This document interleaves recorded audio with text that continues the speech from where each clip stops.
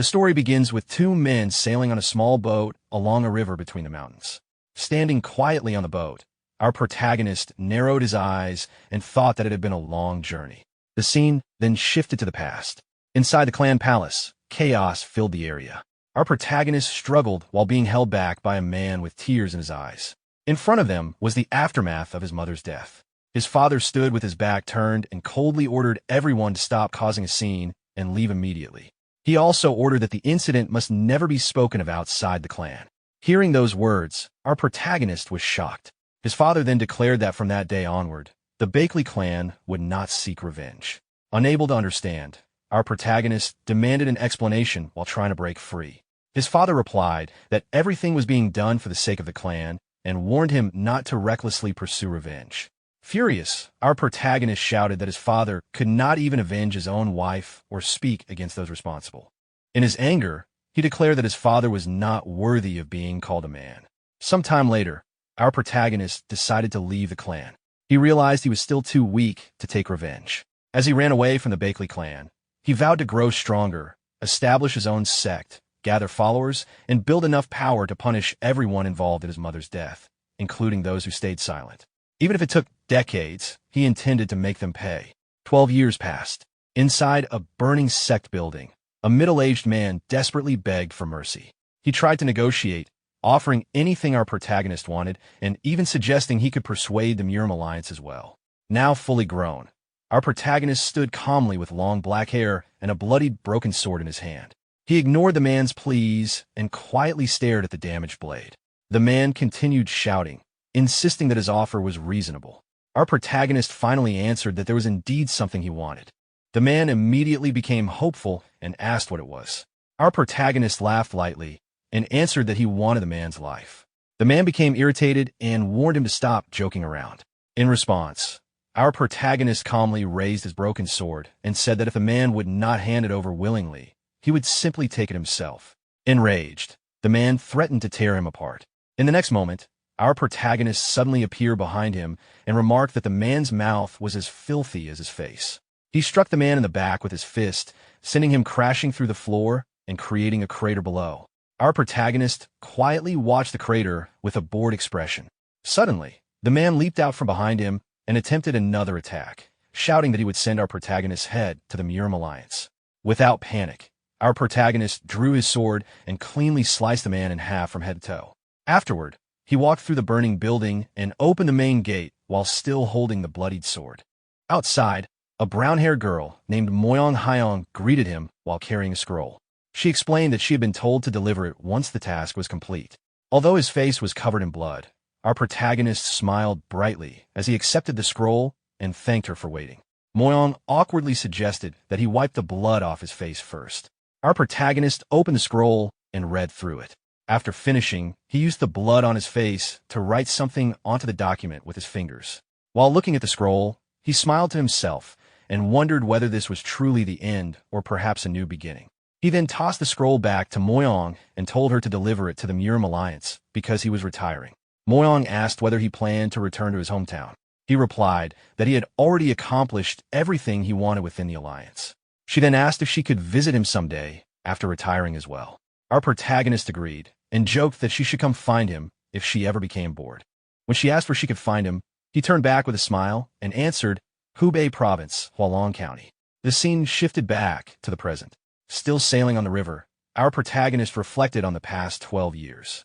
After leaving his clan, he had joined the Murim Alliance and developed his own martial arts. Through his achievements, he eventually rose to the rank of captain. Now, at last, the time had come to establish his own sect. He had saved enough money to buy a manor, and the perfect property had recently gone up for sale. Holding a pouch of money, he grinned happily and laughed himself. Pointing toward the sky, he loudly declared that even the heavens seemed to be helping him. The middle-aged boat peddler awkwardly laughed and wondered if he had picked up a crazy passenger. Our protagonist quickly apologized for getting carried away. He explained that he was on his way to complete the purchase of a manor for the sect he had always dreamed of creating. The peddler asked whether he was a young sect leader. While rowing the boat, he quietly muttered to himself that there was only one manor available nearby, and wondered if it was the rumored haunted property. Noticing the muttering, our protagonist asked what he had said. The peddler brushed it off and simply wished for the future Sect to prosper safely. Adjusting his straw hat, our protagonist thanked him confidently and remarked that all that remained was signing the contract. Soon after, the scene shifted to the manor itself. The moment he saw the condition of the place, our protagonist froze in disbelief. The seller, Yiriang, proudly spread his arms and described the manor as spacious and grand. Our protagonist immediately grabbed Yiriang by the clothes and accused him of attempting to scam him. Panicking, Yiriang insisted that the property had been extremely difficult to obtain and begged him to look around before making a decision. After calming down, our protagonist entered the manor with him. Inside, the place was covered in dust and clearly abandoned for a very long time. While walking through the grounds, Yiriang explained that the manor contained 45 rooms spread across the main and side buildings, along with 5 training halls, including 1 large hall. Curious, our protagonist asked which sect had originally owned such a place. Yiriang admitted he did not know because the manor was ancient, though he insisted it would become an excellent sect headquarters after some repairs. Although our protagonist agreed, he sensed there was a hidden problem and directly asked what was wrong with the place. Yiriang crossed his arms and admitted that every previous owner had mysteriously died from sudden heart failure on the very first night after purchasing the manor. Because of this, rumors spread that the place was haunted. Even bodyguards and exorcists had failed to prevent the deaths. Hearing this, our protagonist stared at him threateningly and asked if he was seriously trying to sell him such a property. Sweating heavily, Yiriang quickly explained that this was exactly why he was selling it for 1/10 of its normal value. The moment our protagonist heard the price, his attitude completely changed. Laughing cheerfully, he grabbed Yiriang's hand and handed him the payment pouch, saying he had almost misunderstood his intentions. Tears streamed down Yiriang's face as he accepted the money and handed over the deed, praising him as expected of a captain from the Murim Alliance. Our protagonist accepted the deed with satisfaction. At that moment, a strange system notification suddenly appeared before his eyes, stating that the deed had been received. Our protagonist froze in shock as his body trembled slightly.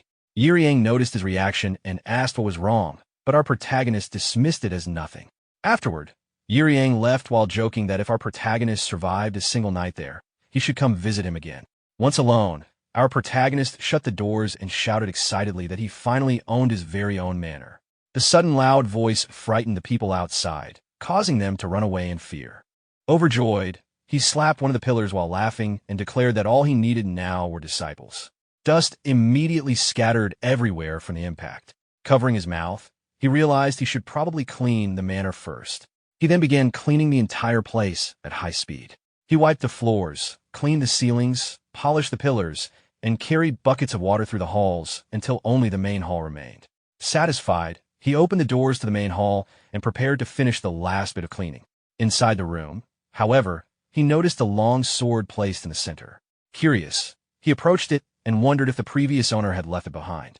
Thinking it might sell for a decent price, he smiled and began unsheathing the sword. The instant he drew it, his eyes widened. The room suddenly transformed into a battle simulation. Confused, our protagonist looked around as a system notification appeared before him. It identified him as the evaluatee, stated that the objective was sect establishment, and displayed his overall grade as 2nd grade, while noting that he held the highest rank among all evaluators. Still confused, he questioned what was happening. Suddenly, a small metal orb shot past him at tremendous speed.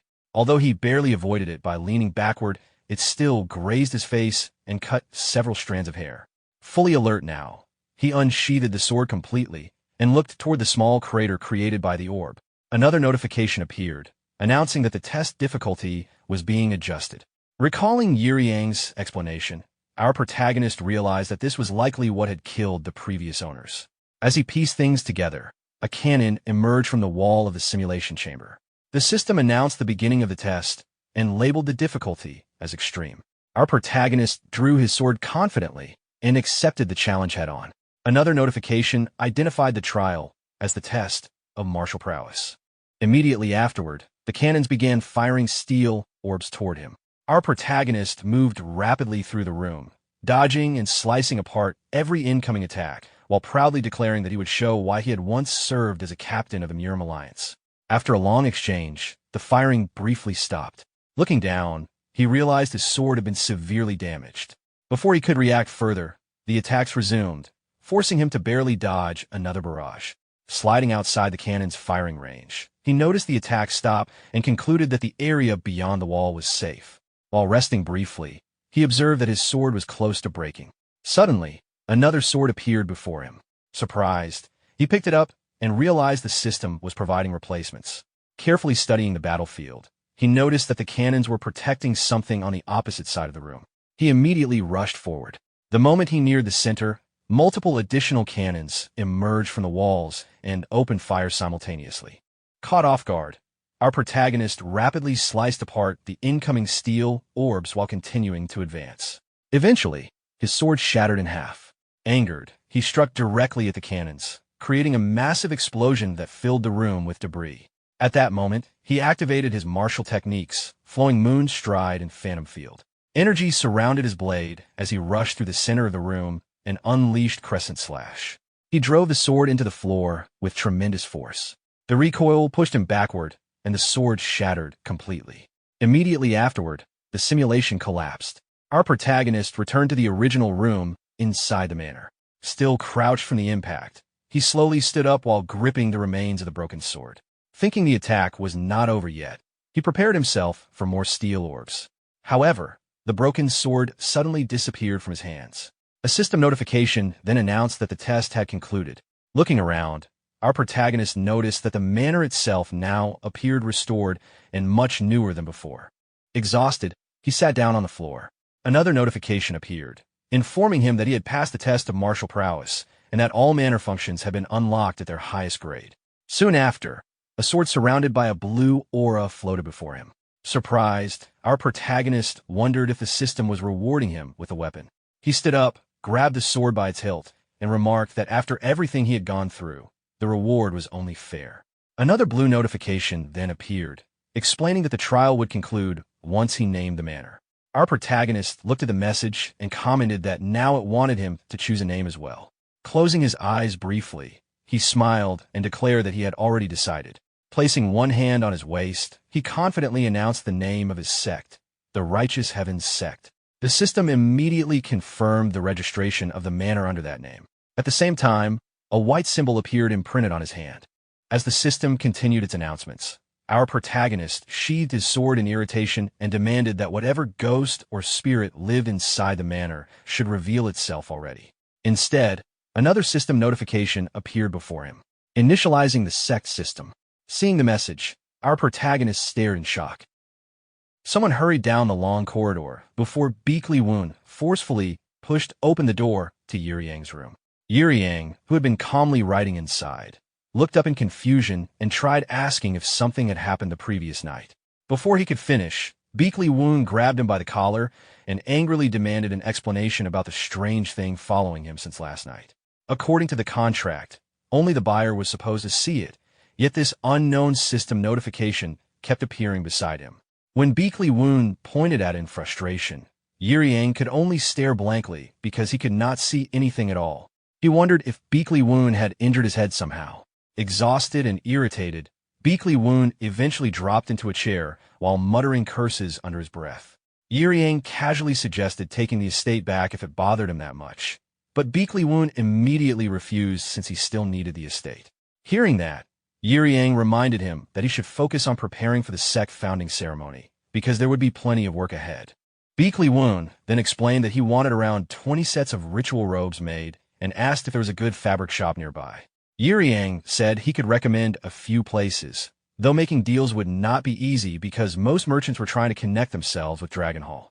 Seeing Beakley Woon's confusion, Yang explained that Dragon Hall was a powerful trading guild that had supplied fabrics to the imperial court for generations. Their influence across the martial world was enormous, and even major sects avoided offending them. He also joked that fabrics from Dragon Hall were far beyond Beakley Woon's budget anyway. Though embarrassed, Beakley Woon admitted it was true. Yang then added that merchants might refuse to trade because rumors had already spread that the estate was haunted. He advised Beakley Woon to simply visit the fabric district himself. At that moment, the strange system notification beside them reacted as if offended by being called ghosts or devils. Annoyed, Beakley Woon snapped at it to stay quiet. Still confused, he suddenly realized something important. The contract had only been signed the previous day, so how had the rumors spread so quickly already? Yiriang nervously raised his teacup and tried to avoid the topic by commenting that rumors naturally travel fast. That reaction alone gave Beakley Woon the answer he needed. His expression turned cold as he accused Yiriang of spreading the story himself.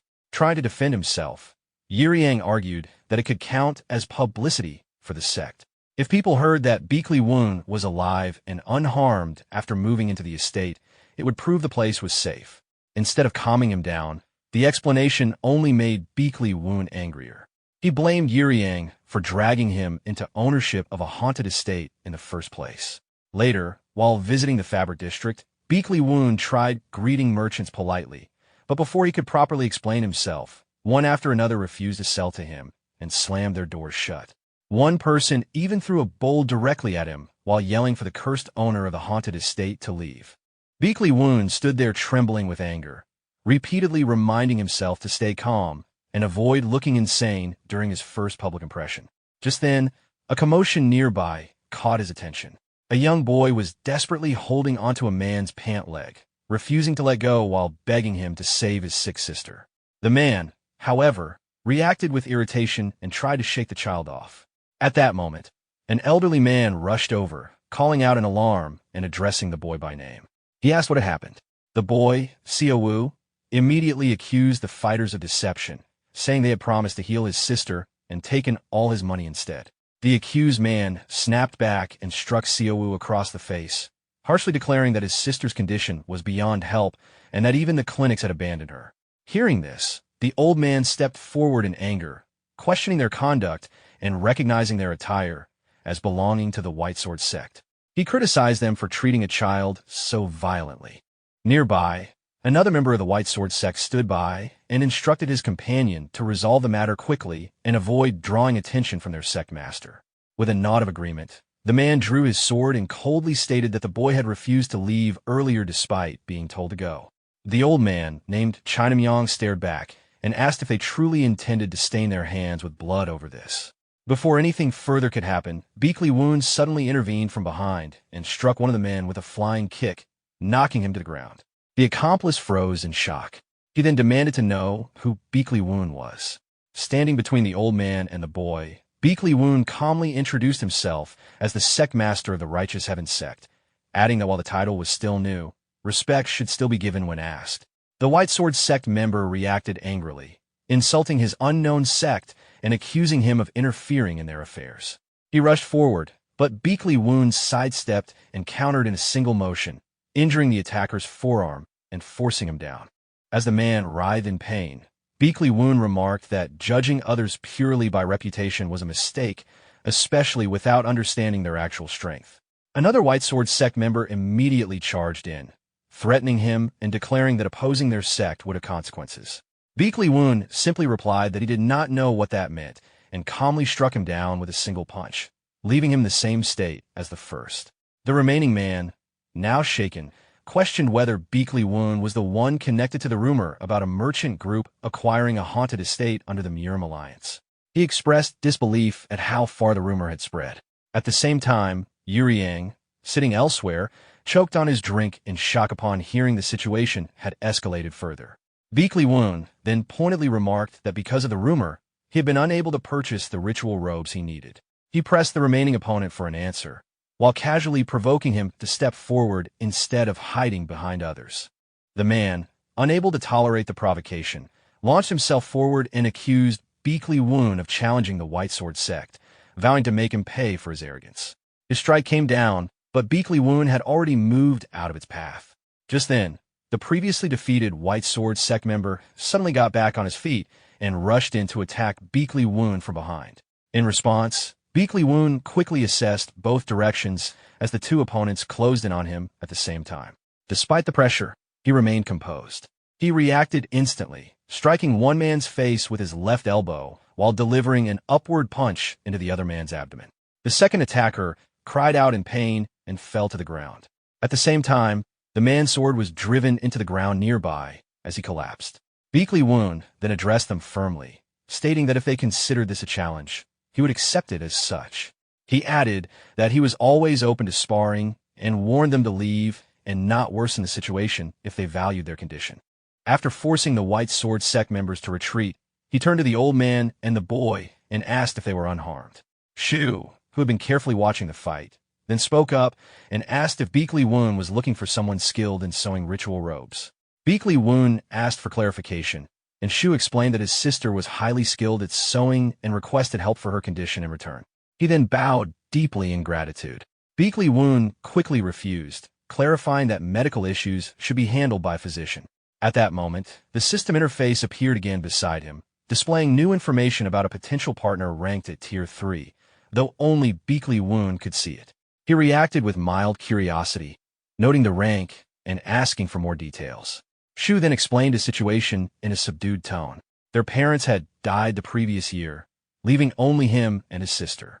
His sister's sewing skills had supported them, but recently she had developed a strange illness that caused her limbs to become painfully cold. Hearing this, Chin Gamyong let out a troubled breath, acknowledging the seriousness of a condition that made the limbs feel frozen. Beekly Woon then turned to him and respectfully asked for clarification. After a brief hesitation, Chin Gamyong revealed that he ran a small fabric shop in a nearby village and had often given work to the boy's sister. However, they had recently lost contact, which worried him. Shortly after, Shu led them quickly toward a thatched house. Upon arrival, he hesitated and looked around nervously, questioning whether the structure would even hold. Excited, he called out that he had brought a warrior who could drive away evil influences. Beekly Woon immediately corrected him, insisting that he was not such a person. Inside the house, they found Shu's sister sitting by a fire, warming her hands directly over the flames. Beekly Woon was momentarily stunned by the sight. She calmly greeted them, and when asked who she was, she responded without much concern. Beekly Woon observed the situation in silence, noting how she exposed her hands and feet to fire, yet remained composed. He concluded that her condition was likely more serious than expected. At the same time, the system issued a notice stating that the fire's heat was balancing the cold energy within her body. Beekly Woon considered whether this was related to a yin cold energy technique. After a pause, he introduced himself politely and explained that her brother had asked him to help. She identified herself simply, and Beekly Woon reacted with a quiet sigh, acknowledging the severity of her condition. Shu's sister gave a faint smile and explained that she needed to do this to prevent painful cold burns in her limbs. Still uncertain, Beekly Woon asked what she meant by cold burns. Meanwhile, Chin Gamyong stepped forward anxiously, calling out to her by name and asking what was happening. She greeted him weakly, surprised to see him there. He responded with concern, saying he had been worried after losing contact. She apologized softly, explaining that her condition had made communication difficult. At that moment, Beekly Woon urgently requested to check Sayo's pulse. She turned toward him with tired eyes and asked if he meant pulse diagnosis. He confirmed, saying he needed to examine her condition briefly. Without hesitation, she extended her hand. As soon as Beekly Woon placed a fingertip on her wrist, a surge of yin energy rushed into him. The system immediately issued a warning about excessive yin energy absorption, labeling it dangerous. Beekly Woon reacted with irritation and told it to stop alarming him unnecessarily. The system's analysis indicated that excessive yin energy had already invaded her body. Beekly Woon could also sense it instinctively, an overwhelming cold force circulating within her. After a moment of focus, he quietly said he understood her condition. Sayo reacted with hope, asking if that meant he had found a solution. He explained that her body likely had an unusual constitution that naturally attracted yin energy from the surroundings and stored it internally. He compared it to rare cases he had heard of, including the Sword Empress, the Master of the Sword Pavilion, and one of the 10 Heavens, known for her unmatched swordsmanship. Sayo listened in awe, admitting she did not fully understand but recognizing it sounded extraordinary. Beekly Woon then clarified that while such a constitution could be beneficial for martial artists, her case was different. She was absorbing too much yin energy while lacking sufficient yang energy to balance it. If the imbalance continued, her condition would become fatal within 3 months. He added that she likely already felt the effects. Unexpectedly, Sayo smiled calmly and said that if that was true, then there was no cure. She dismissed it as something beyond help. Chin Gamyong reacted immediately, suggesting the use of spirit elixirs, but Beekly Woon shook his head explaining that such remedies would only provide temporary relief and not solve the root problem. The condition would eventually worsen again. He began thinking about the core issue, how to restore stable yang energy within her body. At that moment, the system spoke directly into his mind, suggesting the use of essence to enhance recovery abilities, stamina, and inner energy regeneration. It noted the cost of activation as 50 essence and confirmed it could be used immediately. Beakley Woon felt slightly uneasy about the idea of boosting multiple internal functions at once. The system then issued a challenge task: recruit the first disciple. Hearing this, Beakley Woon paused. He realized that resolving Sayo's condition and taking on a disciple could be achieved at the same time. Without further hesitation, he spoke his conclusion and told her that he believed he had a solution. Then he extended his hand and directly asked her to become a disciple of the Righteous Heaven Sect. Sayo looked at him in confusion, asking why he was suddenly making such a request. Beakley Woon told her to trust him for now. However, she hesitated. Having never been involved in martial arts, she found the sudden offer suspicious. In her mind, she recalled how people in the martial world often spoke of righteousness while acting in self-interest, and how her own parents had died after being dragged into such conflicts. She assumed this man might also be using her situation for his own benefit. Her gaze lowered to Beakley Woon's hand, noticing visible signs of cold damage on it. This detail caused her pause. Beakley Woon looked at her steadily and made it clear that none of it mattered to him if he could save her life. In that moment, Sayo's heart began to race as she reconsidered her decision. She gave a faint, uncertain smile and accepted that she had no other option if it could truly save her. Finally, she clasped Beakley Woon's hand and asked him to take responsibility for her condition. The system immediately confirmed that the challenge task was complete and that the first disciple had been successfully recruited. It then advised that Sayo was suffering from cold burns caused by exposure to yin energy, and that essence could be used to activate recovery functions. At that moment, a wave of warmth spread through Sayo's body. She looked at her hands in shock, realizing they were slowly warming. The system indicated that her stamina and inner energy recovery rates had slightly improved. Beakley Woon observed the change and confirmed that the recovery process was working. He concentrated the spiritual energy, stabilizing her internal flow and gradually restoring balance to her yang energy. A faint sense of relief crossed his expression as he confirmed that the condition was improving. Sayo stared at her palms in disbelief, noticing the gradual return of normal sensation in her limbs. Nearby, Sayo rushed forward and embraced her tightly, calling out to her in relief. Chin Gamyong, observing the scene, asked if some form of healing technique had been used. Beakley Woon replied vaguely that it was something similar. Hearing this, the old man let out a light laugh, while Chin Gamyong expressed admiration for what he had witnessed, remarking that Beakley Woon's abilities were impressive. He added that he now understood why the Murim Alliance leader took interest in him. Beakley Woon reacted with curiosity, questioning whether the elder knew the Murim Alliance leader. By the flickering firelight, Chin Gamyong finally introduced himself properly. He revealed that he was the master of Dragon Hall, a major trading organization known for its influence and supply networks connected to the imperial court. Later that night, at the White Sword Sect, tension filled the hall as the sect master reprimanded his subordinates. He had heard that they were humiliated by an unknown sect and demanded answers. The subordinates knelt in fear and apologized repeatedly. In anger, the sect master struck one of them with a wooden board as a warning, declaring that their current suffering was insignificant compared to what was coming.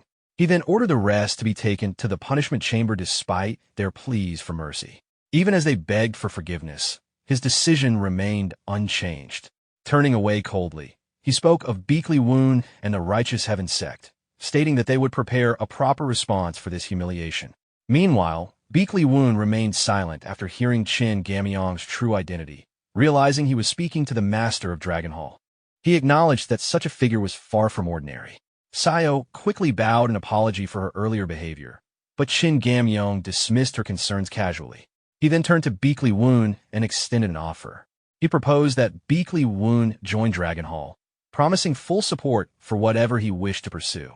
Beakley Woon remained calm and expressionless as he considered the offer, aware that Dragon Hall was a powerful merchant consortium supplying the imperial court with valuable goods. At that moment, the system updated with new information, identifying a Tier 1 lead connected to Dragon Hall. From Beakley Woon's understanding, Dragon Hall was a gathering point for countless experts, influential enough that even major sects would treat it cautiously. Its master held authority capable of influencing both orthodox and unorthodox factions within the Murim world. After evaluating the situation, Beakley Woon still hesitated. Although the opportunity was valuable, it did not align with the future he envisioned. After a brief pause, he calmly declined the offer, expressing gratitude but stating that he had already taken on his first disciple and could not accept. Shin Gamyeong was clearly displeased by the refusal and questioned whether Beakley Woon understood what it meant to reject Dragon Hall. Beakley Woon replied without hesitation, acknowledging the offer but instead proposing a partnership. He suggested that if cooperation was possible, he would build a reputation worthy of Dragon Hall's name. This response offended Shin Gamyeong, who felt the young sect master was being arrogant. He mocked the idea that an unestablished sect could bring honor to such a large organization. Beakley Woon remained steady and unfazed. He clarified that within 10 years, he intended to grow his sect into a force that could stand alongside the top orthodox sects and rival the unorthodox factions. Hearing this, Shin Gamyeong dismissed it as unrealistic and laughed at the bold claim.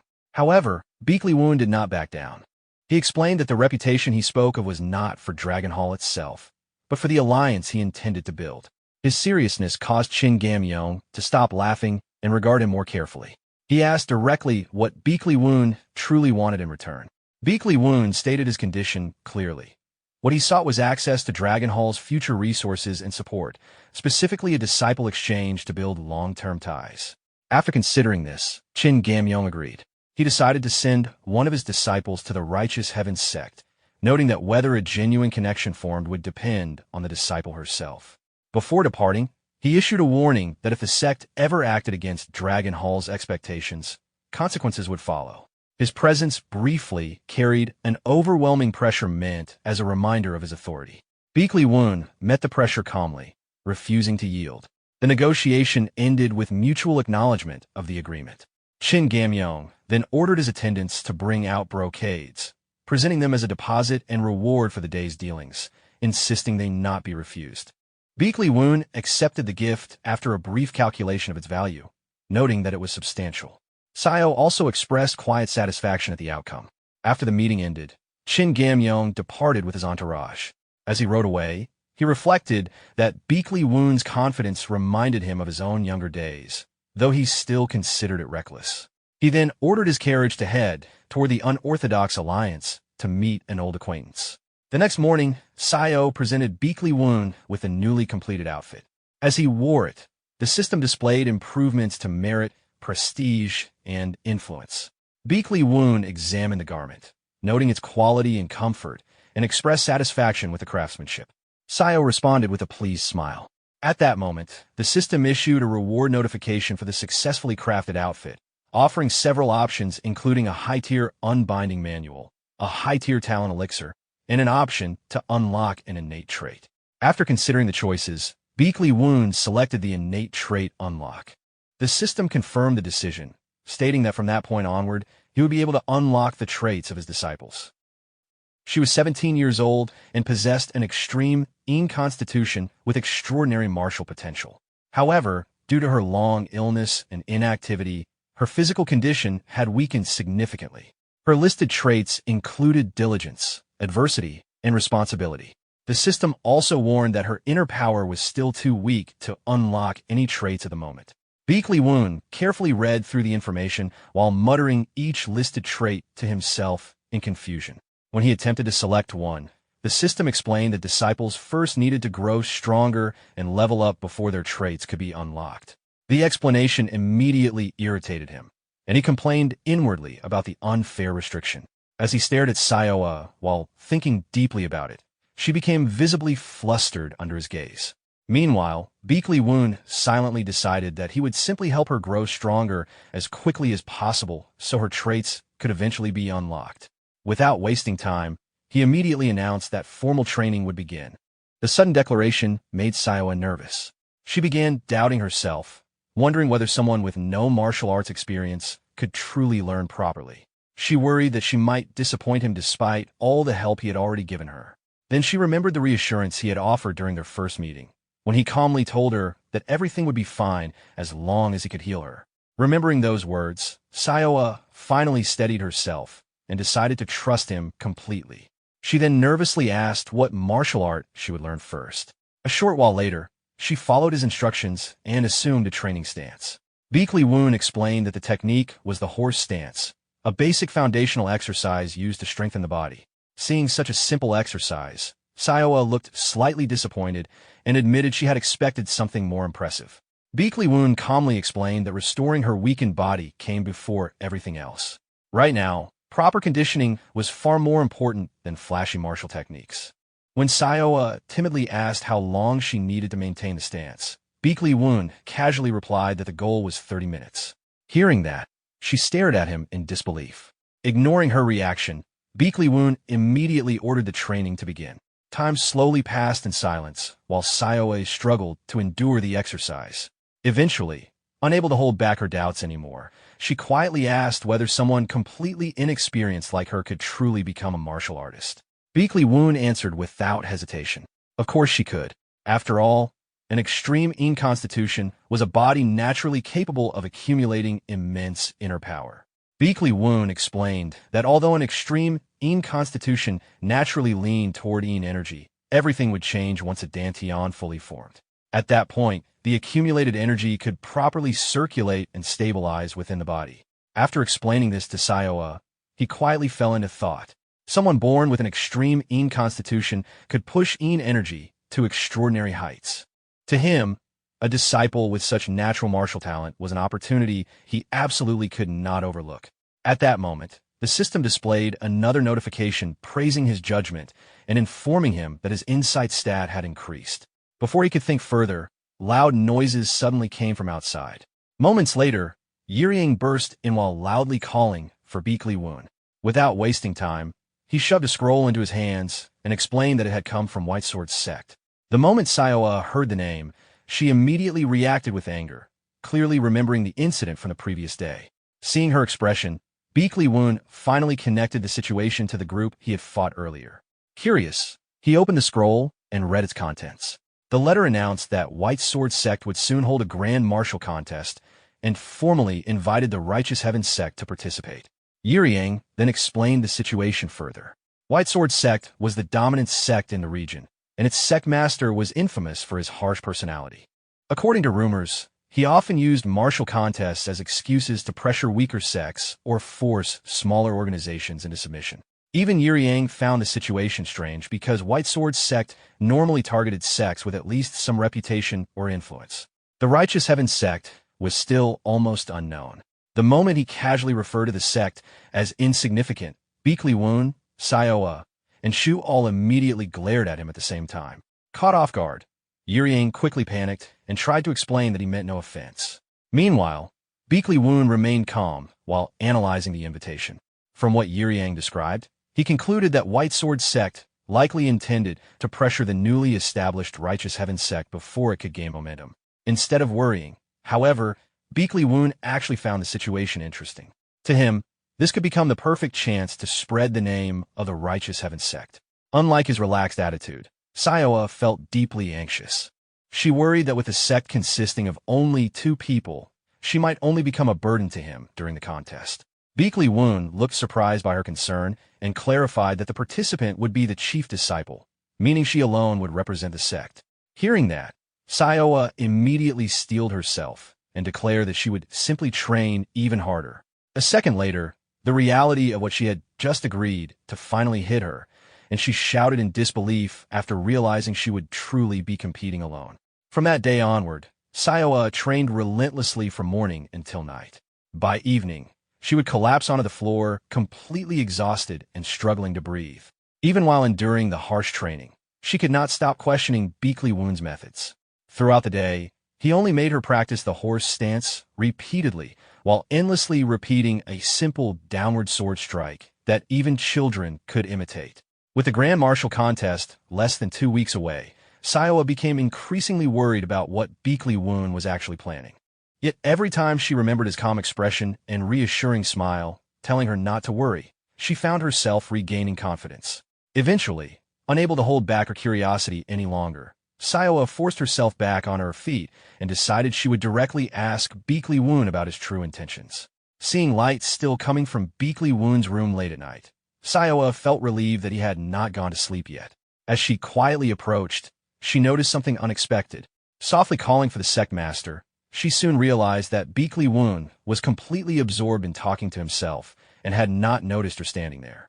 In reality, he was complaining to the system while struggling to sew clothing by hand. Every few moments, the needle pricked his fingers, causing the system to repeatedly display messages mocking his self-inflicted injuries. By then, it had already announced the same warning more than 20 times. Annoyed by the constant notifications, Beakley Woon muttered for the system to stay quiet while continuing his work. At the same time, he worried that Sayoa might already be questioning the repetitive horse stance training. Even so, he remained focused on finishing the outfit he was making for her, secretly hoping she would like it. Watching the scene silently from outside, Sayoa quietly stepped away without letting him know she had seen everything. At that exact moment, the system informed Beakley Woon that Sayoa's responsibility trait was beginning to awaken, which caught him completely off guard. Soon, the day of the grand martial contest hosted by White Sword Sect finally arrived. The streets around the venue were crowded with noisy spectators and martial artists from many sections. Near the registration area, a young man chatted casually with Wong Pao about why the Sect Master had suddenly organized such a large contest instead of simply arranging a normal duel with the Righteous Heaven Sect. Wong Pao vaguely explained that rumors claimed members of White Sword Sect had recently been defeated. According to him, the contest was likely intended to remind smaller sects what would happen if they opposed White Sword Sect.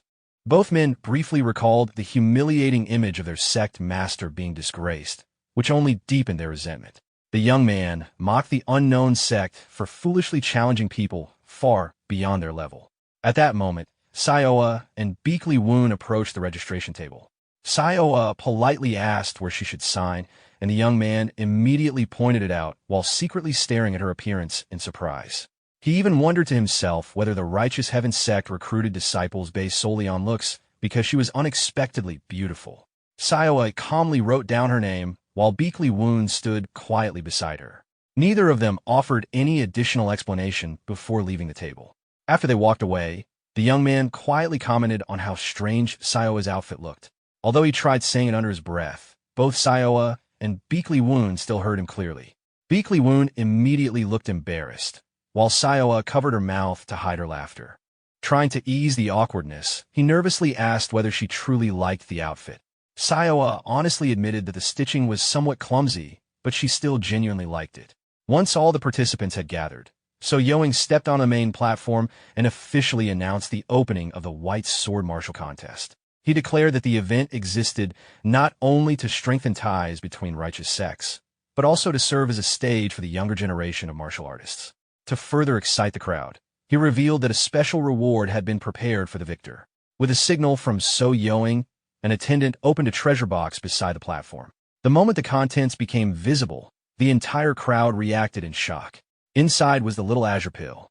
The system immediately explained to Beakley Woon that the little azure pill was one of the rare spirit pills created by the Orthodox Pill Sect. It could strengthen the blood and chi while greatly assisting in the formation of a dantian. When So Yoing officially announced that the winner of the contest would receive the pill, excitement instantly spread through the crowd. Many people praised the White Sword Sect Master for his generosity. However, after stepping down from the platform, So Yoing's expression immediately darkened. When two disciples approached to report that the tournament brackets had been prepared, he coldly insulted them before revealing his true intention. In his mind, this contest was never about friendship or unity. He intended to use overwhelming power to crush the Righteous Heaven Sect publicly and ensure they never dared oppose White Sword Sect again. As his disciples listened to his cruel plans, they immediately obeyed without question. Soon, the crowd gathered around the arena as the third regional qualifying round of the contest was about to begin. At that moment, Sayoa was extremely nervous. Her hands trembled slightly as she asked Beakley Woon whether she would truly be able to perform well. Beakley Woon calmly told her to remember everything she had gone through during training. Still uncertain, Sayoa reminded him that most of her training had only consisted of practicing the horse stance. Beakley Woon reassured her once again, telling her to trust the person who had trained her. He confidently explained that she had already become far stronger than before, even if she did not realize it herself yet. Although his answer sounded somewhat casual, Sayoa still chose to believe him. She steadied herself and resolved to do her absolute best no matter what happened. Gripping her sword tightly, she slowly stepped onto the arena. Meanwhile, Beakley Woon remained completely confident because he could already sense the tremendous hidden strength inside her body. Soon, the referee officially announced the beginning of the third qualifying round. Her opponent, Chung Sam, introduced himself as the third senior disciple of the Blue Moon Sect. Sayoa calmly responded by introducing herself as a disciple of the Righteous Heaven Sect. The moment Chung Sam looked at her properly, he immediately mocked her. To him, she looked like someone who had barely learned how to hold a sword. Rather than denying it, Sayoa honestly admitted that she had only trained for about a month. Hearing that, Chung Sam became even more arrogant and looked down on her completely. He could not understand how someone so inexperienced dared to stand in the arena. Then the referee signaled for the match to begin.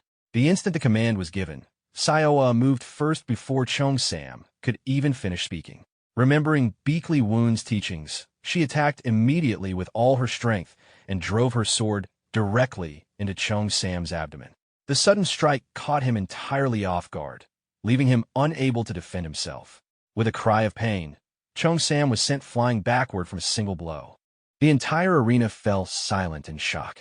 Everything had happened so quickly that even the referee froze for a moment in disbelief.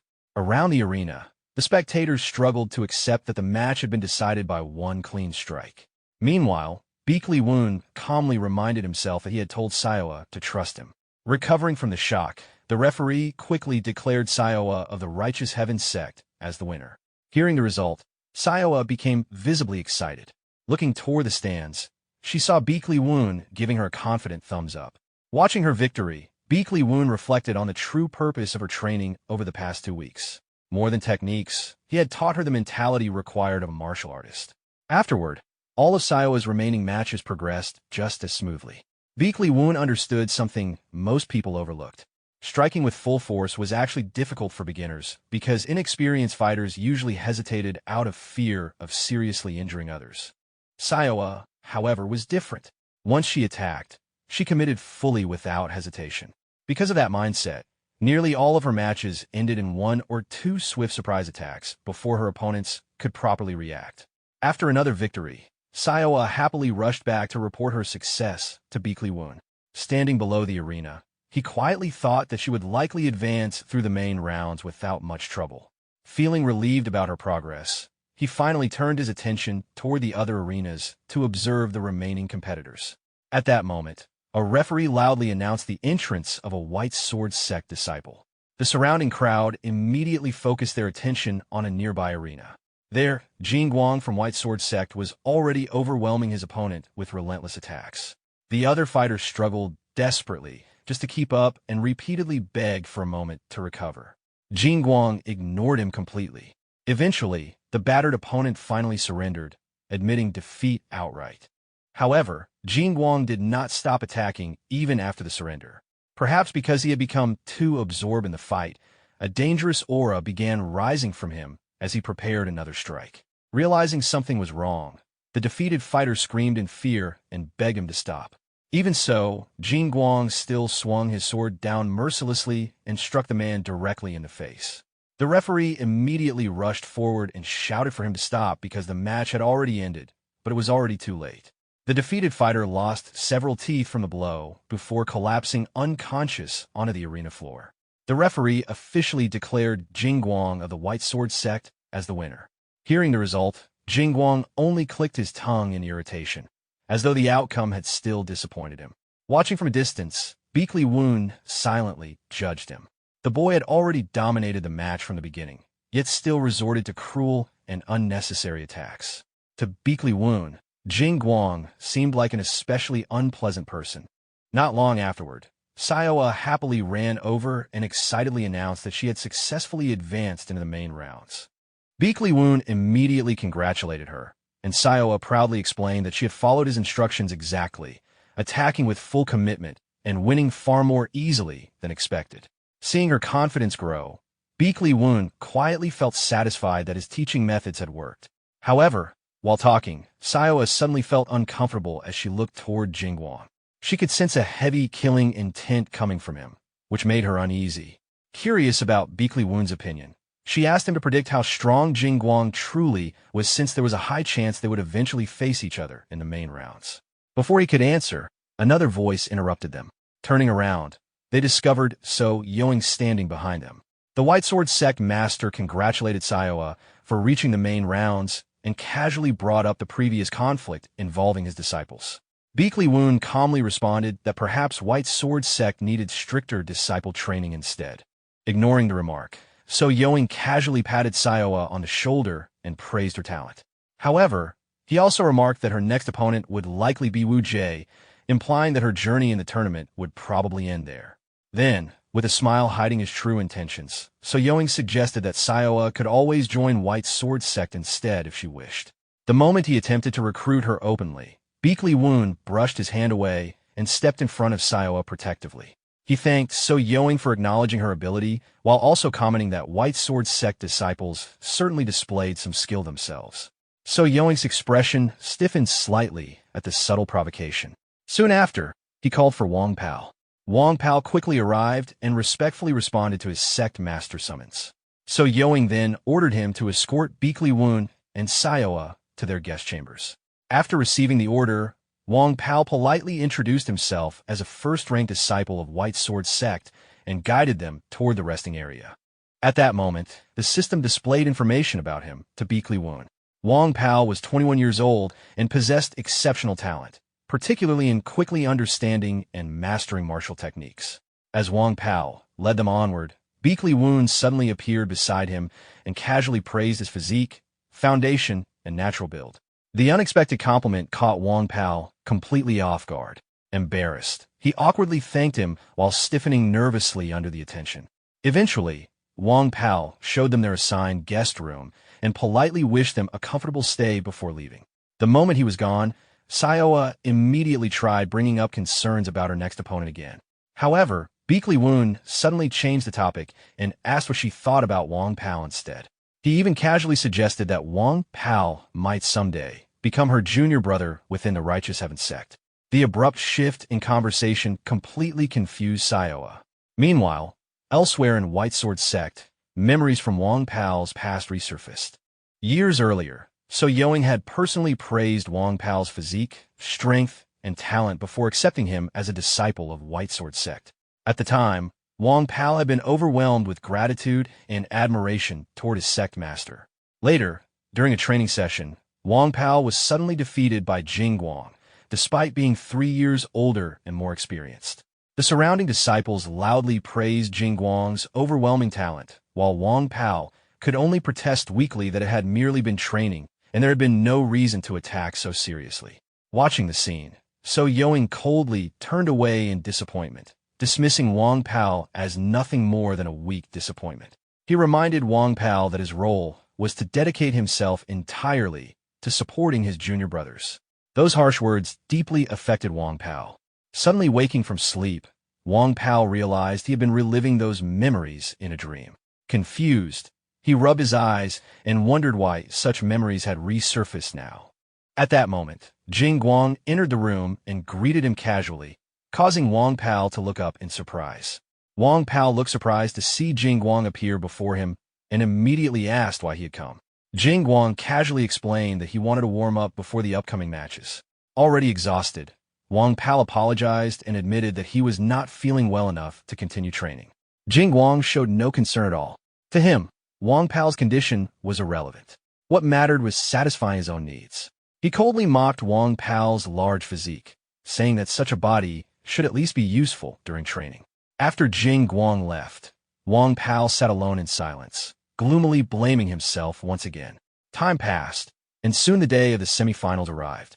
Before the match, Sioa carefully discussed her opponent's swordsmanship with Beakley Woon.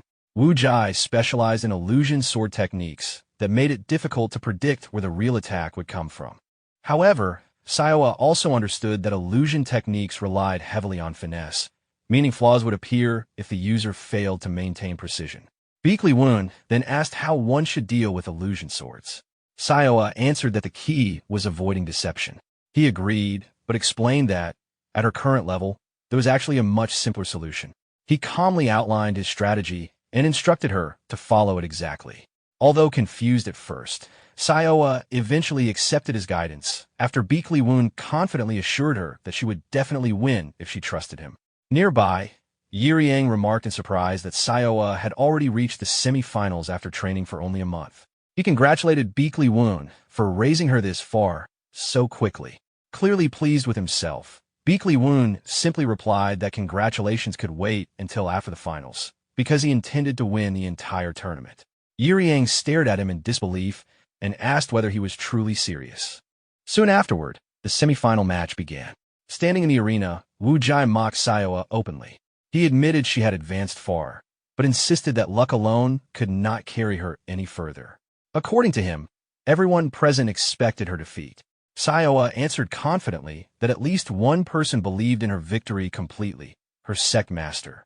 Wu Jai burst into laughter, calling both master and disciple equally crazy. The referee then officially started the match. Sayoa immediately rushed forward and declared that she would be today's victor. Wu Jai reacted instantly and skillfully blocked her first strike. Even while fighting, he remained arrogant and believed disciples of White Sword Sect existed on a completely different level from ordinary martial artists. Soon after, Wu Jai's illusion techniques began pressuring Sayoa heavily. Unable to tell which attacks were real and which were feints, she gradually became overwhelmed.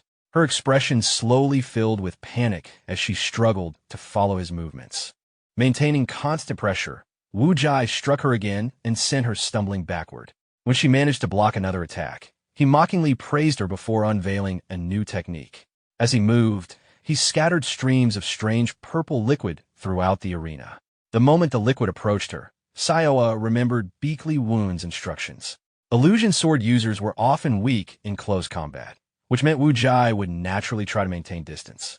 Her goal was simple: close the gap and land even a single clean strike. With that thought in mind, Sayoa charged forward directly toward him. Wu Jai confidently manipulated the streams of purple liquid toward her while believing her movements were completely predictable. Even so, Sayoa forced herself onward and endured one of his attacks directly.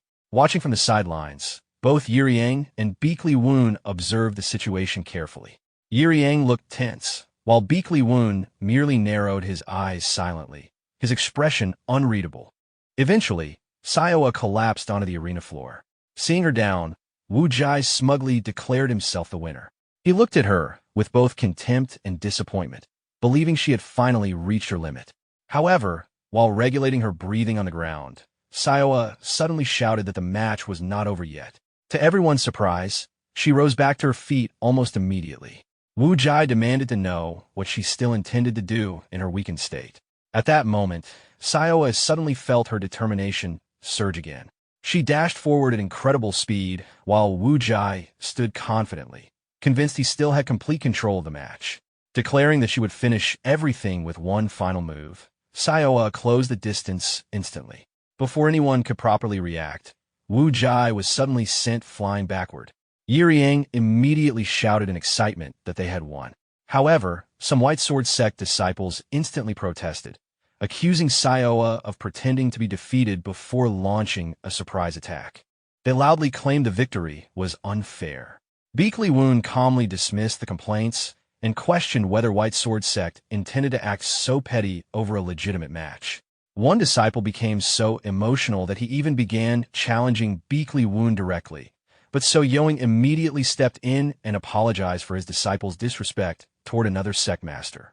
Beakley Woon accepted the apology calmly. Even then, So Yoing continued speaking, insisting that the true problem was that everyone had simply assumed Sayoa was already defeated before the match had actually ended. White Sword Sect ultimately acknowledged defeat in the semi-final duel, and the referee officially declared Sayoa of the Righteous Heaven Sect the winner while confirming the loss of the White Sword Sect disciple. Overjoyed, Sayoa immediately ran to Beakley Woon and excitedly announced her victory. Beakley Woon calmly praised her performance and joked that Yiriang would be paying for everyone's meal that night. Watching the scene from afar, Wang Pao quietly turned away and left in silence. As he passed by, So Yoing suddenly ordered him to secretly poison Sayoa's food so she would be paralyzed before tomorrow's final match. He also instructed Jingguang to completely destroy her during the duel, even if it meant crippling her arms and legs. Wang Pao hesitated at the order, unable to respond immediately. Seeing that hesitation, So Yoing slapped him across the face and angrily insulted him. According to him, if Wang Pao lacked talent, then the least he could do was learn to obey intelligently. He even mocked Wang Pao for being surpassed by his younger disciple. At that moment, Beakley Woon suddenly appeared nearby and sarcastically remarked that White Sword Sect certainly trained its disciples harshly. Hearing the comment, So Yoing stopped and coldly accused Beakley Woon of interfering in another sect's affairs. Beakley Woon calmly replied that regardless of the situation, treating a disciple so cruelly was excessive. So Yoing responded that even weak disciples were still the responsibility of their sect master and should be guided rather than abandoned. He then reminded Beakley Woon that this matter did not concern him and suggested he leave instead. Before the conversation could end, Wang Pao unexpectedly begged to be accepted into the Righteous Heaven sect instead. Both Beakley Woon and Wang Pao himself were shocked by the sudden statement. Beakley Woon explained that compared to White Sword Sect, the methods and atmosphere of the Righteous Heaven sect seemed far better suited for Wang Pao. The suggestion immediately angered So Yoing, who accused Wang Pao of already becoming attached to the opposing sect. Wang Pao desperately denied it, but So Yoing no longer cared. Instead, he proposed a wager. According to So Yoing, Sayoa possessed too much talent to remain in a small sect like the Righteous Heaven sect. He claimed that if she stayed there, her abilities would eventually go to waste. He then proposed that whichever sect lost the tournament final would hand over one disciple to the winning side. Beakley Woon accepted the wager without hesitation. Wang Pao immediately panicked and begged them to stop, but So Yoing ignored him completely. Before leaving, he coldly warned Beakley Woon to prepare for losing his only disciple soon. Afterward, Beakley Woon privately asked Wang Pao why he believed he had been chosen in the first place, and told him to think carefully about where he truly wanted to belong. Meanwhile, Sayoa also learned about the wager.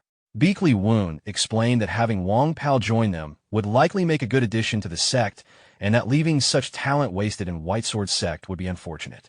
Even so, he gently asked Sayoa whether she believed she could truly win the final match. Sayoa hesitated slightly. She admitted she would do her best, though she remembered him previously saying the odds were only 50-50.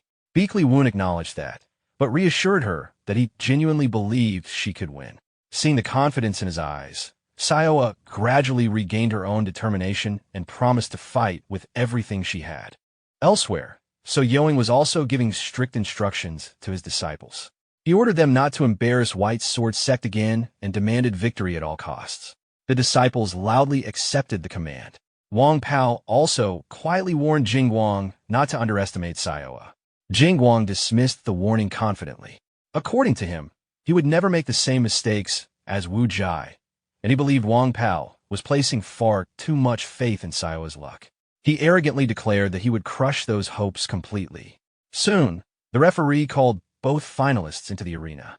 Even before the match began, Jingguang continued mocking Sayoa, admitting she had done well to reach the finals, but insisting that her luck would end there. Sayoa immediately answered back, saying no one yet knew who would truly fall in the arena. The referee then officially started the match. Jingguang initially assumed Sayoa would avoid direct confrontation and rely on surprise attacks again due to her apparent lack of experience. Instead, she immediately charged straight toward him head-on. To Jingguang's surprise, Sayoa landed a direct strike against him almost instantly. At that moment, Jingguang realized her inner power was far stronger than he had expected. Meanwhile, Sayoa remembered Beakley Woon's earlier advice. Her opponents naturally assumed her inner power was weak because she appeared inexperienced, but they failed to consider the overwhelming reserves granted by her extreme constitution. Knowing she would only get one true opportunity, Sayoa leaped high into the air and aimed for a decisive strike. However, Jingguang reacted quickly and narrowly avoided the attack. The moment he closed the distance, he countered with a powerful punch that sent Sayoa flying several meters away. Although he admitted her inner power was impressive, Jingguang still looked down on her as nothing more than an inexperienced novice. Without giving her time to recover, He launched a relentless barrage of attacks. As Sayoa struggled to block the assault, she realized just how strong Jing Guang truly was. Completely confident in his superiority, Jing Guang declared that he would finish the match within 10 seconds.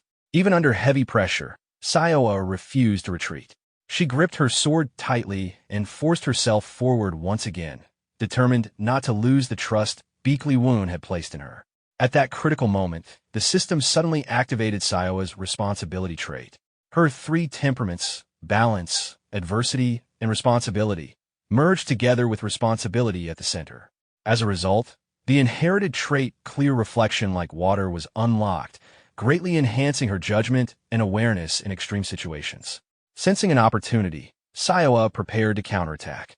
However, Jing Guang immediately crushed her move and overwhelmed her before she could properly react. In the next instant, the weapon in her hands was knocked away and seized by Jing Guang himself. Confident that victory was finally secured, he praised her for enduring this long while questioning whether she could survive his next strike. Faced with the overwhelming attack rushing toward her, Sayoa could only stare in shock. Below the arena, Beakley Woon urgently called out to her. Right before the attack landed, Sayoa suddenly remembered the unwavering trust Beakley Woon had placed in her. At that moment, the hidden power inside her erupted violently. Dust exploded across the arena as a wave of cold energy burst outward, instantly sending Jing Guang flying several meters away. Watching the sudden reversal, both Beakley Woon and Yiriang could not hide their surprise. Even so, Yoing reacted in shock after recognizing the power as cold chi cultivation. Streams of cold chi now wrapped around Sayoa's arms, spreading freezing energy with every movement she made. Even she herself seemed surprised by the sudden chill surrounding her body. Realizing the match had effectively ended, Beakley Woon immediately climbed onto the arena platform, only to be stopped by the referee, who reminded him that outsiders could not interfere during a duel. Beakley Woon angrily pointed out that the outcome was already obvious. The referee hesitated briefly while looking at Jing Guang writhing on the ground in pain before finally announcing Sayoa as the winner. Hearing the result, both master and disciple looked at each other and smiled proudly. Meanwhile, So Yoing exploded with anger, furious that White Sword Sect had been humiliated again. Beakley Woon gently helped Sayoa stand and asked whether she was all right. Despite her exhaustion, she happily reminded him that she had kept her promise. Beakley Woon could only smile softly at her determination. Around them, the crowd began openly praising the fight and congratulating Sayoa for her victory. The referee then officially raised her hand and declared Sayoa of the Righteous Heaven Sect the champion of the White Sword Martial Contest. As the cheers continued, Beakley Woon took the opportunity to address the crowd personally. He formally announced that the Righteous Heaven Sect would hold its founding ceremony 1 month later and respectfully invited everyone present to attend the celebration. The spectators immediately reacted in surprise after realizing the sect had not even officially held its founding ceremony yet. The fact that White Sword Sect had lost to such a newly established sect shocked many people. Hearing the crowd's reactions only enraged So Yoing further. He accused Beakley Woon of using White Sword Sect's reputation to elevate the prestige of the Righteous Heaven Sect ceremony. He also accused him of deliberately concealing Sayoa's cold chi cultivation in order to deceive everyone. As So Yoing prepared to attack Beakley Woon directly, Wong Pao hurriedly stepped in to stop him. Furious, So Yoing demanded to know why Wong Pao was interfering. Wong Pao calmly warned him to preserve his dignity as a sect master. That response only made So Yoing even angrier. Declaring Wong Pao a traitor for defending the Righteous Heaven Sect, he immediately moved to attack him. At once, Beakley Woon stepped protectively in front of Wong Pao and confronted So Yoing directly. He firmly declared that Wong Pao now belonged to the Righteous Heaven Sect and warned So Yoing not to casually touch his disciple. Beakley Woon then calmly added that if So Yoing refused to accept the result of the duel, he would personally accept a challenge instead. Before anyone could react, Beakley Woon suddenly grabbed and twisted So Yoing's wrist, causing the White Sword Sect master to cry out in pain. He tried to pull his hand free and curse them, telling everyone to get out of his sight. Even then, he swore he would never forget his grudge against the Righteous Heaven Sect. When asked if he still held regrets, he admitted he did not, but wondered whether someone as useless as him could ever start over. Beakley Woon openly praised him, saying he was already an outstanding martial artist and that he would prove it himself. Hearing those words, Wang Pao remembered how others once mocked So Yo as a fool. Jing Wang also looked down on him, saying his older brother was all noise with no substance. Unable to hold back his emotions anymore, Wang Pao burst into tears. With newfound determination, he thanked Beek Li Woon and promised not to disappoint him. Soon after, Beek Li Woon stepped onto the stage and officially declared the duel finished. Yuri Yang mocked the situation, claiming Miss Iowa had won while Beek Li Woon took all the credit for himself. 2 weeks passed after the duel, and Wang Pao trained diligently within the territory of the Righteous Heaven Sect. Curious, he asked Iowa whether they practiced anything besides horse dance training. Delighted to hear him call her senior sister, Siowa proudly accepted the title and reminded him that the sect master valued strong fundamentals above all else. She encouraged Wang Pao to continue training patiently and not rush his growth if he wanted to become as capable as her. Confident in her own strength and stamina, Siowa then casually told him he could start carrying water on his own from now on.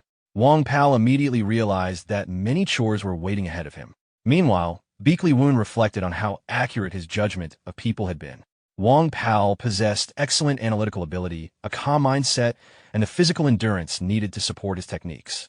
Not long after, Yuri Yang asked about the preparations for the founding ceremony. The response was that everything was progressing smoothly thanks to his support as an investor. Due to the publicity surrounding the duel, invitations for the ceremony had been flooding in. However, among them was a summons from the Murim Alliance, which immediately caught everyone off guard. Beek Li Woon stared silently at the scroll before finally burning it. The summons demanded an investigation into allegations that the Righteous Heaven Sect had copied the Beek Li clan's basic martial techniques. Yurong found the timing strange, especially since Beek Li Woon had left the clan 15 years ago. However, Beek Li Woon understood the situation clearly. The Beek Li clan's way was to exploit any weakness or opening they could find.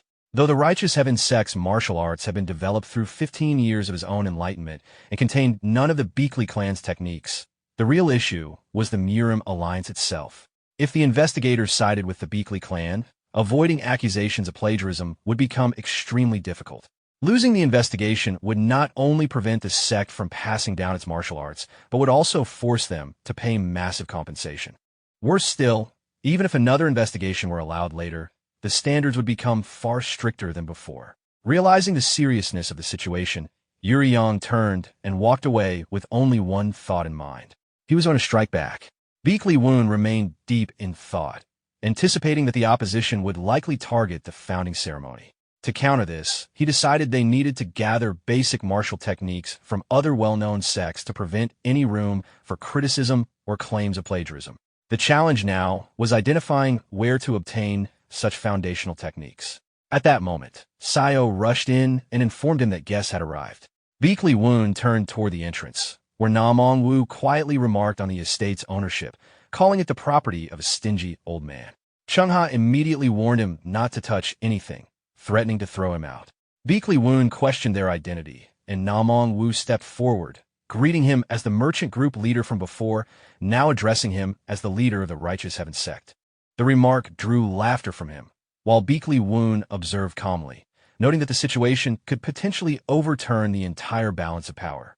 Meanwhile, in the capital, discussions continued over the political implications of the Beek Li clan's influence. It was argued that if the Beek Li clan formally submitted a request through its strong connections, the Murim Alliance might not be able to oppose them. Concern grew that the situation could escalate, though Game dismissed hesitation and insisted the crisis was far more serious than previous disputes involving the White Sword sect. When asked about the difference in scale, he decided to send a letter requesting it be delivered immediately. The recipient questioned where it should go, and Yurong responded that instead of fearing both the Murim Alliance and the Beek Li clan, they should disrupt the situation by involving the Unorthodox Alliance. At the Beek Li clan, internal discussions intensified. The Outer Hall Master was criticized for interfering again, particularly regarding the investigation into alleged copying of basic techniques before the founding ceremony. Beek Li Changjiang defended his actions, stating it was not the head's sole decision. The Elder Council evaluated the heirs. The eldest son Sani was deemed lacking in martial insight and talent, while the younger San was considered highly talented but too hot-tempered, and also a daughter. The elder corrected that gender was not a restriction for inheritance within the clan. Beakley Changjiang was questioned about why Beakley Woon had been allowed to leave the clan despite being highly gifted in both character and intelligence. The council insisted he must be brought back so he would recognize his place within the Beakley clan. Beakley Changjiang accepted the responsibility, stating that while he had fulfilled his duties as a father, growth required adversity and exposure to external challenges. He instructed that Woon should be made to understand that he remained under the influence and responsibility of the Beakley clan. He firmly declared that he would personally bring Woon back. As time passed, the day of the Righteous Heaven Sect's founding ceremony arrived. Liu reassured others that no sect had ever escaped a basic technique plagiarism investigation. Beakley Changjiang, however, remained confident, insisting he was not worried and reaffirming his intention to bring Woon back. When questioned about his fixation on Woon, it was noted that although he was only one member of the clan, he held exceptional potential. It was even believed that if Woon had remained within the Beakley clan and continued training their arts, he could have become the greatest swordsman of the era. Still, Beakley Changjiang believed the clan needed him and intended to see how he would respond to their summons. At the ceremony, the drums echoed continuously as Beakley Woon stood prepared for the auspicious moment. A system alert briefly indicated his rising heart rate. Without hesitation, he stepped forward, leapt down, and thrust the ceremonial flag into the ground, marking the official founding of the sect. The impact sent dust and sand into the air as the dragon emblazoned banner rose and fluttered prominently in the wind. Addressing the gathered crowd and guests from afar, Beakley Woon formally introduced himself as the leader of the Righteous Heaven Sect. First, Beakley Woon addressed the gathering, stating that while he had many matters to share, one issue needed to be clarified before formally establishing the sect. He openly declared that the Righteous Heaven Sect had been accused of copying the Beakley clan's martial arts. The announcement left the audience confused, with many questioning whether this was an admission of guilt. Beakley Changjiang, however, reacted with growing interest, finding the situation more engaging than expected. Liu observed the situation and remarked that it seemed as though the Righteous Heaven Sect had already given up, though Beakley Changjiang interpreted the matter differently and began to suspect there was a deeper plan behind Woon's actions. At that moment, Woon called out, noting that the Murim Alliance investigation delegation was present and invited them to step forward. Beakley Changjiang responded by acknowledging the group, and the crowd within the Righteous Heaven Sect became visibly unsettled at his presence. Woon then formally requested a public investigation to verify the allegations of copying, conducted openly before 10,000 attendees. Beakley Changjiang immediately objected, arguing that such investigations required strict procedures and could not be publicly performed before a final verdict. Liu further emphasized that the venue, organized under the Murim Alliance, was meant for mediating disputes between sects rather than for enforcing accusations, as if it were a prosecution against the Righteous Heaven Sect. Internally, he reasoned that the alliance could not appear biased before the smaller and mid-sized sects that formed its foundation. When asked to proceed, Li Su agreed, and a demonstration began. He executed a technique identified as a core basic move of their sect, initiating it with a single kick that formed 3 visible force lines, drawing the attention of everyone present. Liu immediately claimed that the technique had been copied from the Beakley clan. Woon confirmed that it had been inspired by the triad concept of heaven, earth, and man. Beakley Changjiang acknowledged the resemblance and further noted that the same movement pattern also overlapped with techniques from the Naman clan. Following a direct assessment, it was revealed that all 23 foundational techniques of the Righteous Heaven Sect bore similarities to martial arts from various sections. Liu questioned whether the entire process was merely a fabricated demonstration, while Woon challenged him to specify what part he considered false. He further argued that since no representatives from the other sects were present to validate the claims, there was no authority to judge the matter conclusively. At that point, Namong Wu and Chengha both stepped forward, identifying themselves as representatives with knowledge of the respective sections. Namong Wu explained that he had been nearby and came after hearing about the founding ceremony. He confirmed that the similarities were undeniable, noting that their Namong techniques also followed a structure beginning from Earth, forming the human aspect and ultimately reaching toward heaven, reflecting the same conceptual framework. Chengha added further evidence by presenting additional materials, including confirmation letters from other sects raising similar concerns of imitation. He explained that if such claims were accepted, then the Beakley clan's techniques would also inevitably fall under similar scrutiny when compared with other sections. Beakley Changjiang objected again, insisting that the argument was still based on assumptions rather than proof. Namong Wu countered by pointing out that this was precisely the same reasoning the Beakley clan itself had used, treating structural similarity in concepts like heaven, earth, and man as evidence of copying. The leader of the Murim Alliance's investigation team scoffed, questioning whether they would truly resort to such sophistry. Beakley Changjiang immediately erupted in anger, demanding to know what he meant. Beakley Woon calmly observed the situation, appearing satisfied with how events were unfolding, while the elder shouted his name in frustration. Liu, meanwhile, questioned how such verification was even possible, asking whether they had distributed records of all basic techniques across sects in advance. The implication was confirmed, though Woon did not directly respond, instead stating that he had already presented his argument, and now it was the Moon Sword's turn to reply. Internally, he considered that if the Beakley clan were forced to admit their techniques had been copied, they could be implicated in claims involving 23 sections. He questioned whether the elder would truly accept such a risk. Beakley Changjiang, growing increasingly unsettled, asked if that was all. Suddenly, the elder drew his sword and launched an attack toward Beakley Woon. Namong Wu and Chungha shouted in alarm, but the Righteous Heaven Sect leader immediately ordered them to stop, declaring it a personal matter.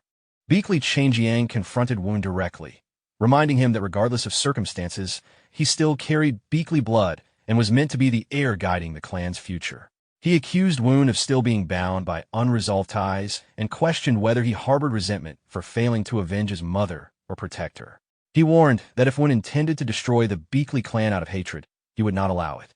As the confrontation escalated, Beakley Changjiang unleashed an attack that sent him tumbling back, while stabilizing himself by driving his sword into the ground to control the force. Woon responded calmly, stating that he did not deny his bloodline, and that claiming he held no hatred would be dishonest. However, he explained that he had grown more understanding over time. When asked why he did not return to the clan, he replied that as sect master, he needed to continue strengthening himself and was no longer the same person who had left the Beakley clan. Beakley Changjiang pressed further, questioning how long the Righteous Heaven Sect could withstand pressure if the Beakley clan decided to suppress them, implying the sect had no real chance against its influence. Before the confrontation could continue, Woon interrupted, asking if he truly intended to proceed right then and there. Beakley Changjiang paused, visibly shaken, as memories from the past surfaced, recalling when Woon was still a child who once confidently claimed he had already blocked one of his techniques. Those memories disrupted his resolve. Woon stepped forward and spoke as sect master, stating that the Righteous Heaven Sect's fundamentals and martial arts were not copied from any school. He also addressed Beakley Changjiang as a descendant of the Beakley clan, asking him to wait a little longer, promising that the truth would eventually become clear. Beakley Changjiang remained silent, consumed by conflicted thoughts. Eventually, he rose, turned away, and declared in the name of Moon Sword that the Righteous Heaven Sect had not copied the Beakley clan's martial arts. Without another word, he departed. Elsewhere, the leader of the Unorthodox Alliance remarked that he had considered intervening if things had worsened, but it was no longer necessary. He reflected that Woon's presence felt like a legendary weapon, remarkably rare and powerful. His companion urged him to quiet down, while another observer privately regarded Woon as something extraordinary and expressed curiosity about him. Meanwhile, in another location, Gao remained indifferent as she observed the situation, already considering Woon as a potential first trading partner. Days later, the aftermath revealed an unexpected issue. The sect remained empty. Sayoa expressed frustration that despite 3 days passing, not a single disciple had joined. Woon reassured her to remain calm and not be overly anxious. Sayoa then worried about how they would recruit disciples, and even suggested sending Wang Pao to handle recruitment. Hearing his name, Wang Pao panicked at the idea. Woon then instructed Sayoa to deliver a document to the Hawun merchant group, describing it as a recruitment method. When Sayoa opened it, she discovered it was an application for cooperation with the Murim Alliance. The scene then shifted to the residence of the 3 strategists of the Murim Alliance. He reported that disciples of the Mujiang Martial School had submitted a petition refusing the upcoming internship. Yeagle Piong asked for the reason, and was told that although graduation was approaching, the students considered the internship system unfair, claiming the assignment criteria had always been biased. Within the Murim Alliance, which includes institutions like Mujiang Martial School, Merwin Martial School, smaller sects without strict hierarchy, and major schools backed by prominent families, the situation had long been uneven. Yeagle Pyong noted that while Mujiang appeared disadvantaged on the surface, it still had orthodox trained disciples who had managed to hold their ground. However, the situation this time was different. The current generation of Manhwa disciples was unusually strong, and Mujiang had already suffered 3 consecutive years of losses, severely damaging morale. When asked again about the refusal, it was explained that they were still trying to convince the students, but even the schoolmaster seemed to tacitly accept their stance. Yeagle Pyong understood this, noting that prolonged suppression would naturally push anyone to try to restore confidence. At that moment, a carrier pigeon arrived with a letter. After reading it, Yeagle Pyong was instructed as deputy strategist to gather all martial trainees. The internship would proceed as planned, with an operation scheduled that night in the forest near Hulong County. Meanwhile, Xian Wang abruptly woke from a strange dream, sitting up and gasping as though unsettled. He briefly reflected with irritation, thinking about Miha. As he prepared to leave, Munchiok reminded him that it was not yet his turn for watch duty, but Wang replied that he could not sleep anyway. The conversation turned to the internship issue, with Wang admitting responsibility for encouraging the refusal. He worried it might be perceived as arrogance and result in their reassignment to train under an obscure sect. Munchio suggested confronting the sect master directly if dissatisfaction continued, but Wang cut the discussion short and ordered the shift change, telling them to rest. Elsewhere, Beakley Wu introduced himself as the sect master of the Righteous Heaven sect and announced the start of their entrance evaluation. He stated that the only requirement was to step across the sect's threshold. Xian Wang immediately ordered all Mujiang disciples to prepare for combat, and they surged forward in attack. Beakley One responded with a single calm push, easily dispersing them, leaving Wang coughing and struggling to recover. Munchio called out to him in concern, while Beakley One calmly noted that safety was only guaranteed once they managed to distance themselves from him. A report came in from the Ganu province near Mount Wuong, where someone asked for updates from the martial world. Naaman Wu explained that the martial hall's operations were currently split across 2 locations, and that a newly appeared sect had recently drawn attention, one that had never been heard of before. When asked about it, a man in front dismissed the concern entirely, stating that it didn't matter who they were. He speculated that the Merm Alliance might simply be attempting to restore balance, or perhaps an unknown master was behind the emergence. Beakley then intervened, stating that it made no difference. Regardless of who they were, victory would be his. In parallel, Beakley Woon's past was briefly recalled. Beakley San remembered the moment he had left without explanation, offering a cold apology before departing despite her shocked pleas. She had been left behind, unable to understand his decision. Even days later, she remained alone, still struggling with his sudden disappearance. Within the Mujiang Martial School, Beakley San, Beakley Woon's younger sister, resolved firmly that she would not forgive him until she understood why he abandoned the clan. Elsewhere, Beakley Woon intercepted an incoming attack and assessed Munchio's abilities, acknowledging that he was competent. A companion turned to check on Wang, asking if he was unharmed, while Beakley Woon casually asked for Munchio's name. Munchio responded carefully, questioning whether he was the sect leader of the Righteous Heaven sect and why he had attacked them. Beakley Woon explained that it was part of his evaluation method. Before teaching anyone, he needed to assess their level. When reminded that only one participant needed to reach the sect entrance to pass, he challenged the logic, stating that allowing those who failed basic assessment into further trials would be meaningless. He declared that he intended to break their confidence completely through successive defeats, leaving them unable to continue as a form of harsh training. Munchio tried to intervene, but Wu Gang stepped forward and blocked the attack, despite his heavy breathing and visible concern from others. Wu Gang then directly asked whether defeating Beakley Woon would count as passing the entrance exam. Beakley Woon agreed without hesitation and allowed them to proceed. As the group attacked, Beakley Woon effortlessly repelled them, each movement precise and overwhelming. He criticized their lack of resolve, mocking their earlier confidence and noting their hesitation under pressure. He dodged Wu Gang's attack with ease, praised his effort, and then struck back, pointing out that his movements lacked consistency compared to his earlier bravado. Another attacker suddenly attempted a surprise strike, but Beakley Woon countered instantly with his sword. The attacker, Dan Ryan, was shocked to find part of his hair cut in the exchange. Beakley Woon observed him calmly before shifting his attention to Munchio, noting his sharp judgment and experience in real combat. As panic spread among the remaining disciples, Beakley Woon tilted his head slightly to avoid another strike and prepared to counterattack again. Beakley Woon quickly recognized the flaw in their approach. They were not making proper use of their numerical advantage. He shifted his attention to Wu Gang for evaluation, pointing out that his movements were hesitant and questioning whether he was afraid of injuring him. From his assessment, Beakley Woon concluded internally that overall their abilities were not bad, with 3 individuals standing out in particular. He decided to further disrupt their coordination by provoking them. Coldly, he criticized them for falling into disarray upon facing a strong opponent, suggesting that their reputation for repeated failure was not unfounded. Wu Gang responded with a restrained objection, while Munchio immediately intervened, taking command of the situation. He instructed Wu Gang to take a defensive role, noting that although their opponents seemed overwhelming, he was still observing them rather than acting without structure. He then outlined a coordinated plan. They would create an opening together, with Dan Ryan assigned to deliver the finishing strike when the opportunity appeared. Encouraged, the group pressed forward again, but Beakley Woon dismissed their regained confidence as too late. Wu Gang charged in with his sword, but his attack was easily deflected, leaving his weapon lodged and himself thrown back by a counterattack. Seizing the moment, Dan Ryan and Munchio attempted a joint strike, which Beakley Woon identified as a coordinated effort but evaded with ease. He countered by grounding himself, then striking both of them away in a single motion before returning to a composed stance. He then reflected on the encounter, noting that what made fighting a master dangerous was their ability to exploit familiarity.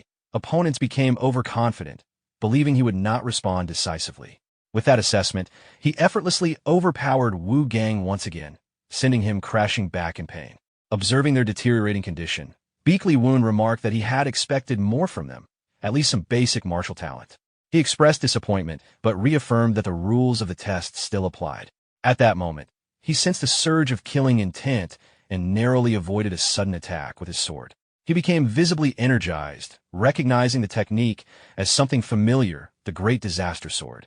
Intrigued, he pressed Wu Gang, asking whether he was risking everything just to pass the duel, and demanded to see his full capability.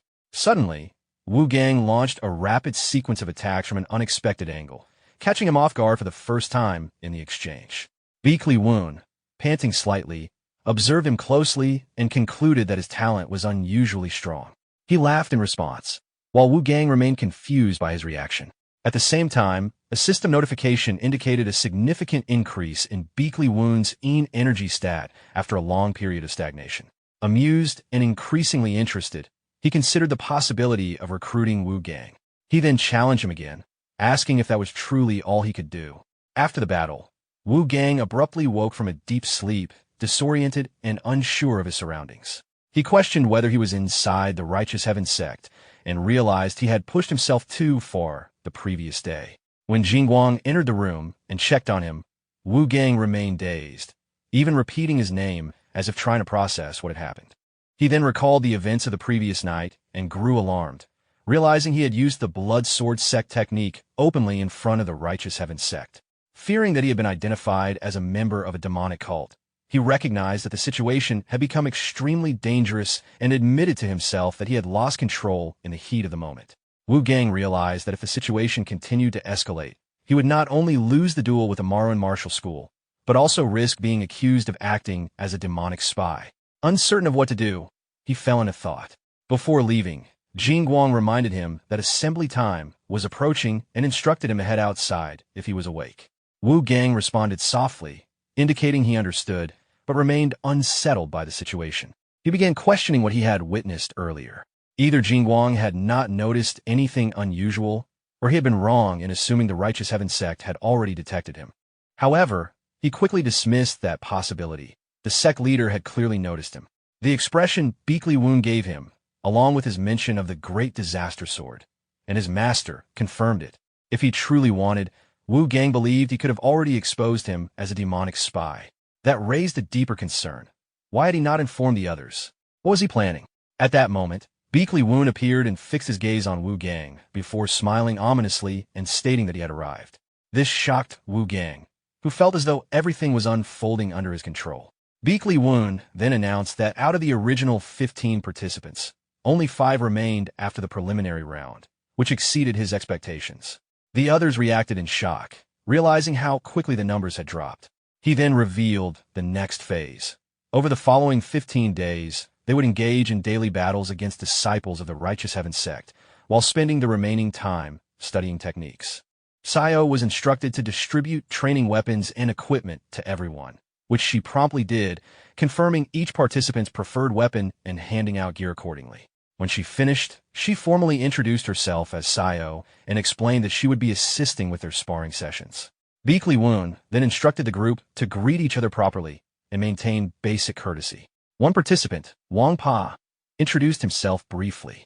Beek Lee-woon acknowledged the exchange but quickly redirected the focus, stating that excessive conversation would waste time and that they should begin the matches immediately. Sayo agreed and suggested an unusual format, 5 versus 2, to save time.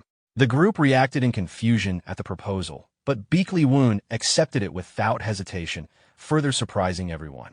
Wu Gang observed the situation in disbelief, while Munchio expressed dissatisfaction, insisting they were being underestimated. He declared his intent to end the fight quickly and immediately launched forward, confident in his ability despite their previous losses against the Mujiang Martial School. However, Sayo effortlessly evaded his attack. Munchio attempted to continue pressing the offensive, gathering strength for a decisive strike with his wooden spear, believing it would finish the encounter. At that moment, a system notification confirmed the activation of a unique trait related to Mingjang. As Munchio struck, he was shocked to see an unnatural effect, his spear becoming covered in snow-like energy. Sayo calmly smiled and warned him that it would sting, then countered decisively, sending him flying with controlled force. Wu Gang watched in stunned silence, calling out Munchio's name in disbelief. Sayo then stated that it was her turn and ordered them to attack together. Wu Gang immediately rushed forward, throwing a punch with full force. Sayo acknowledged his technique, noting the quality of his defensive stance and the discipline behind his training. Hearing this, she briefly showed appreciation and even thanked him for the compliment, momentarily softening the tension of the fight. The exchange intensified as the battle continued.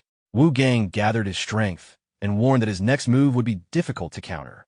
In response, Sayo was briefly startled when Wang Pao suddenly moved in to intercept Jingguang's attack, stepping in to support the engagement.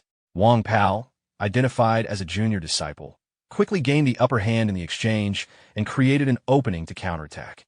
However, as he pressed forward, his movement was disrupted when his arm was suddenly restrained. At the same time, Dan Ryan and the others regrouped and declared that they would now fight seriously, forming a coordinated formation and surrounding Wang Pao. Despite being attacked from all sides, Wang Pao managed to block and redirect their strikes, realizing that the group was actively intercepting and adapting to each of their movements. Observing this, Wu Gang gritted his teeth in frustration, reflecting bitterly that even after 3 years of losses to the Mujiang Martial School, they were still struggling against members of an unknown sect.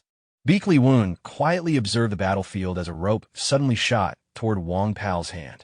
Sayo reacted in alarm, but Wang Pao let out a brief cry as Dan Ryan was caught off guard, unable to understand what was happening. In the chaos, Wang Pao used the rope to pull and launch Dan Ryan forward with overwhelming force, sending him crashing into Wu Gang and knocking him back. Assessing the situation, Sayo concluded that only one opponent remained and stated that the outcome was effectively decided. The remaining participants stood frozen without making a move.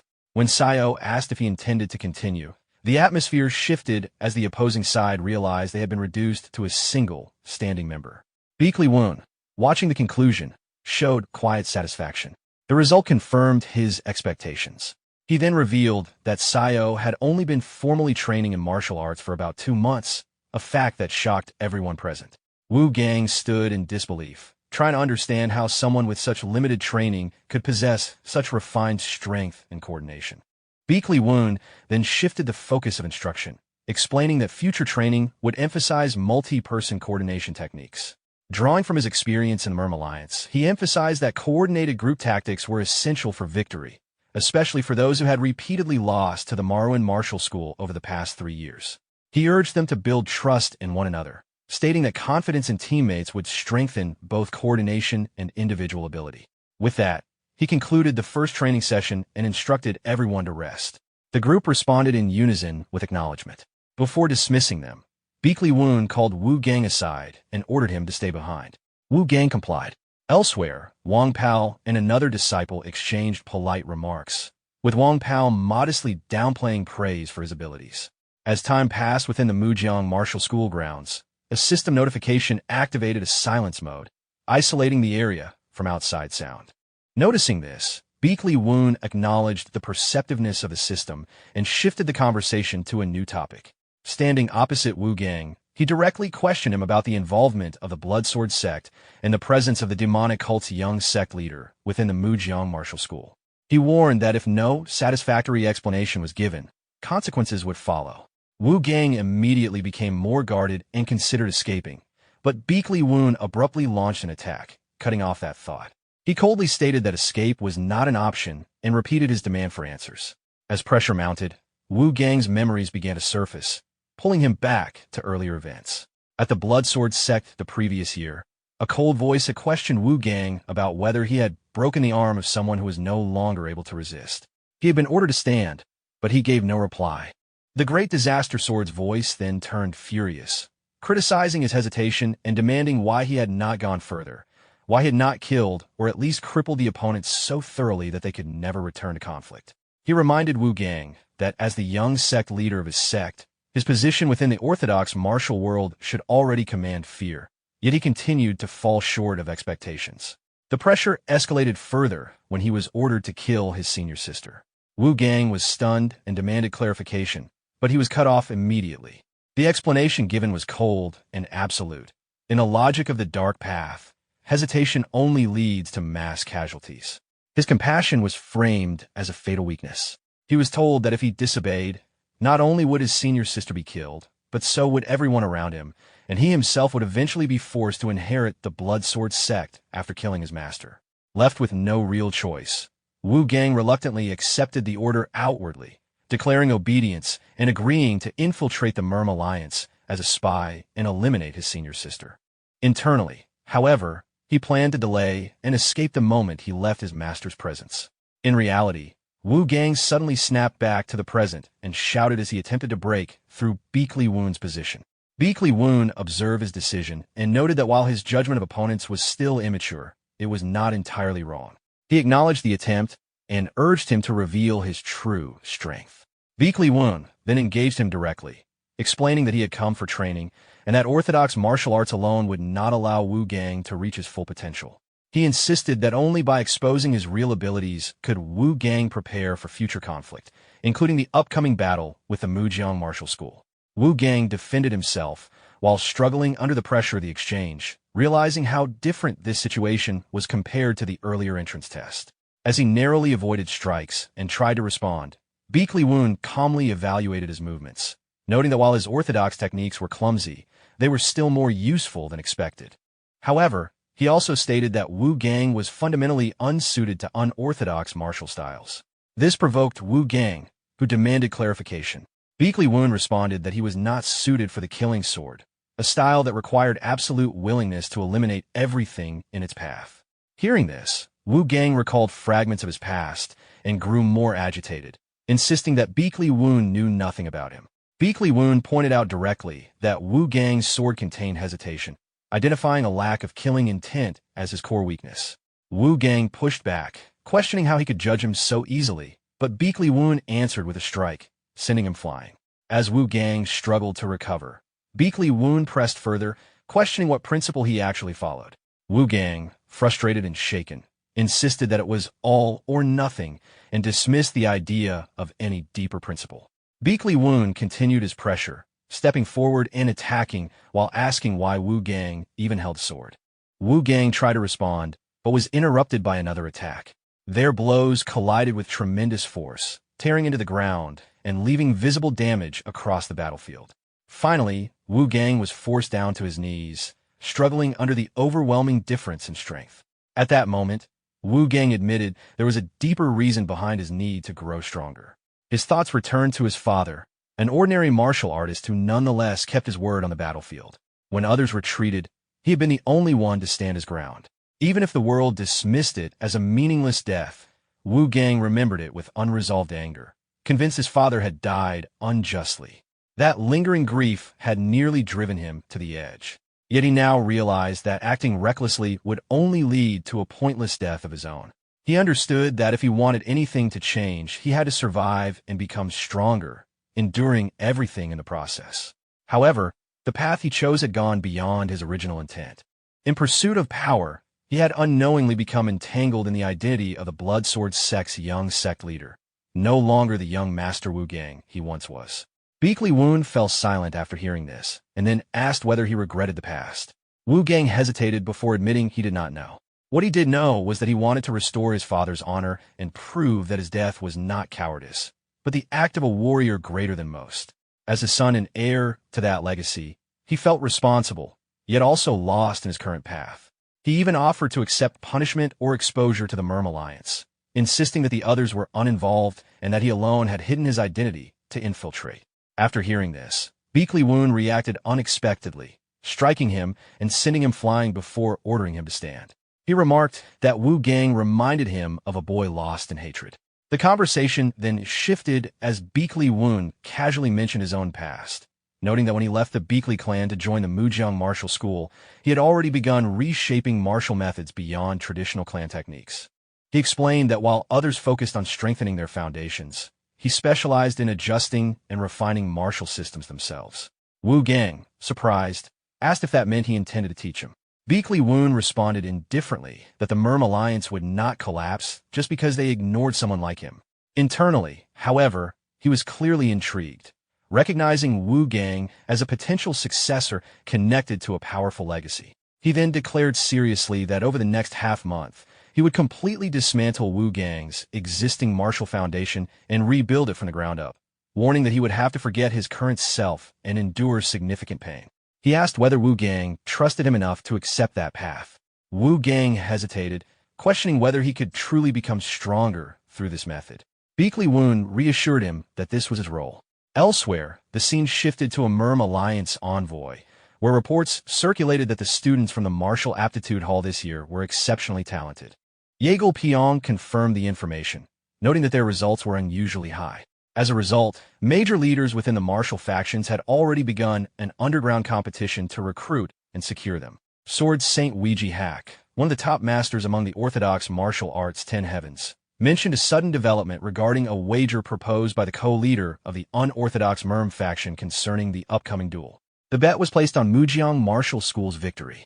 According to the terms, if the co-leader wins, he would request a minor favor. If he loses, he would halt all expansion and offensive actions for 1 year. His method of judgment, described as betting with an eye, was questioned by others as arrogance, suggesting he believed he could see outcomes others could not.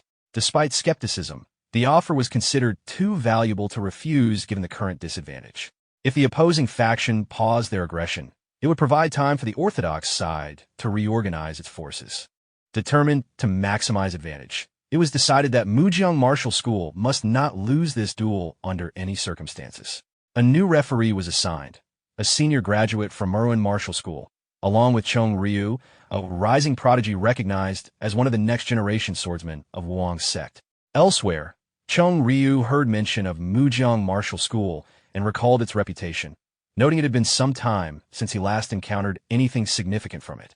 Meanwhile, within Mujeong Martial School, Beakley Woon oversaw training sessions where disciples expressed exhaustion from continuous sparring, especially in uneven matchups such as 2 against 5. Sayo also commented on the difficulty of the training, but Beakley Woon soon arrived and acknowledged their fatigue. When Sayo noticed him, she asked when he had arrived. He responded calmly and announced a reward. After training concluded, they would travel to observe the upcoming duel at the Merm Alliance.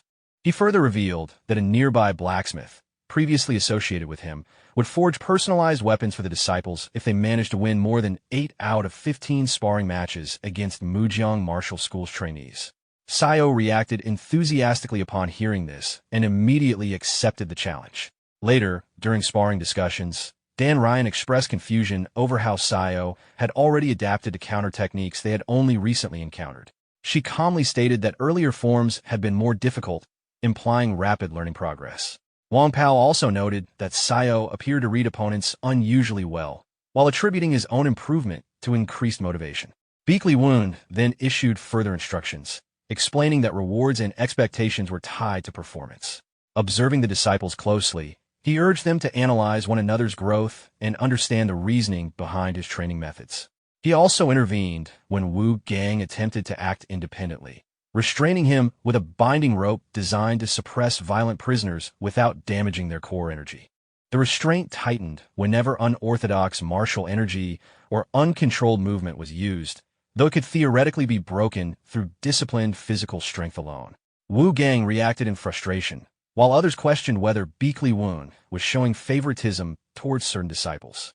He denied the claim and instructed everyone to continue sparring without distraction. Beakley Woon then explained that Wu Gang was being restricted specifically so he would not interfere and could instead observe the training process. From a distance, Munchio and others continued intense sparring sessions, visibly improving through real-time adaptation. Beakley Woon observed that previous weaknesses, such as failure to control spear distance, were being corrected through improved footwork and responsiveness. Wu Gang, watching in disbelief, noted how quickly his peers had evolved, especially in developing new close-range adaptations that had not existed before. Sayo also questioned a sudden movement during combat, unsure whether it was intentional or an instinctive adjustment. Beakley Woon, observing all of this, asked Wu Gang whether he could see how much the others had matured in such a short time. He then remarked that Wu Gang likely wanted to draw his sword and join immediately, but was afraid of being left behind. At that moment, a system notification confirmed that Munchio had entered the spear body unification state, where his spear and body movement became synchronized, as if the weapon were an extension of himself. Munchio planted his spear firmly, entering a heightened combat state that marked a significant breakthrough in his martial development. He then began to execute martial techniques in earnest, struggling against the restrictions placed on him. Wu Gang finally asked to have the bindings loosened, insisting that he could not improve while being forced to stand still. Beakley Woon rejected the request, stating coldly that movement at this stage would prevent real change. He explained that while Munchio was gradually forming his own martial path through accumulated combat experience, Wu Gang was still imitating Bloodsword Sect techniques and even echoing his senior sister's style, which kept him bound to his past. Cornered, Wu Gang asked what he was expected to do instead. Beakley Woon responded that as long as he continued letting his body follow inherited techniques, he would never break his established habits. The purpose of the restriction, he explained, was precisely to force that change. He then focused on Wu Gang's internal condition, analyzing that if physical movement could not correct his habits, the issue lay in how his internal energy circulated. Wu Gang suddenly understood and mentioned the concept of bloodline-related cultivation. Beakley Woon confirmed his reasoning and explained further. He stated that while other disciples were experimenting with new fist forms to break out of old patterns, Wu Gang needed to go further by completely reconstructing his internal foundation. He explained that although humans possess 365 acupoints, martial artists typically utilize only a fraction of them, and Wu Gang would need to find his path among the unused points. Wu Gang internally deduced the process, opening new acupoints, channeling internal energy through them, and forcibly overcoming resistance from established circulation routes. However, the system soon detected instability. His internal energy had been invaded by impurities and began flowing in reverse, indicating severe risk. Beakley Woon immediately warned him not to rush, explaining that forcing the process could result in loss of his dantian if the unstable energy consumed him. Observing nearby, Munchio reacted in confusion, questioning the nature of such extreme cultivation methods. Wu Gang endured intense pain, but Beakley Woon ordered others not to interfere, stating that this was something Wu Gang had to resolve himself. Wu Gang steadied his thoughts, refusing to abandon the process, determined not to return to his past state. He focused on purging the corrupted energy and forcing circulation through the new pathways. A system notification confirmed that his internal circulation had entered a micro-heavenly cycle. He let out a strained cry before gradually stabilizing. After some time, he finally calmed, breathing heavily as he recovered. Concerned, someone asked if he was all right. At that moment, the pressure within him suddenly surged, breaking the binding restraint. Beakley Woon, observing the result with satisfaction, stepped forward and confirmed that Wu Gang had successfully removed the influence of Bloodsword Sect techniques. He described him as a blank slate now. Wu Gang acknowledged this and requested further instruction, insisting that he could not be left behind and needed guidance to form a new path. Beakley Woon agreed, stating that he would shape that blank slate into a new sword path and lead him back to the training ground. The surrounding disciples reacted with excitement at Wu Gang's return to the group. Elsewhere, in a forested area, investigators discovered a corpse drained of blood. Namong Wu examined the scene and noted the body had been completely bled out. Chung Ha, visibly frustrated, ordered him to stop speaking and pointed out the neck wound and evidence that the body had been suspended during the process, suggesting a deliberate method.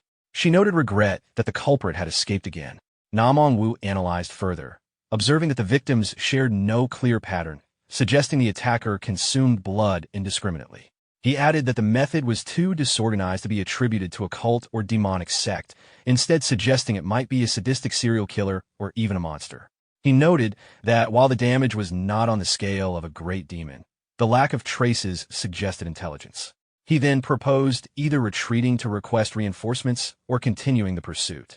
Chung Ha firmly rejected withdrawal, insisting they could not allow further casualties and speculating that higher-ranking authorities would likely pursue the case as well.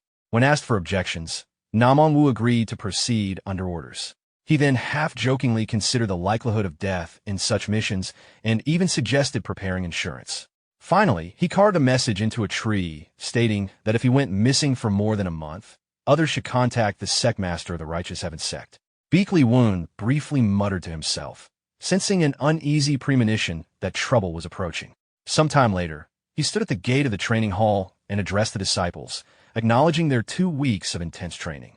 He praised their progress, noting that most of them had clearly improved, though he pointed out that one among them still had not discovered his own sword path. He confirmed that Sayo and Wang Pao had each achieved 8 victories as promised, and therefore the group would proceed to the next phase, including the forging of personalized renowned weapons. He reminded them that they had every reason to take pride in their results and express confidence that they could complete the next stage successfully. He then revealed the second training phase in blunt terms. They would fight and refine themselves through direct combat against one another. Elsewhere, Beakley Woon reviewed a report from the Merm Alliance deputy strategist, learning that the number of missing persons in Hunan had recently surged. The opposing official explained that many of the recovered victims had their throats slit and their bodies completely drained of blood, with most being civilians traveling alone. Based on the findings, Beakley Woon concluded that a murderous demon was likely responsible. He asked how the Merm Alliance was responding. The report stated that elite young operatives had already been dispatched to Hunan, including Namong Wu and Master Chung Ha, while the Tiger Squad had been assigned to the hub province. Hearing this, Beakley Woon judged that the situation was being handled by capable individuals and felt reassured, noting their skill levels and adaptability. However, the mention of demonic activity triggered an unpleasant memory. He then abruptly asked when the situation would be disclosed to the Manhwa Martial School disciples. At that moment, a sudden commotion erupted nearby. Jin Guang was struck and thrown into a room, injured, while Wu Gang was seen engaged in a heated clash elsewhere, leading to confusion and disorder among the disciples. Beakley Woon, noticing the chaos, asked if everything was all right and was told that the situation was under control, though clearly tense. Frustrated, he criticized the disciples for causing embarrassment in front of guests. Yurong expressed concern about whether it was safe to leave things as they were, and the conversation shifted to the status of training at Manhwa Martial School. It was mentioned that the legendary fighter Chung Ryu had reappeared and was reportedly involved in training the next generation. Beakley Woon was visibly surprised, recognizing Chung Ryu as a top-tier genius of the next generation and one of the closest contenders for the title of the strongest martial artist. He reflected that such a person should not naturally excel at teaching, making Manhwa Martial School's current development even more unexpected. He then remarked on their apparent abundance of talent, drawing further attention from those present. Outside, Wu Jin apologized for the earlier disruption, taking responsibility for their shortcomings. Beakley Woon reassured him, stating that despite the chaos, the disciples had performed better than expected over the past month. However, when Dan Ryan immediately resumed training instead of resting, Beakley Woon snapped and ordered everyone to stop and listen properly. He then clarified his past, revealing that during his time at Manhwa Martial School, he had repeatedly faced Chung Ryu in tournament finals and had never once been defeated. This revelation shocked those listening. When asked directly about his identity, he confirmed that in the past he was known as the White Sword Dragon, a title he earned before leaving his master more than a decade ago. He dismissed it as history, stating that he was now simply the sect leader of the Righteous Heaven Sect. Realizing that the disciples had been doubting him, He then firmly reminded them that everyone had performed well over the past month and suggested they were overdue for a short rest. Even so, Dan Ryan immediately insisted on continuing training. Frustrated, Beakley Woon raised his voice and ordered everyone to stop being stubborn and listen. Finally, the group settled down and began to properly follow his instructions. At this moment, Munchio stared at his own palm in confusion. He told the Sect Master that no matter how intensely they trained, they recovered unusually fast by the next day, and their injuries healed far quicker than normal. Beakley Woon considered this and realized it was due to their inclusion on the temporary disciple roster, which granted enhanced recovery effects. Even so, he reminded them that rest was still necessary, especially to prevent mental fatigue, which could be just as damaging as physical exhaustion. He ordered them to rest properly for the day, adding that visiting Yuyong's daunting lake would also be a rare opportunity for martial artists. The disciples quickly complied. Beakley Woon then added a final warning. Although the arrangement was temporary, they were currently considered members of the Righteous Heaven Sect. If they caused trouble outside, he would personally force them to crawl back to the Merm Alliance to report to him once training concluded. The group immediately assured him they would behave. Excited by the break, they prepared for the trip, with some expressing regret that Wang Pao could not join them. Munchio organized the group, suggesting they first visit Daunting Lake's most famous locations before enjoying food together. However, when they arrived at a restaurant, they were informed that it was fully occupied on the first and second floors, while the third floor was reserved for distinguished figures of the region. Unable to afford or access it, Munchio quickly pulled the others away, insisting they find another place and avoid unnecessary spending. At that moment, a woman named Gall approached and offered to pay for their meal on one condition: that they tell her about the person currently training the young disciples here. She removed her hat as she addressed Beakley Woon directly. Wu Gang, observing her, quietly wondered who she was, noting her striking appearance and blue eyes, while recalling fragmented memories connected to her name. Meanwhile, Gall reflected on her own past. She remembered being told that she would be introduced to an interesting opponent and initially dismissed it as exaggeration. She had heard warnings about the sect's unpredictable nature, but still felt compelled to meet the person responsible for the Righteous Heaven Sect's current reputation. She had even planned to establish a fabric shop locally as a cover while searching for him, confident in her own skills. Returning to the present, she expressed surprise that she had not yet been contacted despite her efforts.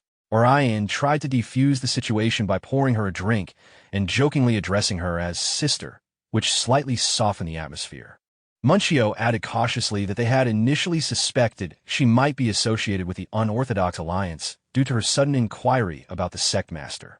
Gall accepted the misunderstanding calmly, noting that her appearance often led to suspicion. Munchio quickly apologized for the assumption. She then questioned whether the Righteous Heaven Sect Master had ever mentioned her. The group hesitated, unsure how to respond, until Wu Gang bluntly suggested that he might have simply forgotten. This caused visible embarrassment, prompting Wu Jin to quickly cover his mouth. Wu Gang clarified that the Sect Master was likely too busy with training and responsibilities rather than intentionally ignoring her. He explained that current pressures, including preparation for the wager with the Unorthodox Alliance, had likely left little room for personal matters. Gall acknowledged this explanation, noting that the bet between the Orthodox and Unorthodox alliances before the Grand Tournament had led to a temporary suspension of conflicts, with both sides wagering on their ability to evaluate people. The group reacted in surprise upon hearing this, realizing the situation carried far greater political weight than they had assumed. In the wager, it was revealed that the Unorthodox Alliance had bet on Mujiang Martial School's victory, while the Merm Alliance had placed their support behind Marwan Martial School. Hearing this, Wu Gang slammed the table in anger, insisting that a grand tournament should not be manipulated by outside forces and that it was not something the Unorthodox Alliance should interfere with. Gall continued explaining the terms of the bet. If the Unorthodox Alliance lost, they would halt all attacks and territorial expansion for 1 year. In return, if they won, the Merm Alliance would only need to fulfill a single small request. Because of this imbalance and consequences, the Merm Alliance had no real choice but to accept. However, the result was that both sides now quietly hoped for different outcomes, and the participants of the tournament had effectively been turned into pieces in a larger political game controlled by the Unorthodox faction. Upon hearing this, Munchio became furious, accusing the higher authorities of treating them as expendable pawns. Others expressed similar anger, believing they had entered the tournament on equal terms, only to realize they were being used in a broader scheme.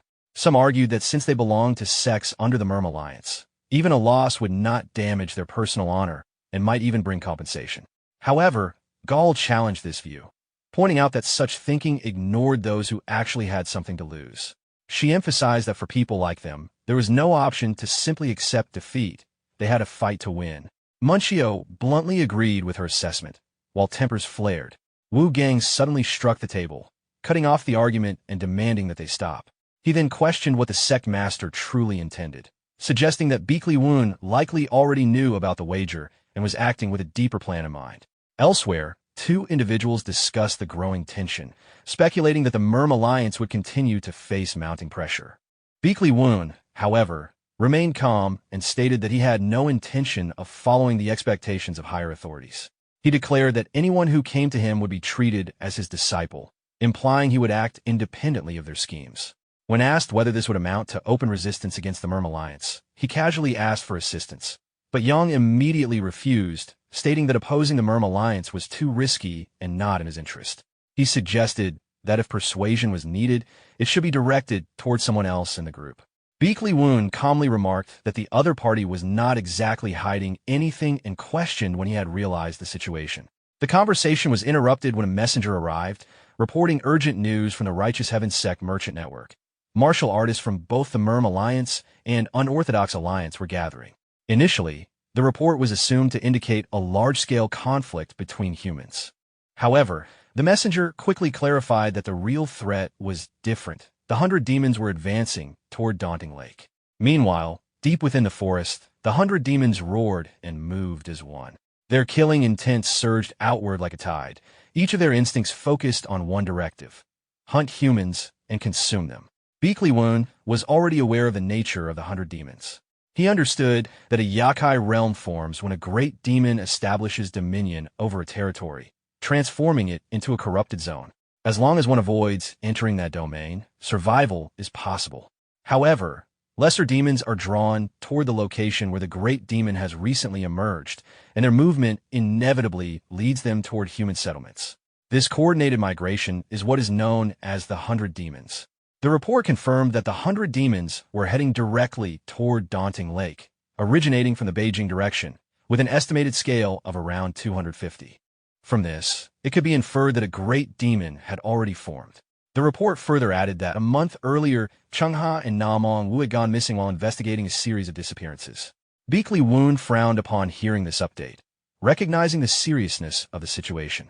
Additional information indicated that traces had been found at the entrance of the Yakai realm. The messenger concluded that if there had been no return within a month, the matter was to be reported directly to the Righteous Heaven Sect.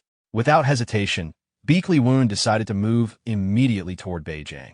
When someone questioned whether he would attend the Yuyang assembly instead, he calmly responded that a formal summons had already been issued for the major sects to gather there, but he had no obligation to participate.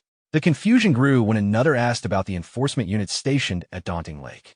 Beakley Woon explained that they were not required to respond to the summons, as their primary duty was to protect the champions of the two major schools. He added that the Righteous Heaven Sect branch in Yuyang would handle proper coordination of their return. More importantly, he emphasized that the priority was to eliminate the great demon before it fully absorbed the Yakai energy. If it succeeded, the region would be transformed into a true hellscape. As he assessed the situation, he briefly recalled a fragmented memory of someone once speaking to him cryptically about fate and destiny, hinting that his path was unusual. He dismissed the thought and focused on the immediate crisis. Elsewhere, O Ryong expressed anger and frustration, insisting that the Righteous Heaven Sect should clarify whether the Merm Alliance was treating them as expendable pieces and what Beakley Woon's true intentions were.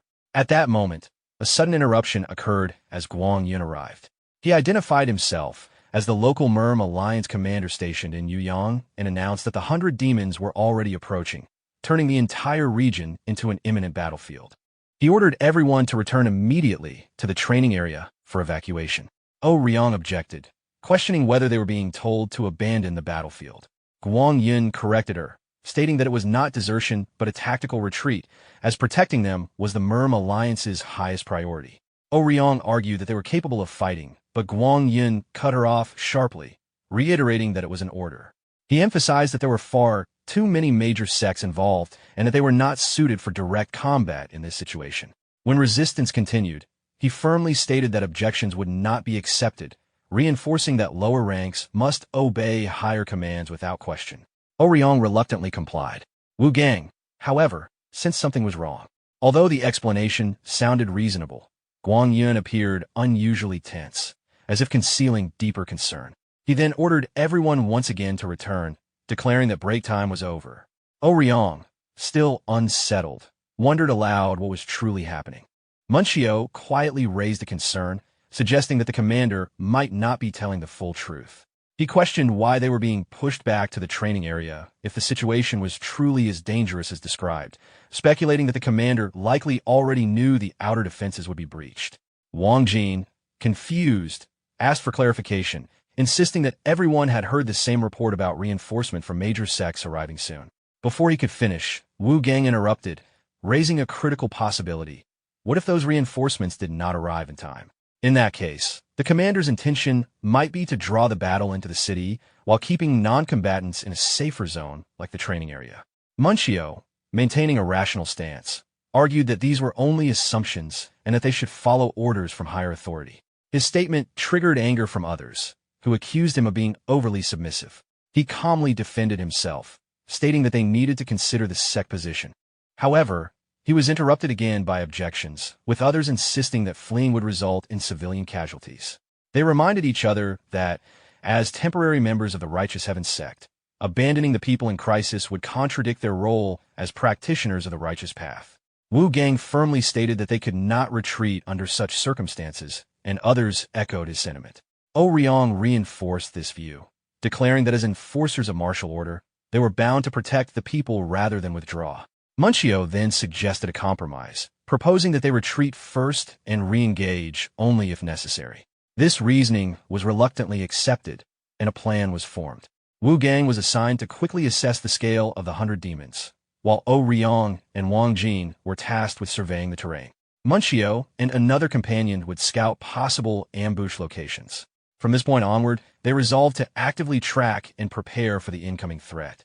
Gull, standing at the rear, remarked with disappointment that she had been forgotten in the planning, highlighting her exclusion from the group's immediate strategy. Meanwhile, in the forest, Beakley Woon analyzed the situation. Recalling his earlier experiences with merchant escorts, he noted that survival training always emphasized retreat and situational awareness. He also reasoned that if Namong Wu and Chung Ha were still alive within the affected zone, their supplies were likely running out. He observed the increasing spread of the infestation and expressed concern that the situation needed to be resolved quickly. Elsewhere, the 100 demons raged, their killing intent intensifying. One of them complained inwardly that intruders had disrupted its domain and that, despite only recently awakening as a great demon, humans had managed to conceal themselves within its territory. Enraged, it demanded that they reveal themselves. Chung Ha and Namong Wu were hiding nearby. Chung Ha assessed the enemy's overwhelming bloodlust, reluctantly admitting they should have eliminated it before it fully awakened. Namong Wu responded irritably, telling her to stop dwelling on it, though he still maintained confidence in his remaining strength. As tension escalated, Chung Ha signaled danger, and they prepared for combat. She suddenly launched a surprise attack, drawing the attention of the 100 demons. Namong Wu followed with a coordinated strike, successfully landing a hit, though Chung Ha immediately warned him to stay alert as the enemy counterattacked. The 100 demons retaliated violently, forcing Namong Wu to be thrown aside in pain. Chung Ha called out to him in alarm as the creature advanced. At that critical moment, one of the demon's arms was suddenly severed in a single strike. The creature howled in shock and rage. Beakley Woon then appeared calmly, remarking that they were lucky he had arrived before things became worse. Chung Ha immediately recognized him and called out to the team leader as he stepped into the battlefield. Beakley Woon immediately corrected Chung Ha, stating that she should address them properly as the Righteous Heaven Sect. Namong Wu, still lying on the ground, muttered that Beakley Woon had arrived too late. Beakley Woon responded with a calm smile, saying he had been busy and did not expect to personally clean up the battlefield at that hour. He then turned his attention forward, preparing for combat as the 100 demons charged at him. Chung Ha called out that a single decisive strike to the head would be enough to finish it, though Wu Gang found the situation questionable, thinking it odd that a single great demon could supposedly be handled so simply by two people. The 100 demons remained standing, unharmed, before suddenly leaping and mocking them. Beakly Woon remained fully alert and ordered the others to fall back as needed. At that moment, an unexpected figure appeared and greeted Beakly Woon, revealing familiarity between them. Beakly Woon recognized the Black Knight and remarked that it had been a long time since their last meeting, expressing surprise at his presence. The Black Knight, in turn, noted Beakly Woon's growth and asked why he was there. Beakly Woon suddenly froze as terrifying memories from the past resurfaced in his mind. His face turned pale, and a desperate scream escaped him. A flashback revealed a younger Beakly Woon standing amidst a devastated battlefield, his body covered in wounds while countless corpses lay scattered around him. In the middle of that destruction, he desperately called out Heron's name after spotting her standing before him. However, Heron was no longer herself. Dark demonic energy completely surrounded her body, and the sword in her hand radiated a frightening purple aura. Struggling painfully, she admitted that she could no longer control her own body. Consumed entirely by demonic energy, Heron suddenly charged forward and stabbed directly toward Beakly Woon, who could only cry out her name in despair. Back in the present, Black Knight mocked him while recalling the incident from more than 10 years earlier, when he had been forced to flee after losing someone precious to him. Beakly Woon coldly acknowledged the truth. The woman before him was none other than Black Knight, ruler of the Immortal Valley and one of the rulers of the 3 great demon realms, a terrifying existence powerful enough to once destroy half of the Imperial Palace alone. Sweat formed on Beakly Woon's face as he struggled to understand why Black Knight was present when she was supposed to remain sealed away. For a moment, he even wondered whether this was only a clone. Black Knight turned toward him confidently, radiating overwhelming pressure like a true ruler. Nearby, a greater demon briefly appeared before Black Knight casually explained that she had already thrown that nuisance elsewhere. Beakly Woon scoffed and remarked that even demons seemed capable of loyalty and camaraderie. Black Knight immediately dismissed the comment, claiming she had no interest in insignificant beings. Beakly Woon responded with a cold smile and declared that he still had unfinished business with that monster. After dealing with Black Knight, he intended to hunt it down personally. Black Knight mocked his confidence, but Beakly Woon fiercely replied that 10 years was more than enough time for the world to change completely. He was no longer the same person he had once been. Lightning-like energy surged through his eyes as veins bulged across his body. Filled with determination, he swore that this time he would erase Black Knight from existence permanently. Suddenly, a loud screech echoed through the area as a sharp sword strike cut through the air. Elsewhere in a gloomy forest, Dan Ryan sighed in relief after noticing there were no powerful demons nearby. However, Xian Wugang immediately warned everyone not to lower their guard and ordered the group to retreat at once. After defeating several weaker demons, Wugang began wondering why the battle felt strangely easy. Qian Munchio quietly reminded him not to forget the hellish training they had endured during the previous 2 weeks. Wugang blankly claimed he had done nothing special, causing Munchio to angrily yell that the real problem was what awaited them afterward. At that moment, the disciples recalled Beakly Woon's terrifying training sessions, where he appeared with blazing red eyes and a frightening smile. Compared to that experience, fighting demons now felt almost identical to their training. Munchio explained that demon combat relied on identifying weaknesses and striking them precisely, exactly as they had practiced. As he watched the group move together smoothly, Munchio secretly admired how much everyone had improved in only a month. He even began wondering whether Beakly Woon had planned all of this from the very beginning. Wugang also realized that every member of the group had grown stronger. Even so, deep inside, he struggled constantly to suppress the blood sword sect martial arts he had once relied upon. The restriction left him feeling trapped while simultaneously craving even greater power. After some time, Munchio suddenly asked Wugang what he planned to do in the future if they survived this battle. The unexpected question left Wugang stunned. Munchio clarified that if they succeeded in eliminating the demons, and safely reach the tournament afterward, then they needed to think seriously about what their true goal would become beyond simple survival. Seeing Munchio's thoughtful expression, Dan Ryan teasingly asked whether he was feeling worried. Munchio calmly answered that he was only reminding everyone of something important they should never forget. Wu Gang merely sneered in response and declared that if such brutal training never led to a stage where he could truly prove himself, then he would rather go insane. He and Munchio repeatedly nodded before loudly urging everyone to stop hesitating and charge forward. Dan Ryan shouted in agreement, reminding the group to focus only on the monsters directly in front of them instead of panicking. Meanwhile, Xian Wu Gang stood at the front line, facing a massive horde of monsters. In a firm voice, he reminded everyone that survival was their highest priority. The disciples immediately formed ranks while Munchio ordered them to hold the line until reinforcements arrived. He strictly warned everyone against acting recklessly. Elsewhere, another commander rallied his own troops, reminding them not to fear the demons, because those creatures only became stronger when they sensed fear and anxiety. A spiky-haired warrior shouted back confidently, declaring that they were fighting to protect their families.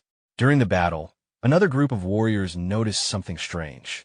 The night parade of 100 demons had arrived late, and even more unusual, the demons were not advancing toward them. Instead, the monsters were fleeing in panic as though something far more terrifying was chasing them. Suddenly, a giant spear shot through the battlefield and pierced one of the demons instantly, leaving the spiky-haired warrior completely stunned. The top-knot leader quickly recognized Wu Gang and his group. Angrily, he demanded to know whether they had ignored the retreat order. Wu Gang calmly admitted that he had heard it. Even while dodging attacks from nearby demons, Wu Gang repeated that he was fully aware of the command. The leader became furious and demanded to know why they were still there if they understood the order so clearly. At that moment, another demon nearly bit through Wu Gang's neck.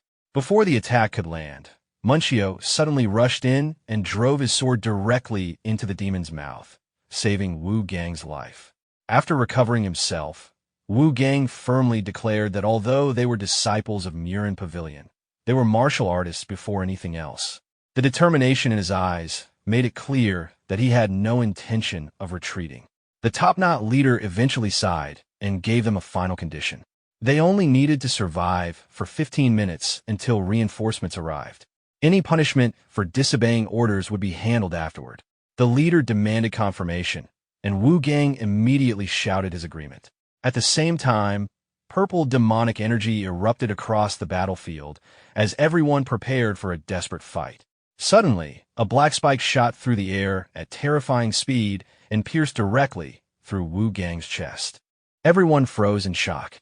A gigantic greater demon emerged and lifted Wu Gang's impaled body while growling that the human was unusually strong.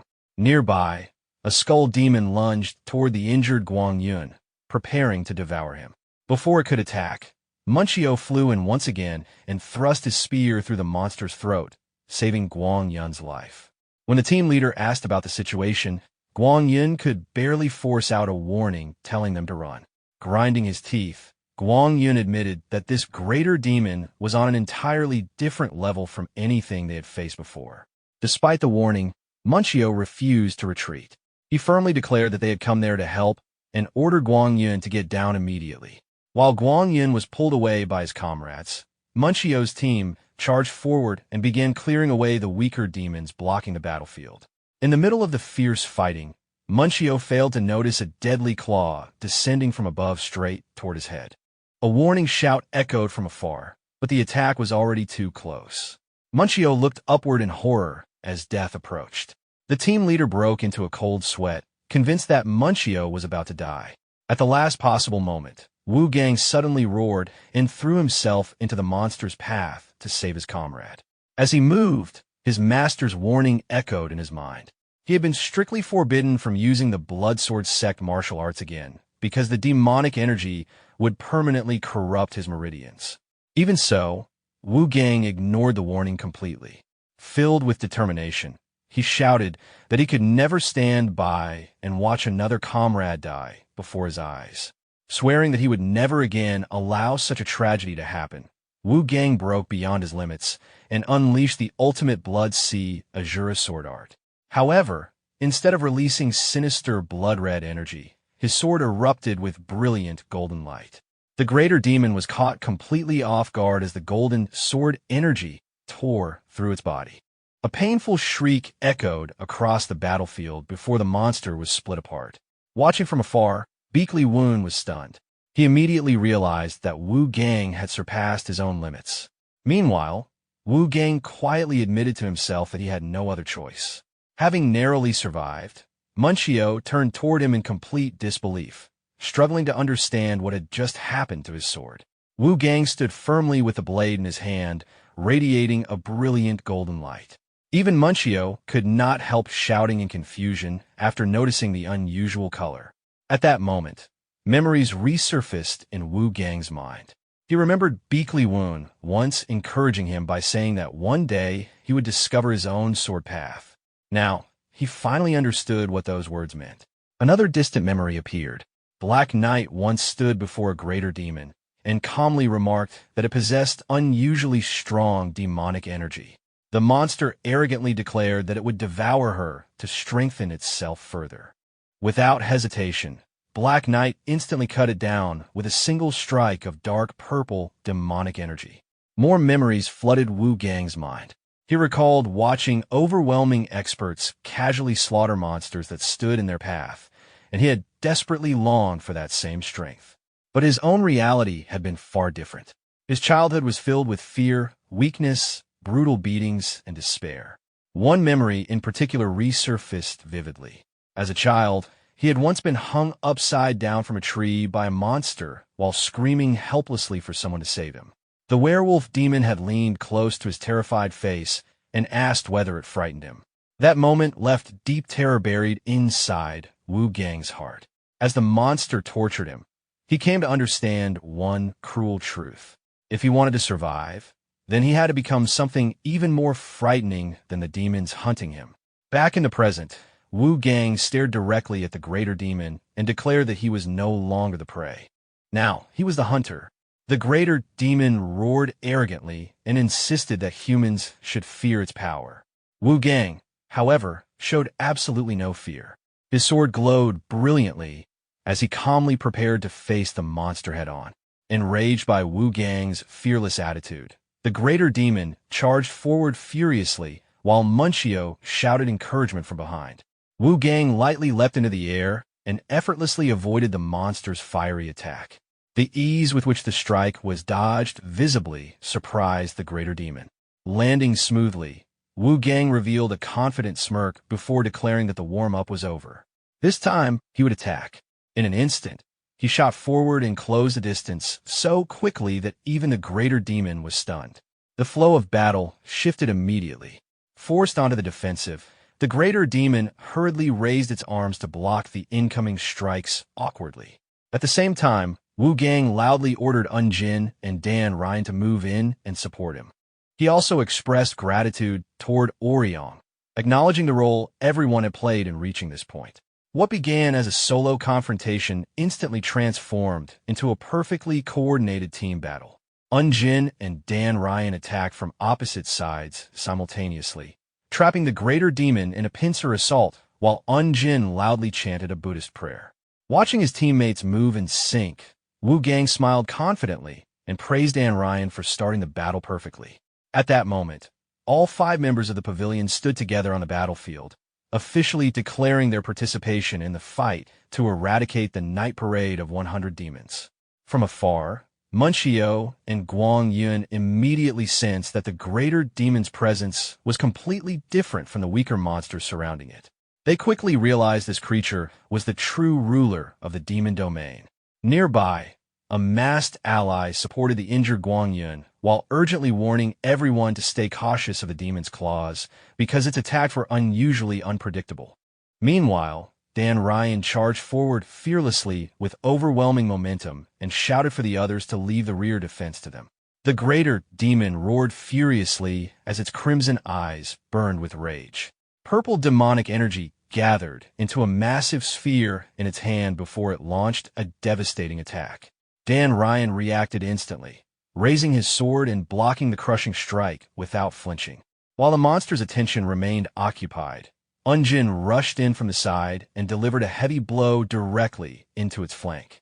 Seeing the perfect coordination, Dan Ryan smiled confidently as though the battle had already tilted in their favor. Wu Gang also smirked and announced that the defensive phase was over. Once they defeated this monster, they would begin hunting the rest. However, the greater demon's thoughts were far simpler and far more dangerous. It only desired strength and food. Suddenly, instead of attacking the disciples directly, the greater demon turned around and charged into the weaker demons nearby. To everyone's horror, it grabbed one of the smaller demons and absorbed all of its demonic energy.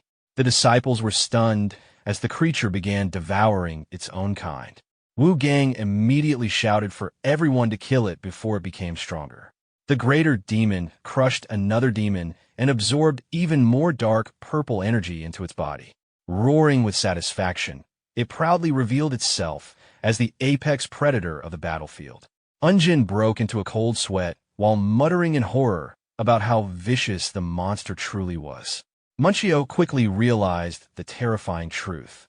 The creature was not only feeding on demonic fear, but also drawing strength from the fear of humans. The realization caused several warriors to panic and flee. The greater demon clearly existed on an entirely different level from anything they could handle. Even so, Wu Gang refused to allow the group to collapse into chaos. From above, he loudly ordered everyone to follow his commands. He immediately began coordinating the battle, instructing Munchio to restrain the greater demon with spear techniques while the others targeted its weak points.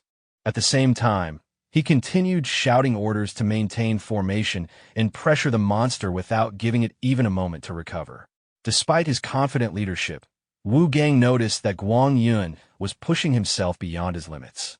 Singchan Trui's condition had already reached the point where even brief use of his remaining power could destroy him completely. Realizing they could no longer drag the battle out, Wu Gang ordered a final all-out assault. His sword erupted with brilliant golden light as he thanked the Marian Martial Hall disciples and declared that he would finish the battle in a single strike. With full power, he unleashed his ultimate technique, the Whirlwind Thunder Sword. Golden sword energy exploded forward like lightning and crashed directly into the greater demon. Then a deafening sound echoed across the battlefield. Wu Gang's sword shattered. The weapon could not endure the overwhelming force of the technique itself, causing the attack to fail completely.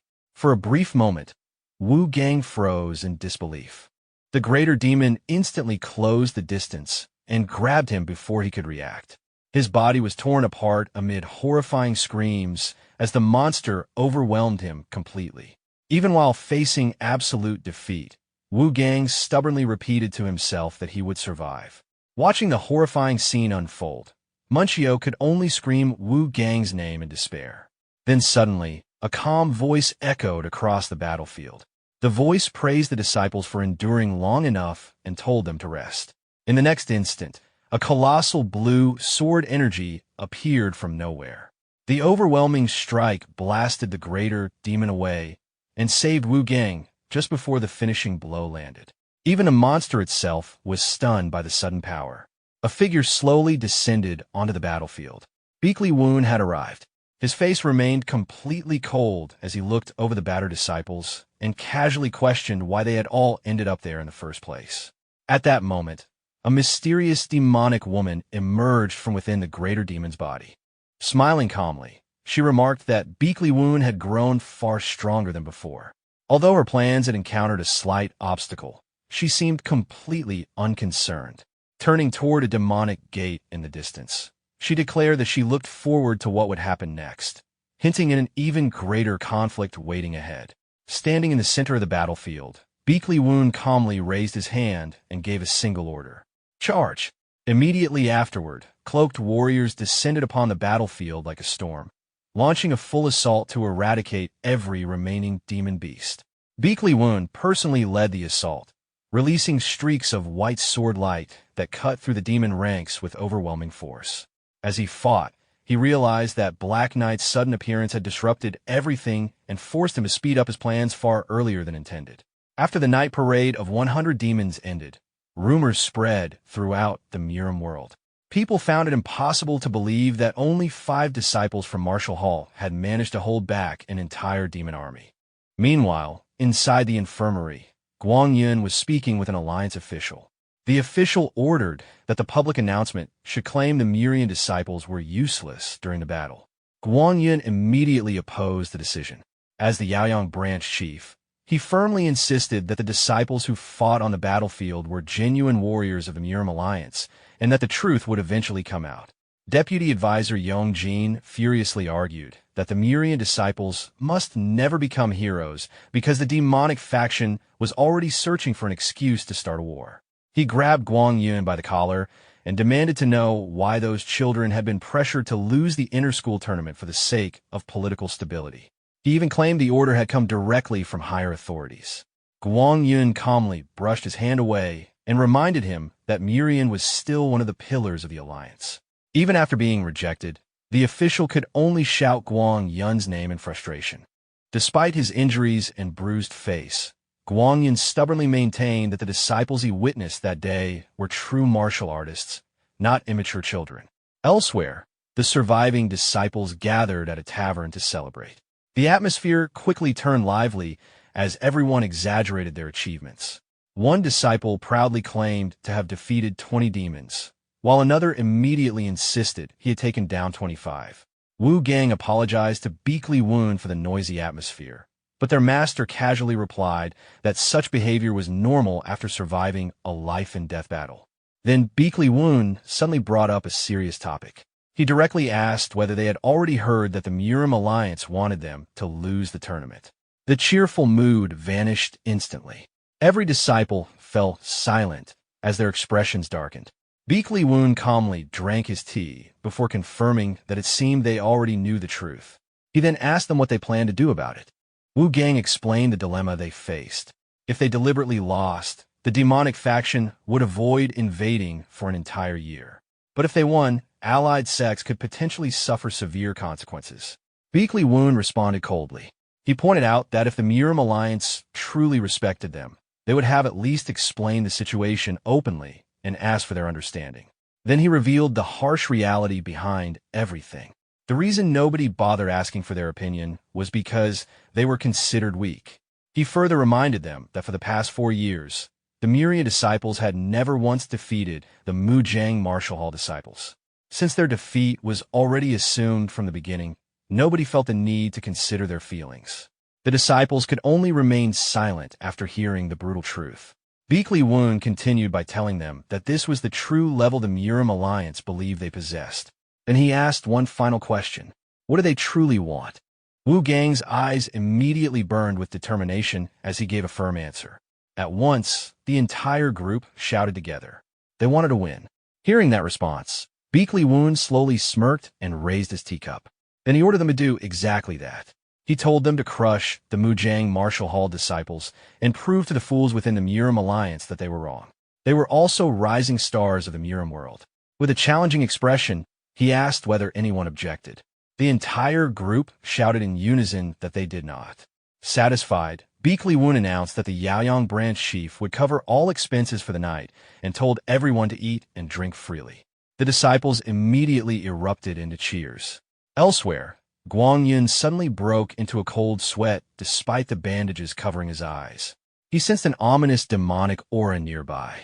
At the same time, Beakley Woon quietly declared that everyone should enjoy the remaining month because hellish training would begin again tomorrow. Suddenly, a system notification appeared before him. Thanks to the disciples' recent achievements, the Sect's reputation had risen dramatically, allowing the Sect's system to upgrade. A domineering laugh echoed as the system presented him with an important decision. He now had to choose the Sect's future development path. The first option focused on expansion and influence.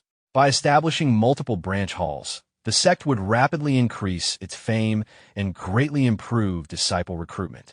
The second option focused on elite development. Instead of quantity, it emphasized raising a small number of exceptional disciples while improving martial arts mastery and transmission efficiency. As this decision appeared before him, The group remained gathered together inside a bustling and near the Murim Alliance headquarters. Lanterns hung high across the inn, while the lively atmosphere continued around the disciples. Meanwhile, Beakley Woon remained focused on analyzing the system panel until one of the disciples informed him that the food had finally arrived.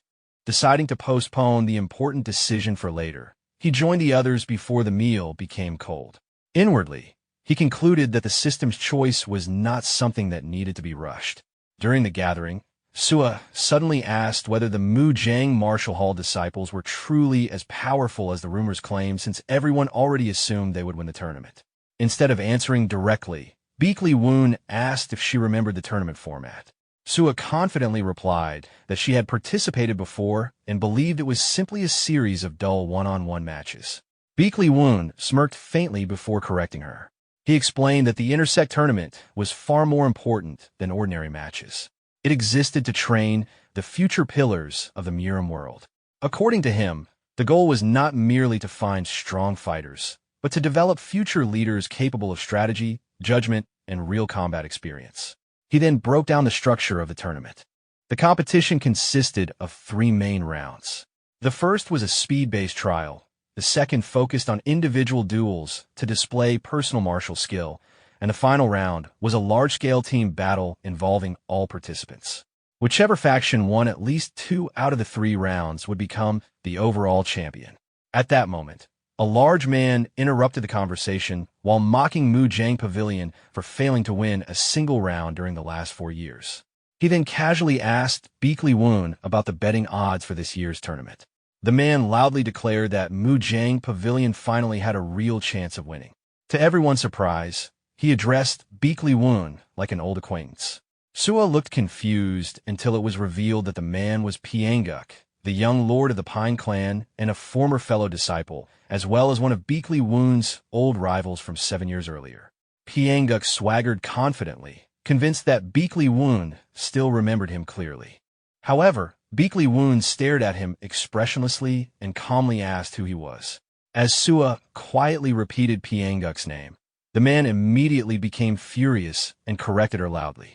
Beakley Woon then pretended to finally remember him while deliberately mispronouncing his name again. He casually explained to Sua that this man had once been his so-called rival back in Murin Pavilion.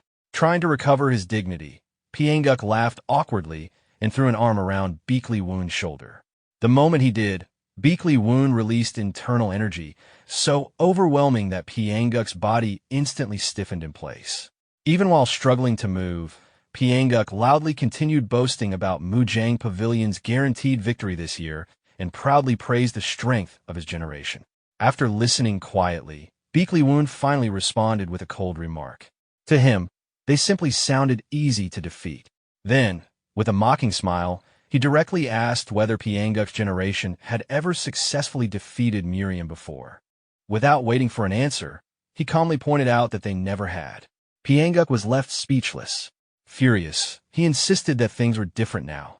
Beakley Woon immediately used that opening to propose a wager, while an intimidating pressure filled the atmosphere around him. Suspicious that Beakley Woon was plotting something, Pianguk hesitated for a moment. Beakley Woon then struck him psychologically by calmly asking whether he was actually afraid. Pianguk's eyes burned with anger as he clenched his fists under the provocation, while Sua quietly watched the confrontation unfold. Unable to back down, Pianguk accepted the bet. Beakley Woon immediately revealed the wagered item, the Divine Physician's Healing Card, a legendary treasure rumored to possess the power to bring even the dead back to life. Pianguk was completely stunned after seeing the legendary item Beakley Woon placed on the table. Beakley Woon then calmly stated the condition for the wager. In exchange, Pianguk would have to stake the Pine clan's precious cold iron. Hearing that, Pianguk immediately broke into a cold sweat.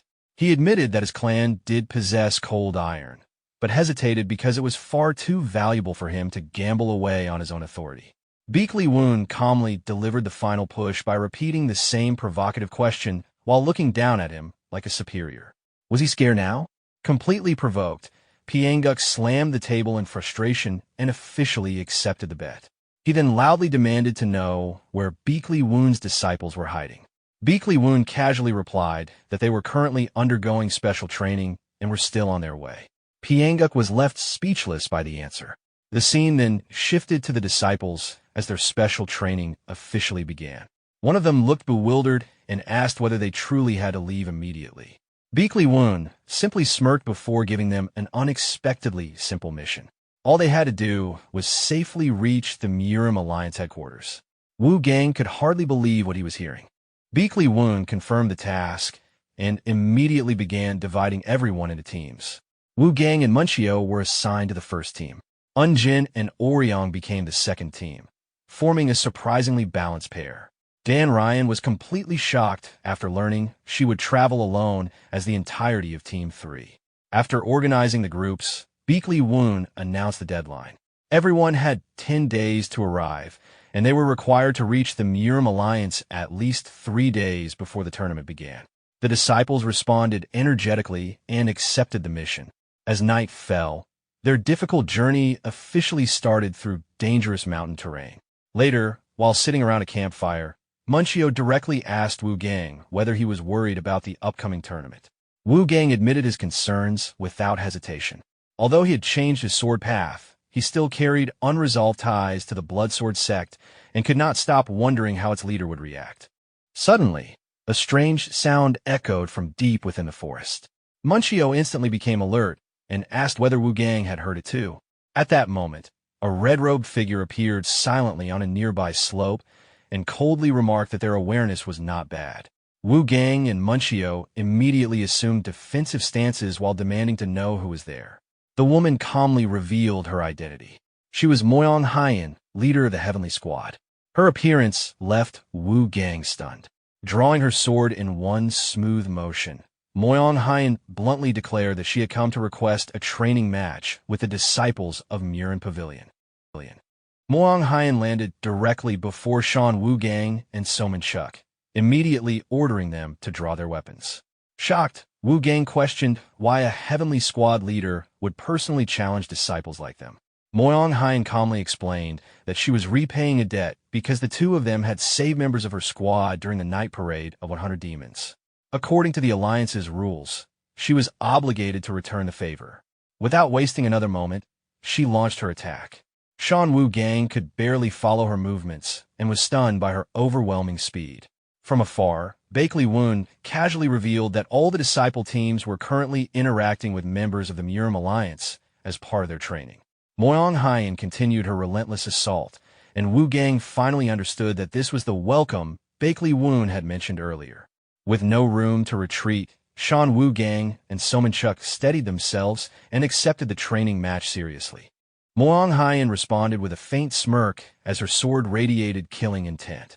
The scene then shifted to a crowded entrance where another group of martial artists arrived, including the disciples of Mujong Martial School. One ponytailed disciple complained about the noisy crowd, wishing they could have entered quietly. Namong Hyen simply laughed and explained that the crowd had gathered to cheer for them because everyone already expected their victory.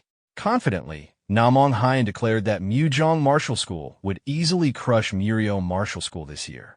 He tried involving Beakley San in the conversation, but she coldly brushed him off, saying he would only bring bad luck.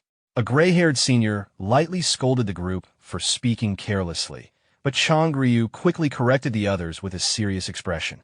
He warned them that this year was completely different because Beakley Woon was now guiding the Murio Martial School disciples. Baker San froze the moment she heard Beakley Woon's name. Chang Ryu then reminded her that Beakley Woon was technically part of her family and mentioned that he had become the instructor of the Murio disciples. Remembering Beakley Woon's unpredictable nature, Chang Ryu admitted that no matter how difficult the situation became, Beakley Woon always found a way to reverse it and secure victory. Realizing the danger, Chang Ryu warned his disciples that they were no longer the hunters. The Murio disciples had now taken that role. He ordered them to become stronger predators capable of devouring those hunters instead.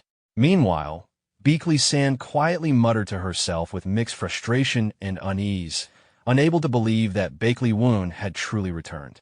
The scene then shifted again as the sound of horse hooves echoed through the quiet road, accompanied by a long yawn filled with boredom.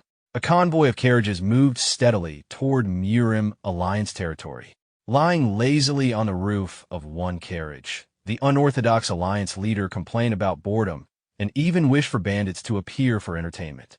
One of his subordinates, Great Sword, reminded him to maintain some dignity now that they had entered Murim Alliance territory. The unorthodox Alliance leader casually asked Great Sword whether he disliked attending the inter-school tournament. Great Sword bluntly replied that the entire wager was meaningless because their side had nothing to gain and everything to lose. He argued that agreeing to a ceasefire was foolish when the unorthodox Alliance could likely crush the Murim Alliance within another 6 months. The unorthodox Alliance leader laughed and responded that if defeat meant a ceasefire, then they simply needed to win. However, Great Sword pointed out that victory was unlikely because the righteous faction would never allow the Murio martial school disciples to succeed. Since the Murio disciples did not come from influential clans, they could easily be sacrificed to protect the interests of the larger sections. Hearing this, the unorthodox Alliance leader admitted that the ceasefire agreement itself was genuine, but firmly declared that he had no intention of losing the bet. He then shifted the conversation toward a disciple he had once failed to recruit. An image of a black-haired young man with a ponytail appeared in his mind. The unorthodox Alliance leader reflected that the Murim Alliance had become too vast and corrupt to recognize true talent standing right before them. Sitting atop a rooftop later that night, he revealed his next plan. He intended to make a simple request that the Murim Alliance would find difficult to reject. In his eyes, even planting a small seed of doubt would eventually create cracks within the Alliance itself. The scene then shifted to Murio Martial School's office, where Iguin paced anxiously while waiting for news of the disciples. His assistant, Jigalp, tried to calm him down, but Iguin remained frustrated because the disciples had still chosen to participate despite being told not to win. When Vice Principal Hai entered and announced that someone had arrived, Iguin initially relaxed, believing the students had finally returned from training. However, Hai quickly corrected himself and revealed that the unorthodox Alliance leader had arrived before the disciples. Iguin immediately exploded in frustration and turned toward the person he blamed most for the situation. Meanwhile, Bakley Woon sat calmly in the corner, leisurely drinking tea as though nothing was wrong. When Iguin demanded to know where the disciples were, Bakley Woon casually assured him they would arrive on time. Although Iguin admitted that Bakley Woon was talented at training disciples, he still argued that the opening ceremony could not simply be ignored. Bakley Woon remained unconcerned and replied that arriving before the competition itself was enough. He also dismissed concerns about the arrival of Mujong Martial School and the unorthodox Alliance delegation, bluntly stating that the unorthodox Alliance leader would not care about meaningless ceremonies anyway. Soon after, a subordinate entered and reported that the opening ceremony would begin in 30 minutes, and the unorthodox delegation was already approaching. While Iguin could only grit his teeth in frustration, Bakley Woon confidently instructed them to leave the Murio Martial School seats empty because every disciple would arrive without fail. At the same time, the unorthodox Alliance delegation finally arrived at the Murim Alliance headquarters. Seeing rows of people lined up to welcome them, the unorthodox Alliance leader found the display amusing and dismissed it as a childish political performance. Standing beside him, Great Sword immediately recognized it as a deliberate attempt by the Orthodox faction to establish psychological pressure before the tournament even began. The Murim Alliance chief advisor, Ouyang Juk, personally greeted the delegation and politely welcomed them inside for a banquet. Under his command, the enormous gates of the Murim Alliance slowly opened. Inside, the unorthodox Alliance leader admired the scale of the Alliance headquarters. Waiting for him were two legendary figures, Sword Emperor Bakley Gang and Sword Empress Qian Sirion. Amused by the honor being shown to him, the unorthodox Alliance leader joked that he never expected Bakley Gang to personally guide him one day, as he had always imagined they would meet as enemies on the battlefield. Bakley Gang remained cold, while the unorthodox Alliance leader mocked the current generation of disciples training nearby. After observing them, he openly criticized their quality and claimed that only a handful among them were truly impressive. Bakley Gang assumed his confidence meant he felt pressured by the wager, but but the unorthodox alliance leader instead claimed that the bet guaranteed his victory. Then, without warning, he suddenly announced that the real participants had arrived. 5 figures descended from the sky and landed directly in the arena between the orthodox and unorthodox factions. Their arrival instantly captured everyone's attention. The disciples of the Muzhong martial school, led by Xian Wu Gang, knelt and formally announced the completion of their training. The unorthodox alliance leader was visibly pleased by their entrance, considering it far more impressive than expected. Nearby, other disciples watched in shock. The Murim Alliance's main gates had not opened like this since the declaration of war against the unorthodox alliance, making the event historically significant. Wu Gang briefly recalled the brutal training that led to this moment. During the past week, his team had constantly evaded powerful pursuers while moving through forests and crowded cities. The moment they were discovered, they immediately escaped across rooftops using Qigong techniques. Back in the present, the disciples completed their dramatic landing in the arena, officially announcing their return after surviving the harsh training prepared by Bakley Woon. All 6 disciples landed heavily in the center of the arena, their presence instantly dominating the martial arts hall. Led by Xian Wu Gang, the group formally announced that they had completed their brutal training and successfully returned. Exhausted from the journey, Wu Gang collapsed to the ground and muttered that everyone had apparently arrived with the same idea, saving him the trouble of gathering them himself. When he finally looked up, he was stunned to find both the unorthodox alliance leader and Bakley Woon standing directly in front of him. From outside, a senior disciple from a Muzhong martial school watched with amusement, silently wishing luck to the younger generation that would soon have to face them. The unorthodox alliance leader laughed loudly, admitting that the disciples of the Muzhong martial school had finally shown qualities worthy of the Murim world. Ouyang Juk, the Murim alliance strategist, explained that because the unorthodox alliance leader had shown unusual interest in those disciples, the alliance deliberately arranged such a dramatic entrance for them. The unorthodox leader then directly questioned the disciples, asking whether they truly believed they could win. He reminded them that he had placed everything on this wager and demanded a clear answer. Without hesitation, Xian Wu Gang stepped forward and firmly declared their intention to win. The unorthodox leader asked whether he understood the weight behind those words, but Wu Gang answered without wavering. The unorthodox alliance leader then pushed further, asking what they would do if the Murim alliance itself interfered with their victory. Wu Gang immediately rejected the idea. He declared that their victory would belong entirely to the disciples of the Muzhong martial school, and that they would not allow anyone to take that away from them. The rest of the disciples stepped forward together, fully supporting his resolve. Bakley Woon then warned them that their bold declaration had changed everything. By openly challenging the strongest faction, they had forced the entire Murim world to acknowledge them as real contenders instead of insignificant underdogs. According to him, they had thrown away the safety of being underestimated.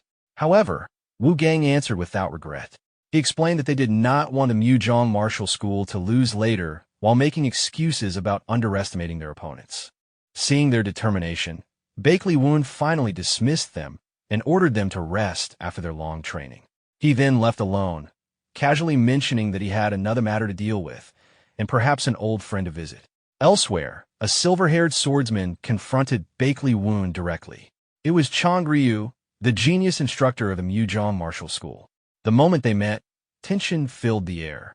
Chang Ryu mocked Bakley Woon for still enjoying provoking others after all these years, and reminded him that he had never managed to defeat him in the past decade. Bakley Woon simply smirked and immediately proposed a new wager. Instead of wasting time on ordinary matches, he suggested settling everything through a direct elite battle between 5 disciples from each side. Chang Ryu was shocked after hearing that most of the disciples from the Muzhong martial school had disappeared, leaving only 5 active participants. He accused Bakley Woon of deliberately creating a ridiculous situation. Bakley Woon calmly confirmed it, and then twisted the situation further by claiming the numerical imbalance was actually a handicap in Chang Ryu's favor. He taunted him by saying that failing to win despite superior numbers would only be embarrassing. When Chang Ryu questioned whether Bakley Woon seriously believed he still had a chance to win, Bakley Woon mocked him even more.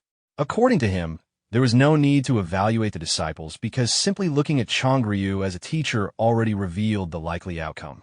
He further criticized Changryu's teaching methods, claiming that his habit of handling everything personally had caused his failures in the past and made him unfit to properly train disciples. The insults finally struck Changryu's pride. Furious, he slammed the table and rejected the 5-on-5 proposal entirely, while criticizing Baek Lee-woon for his terrible management of disciples. Baek Lee-woon remained completely calm even after the refusal, accepting it with an almost mocking confidence that only irritated Changryu further.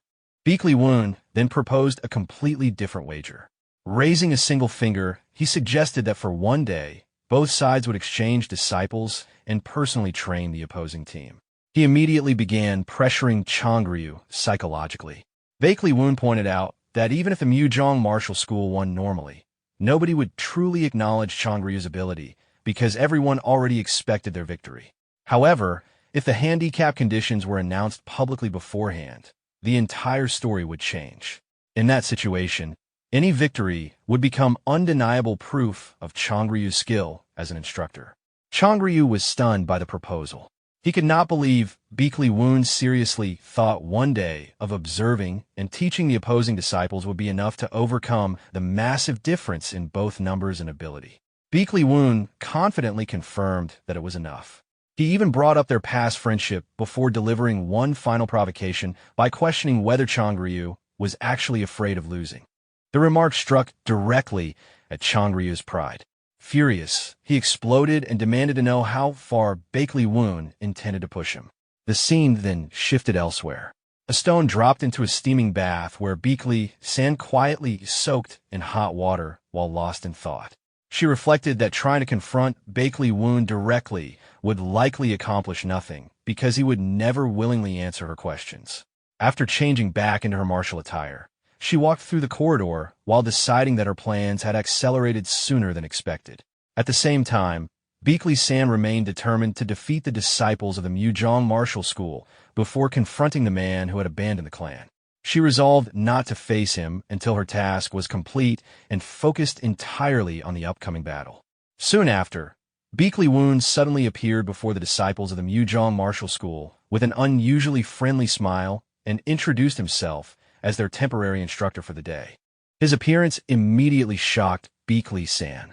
One disciple, Chong-young, arrogantly questioned why elite disciples from the Mujong Martial School needed instruction from someone associated with their rivals.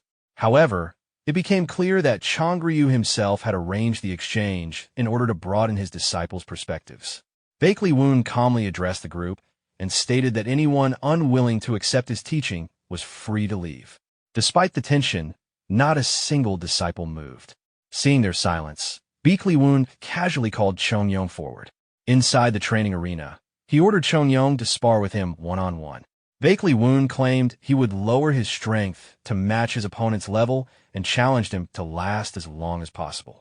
Filled with confidence, Chong-young rushed forward immediately and launched a direct punch at Baek Lee-woon with full force. But the difference between them was overwhelming. Baek Lee-woon effortlessly avoided the attack and casually countered with a palm strike to Chong-young's chest, defeating him so easily that the exchange looked almost playful. Chong-young took the full impact of Baek Lee-woon's counterattack and collapsed in confusion.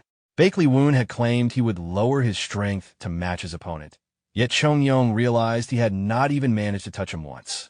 Lying on the ground in frustration, he bitterly admitted that Baek Lee-woon was completely beyond his level.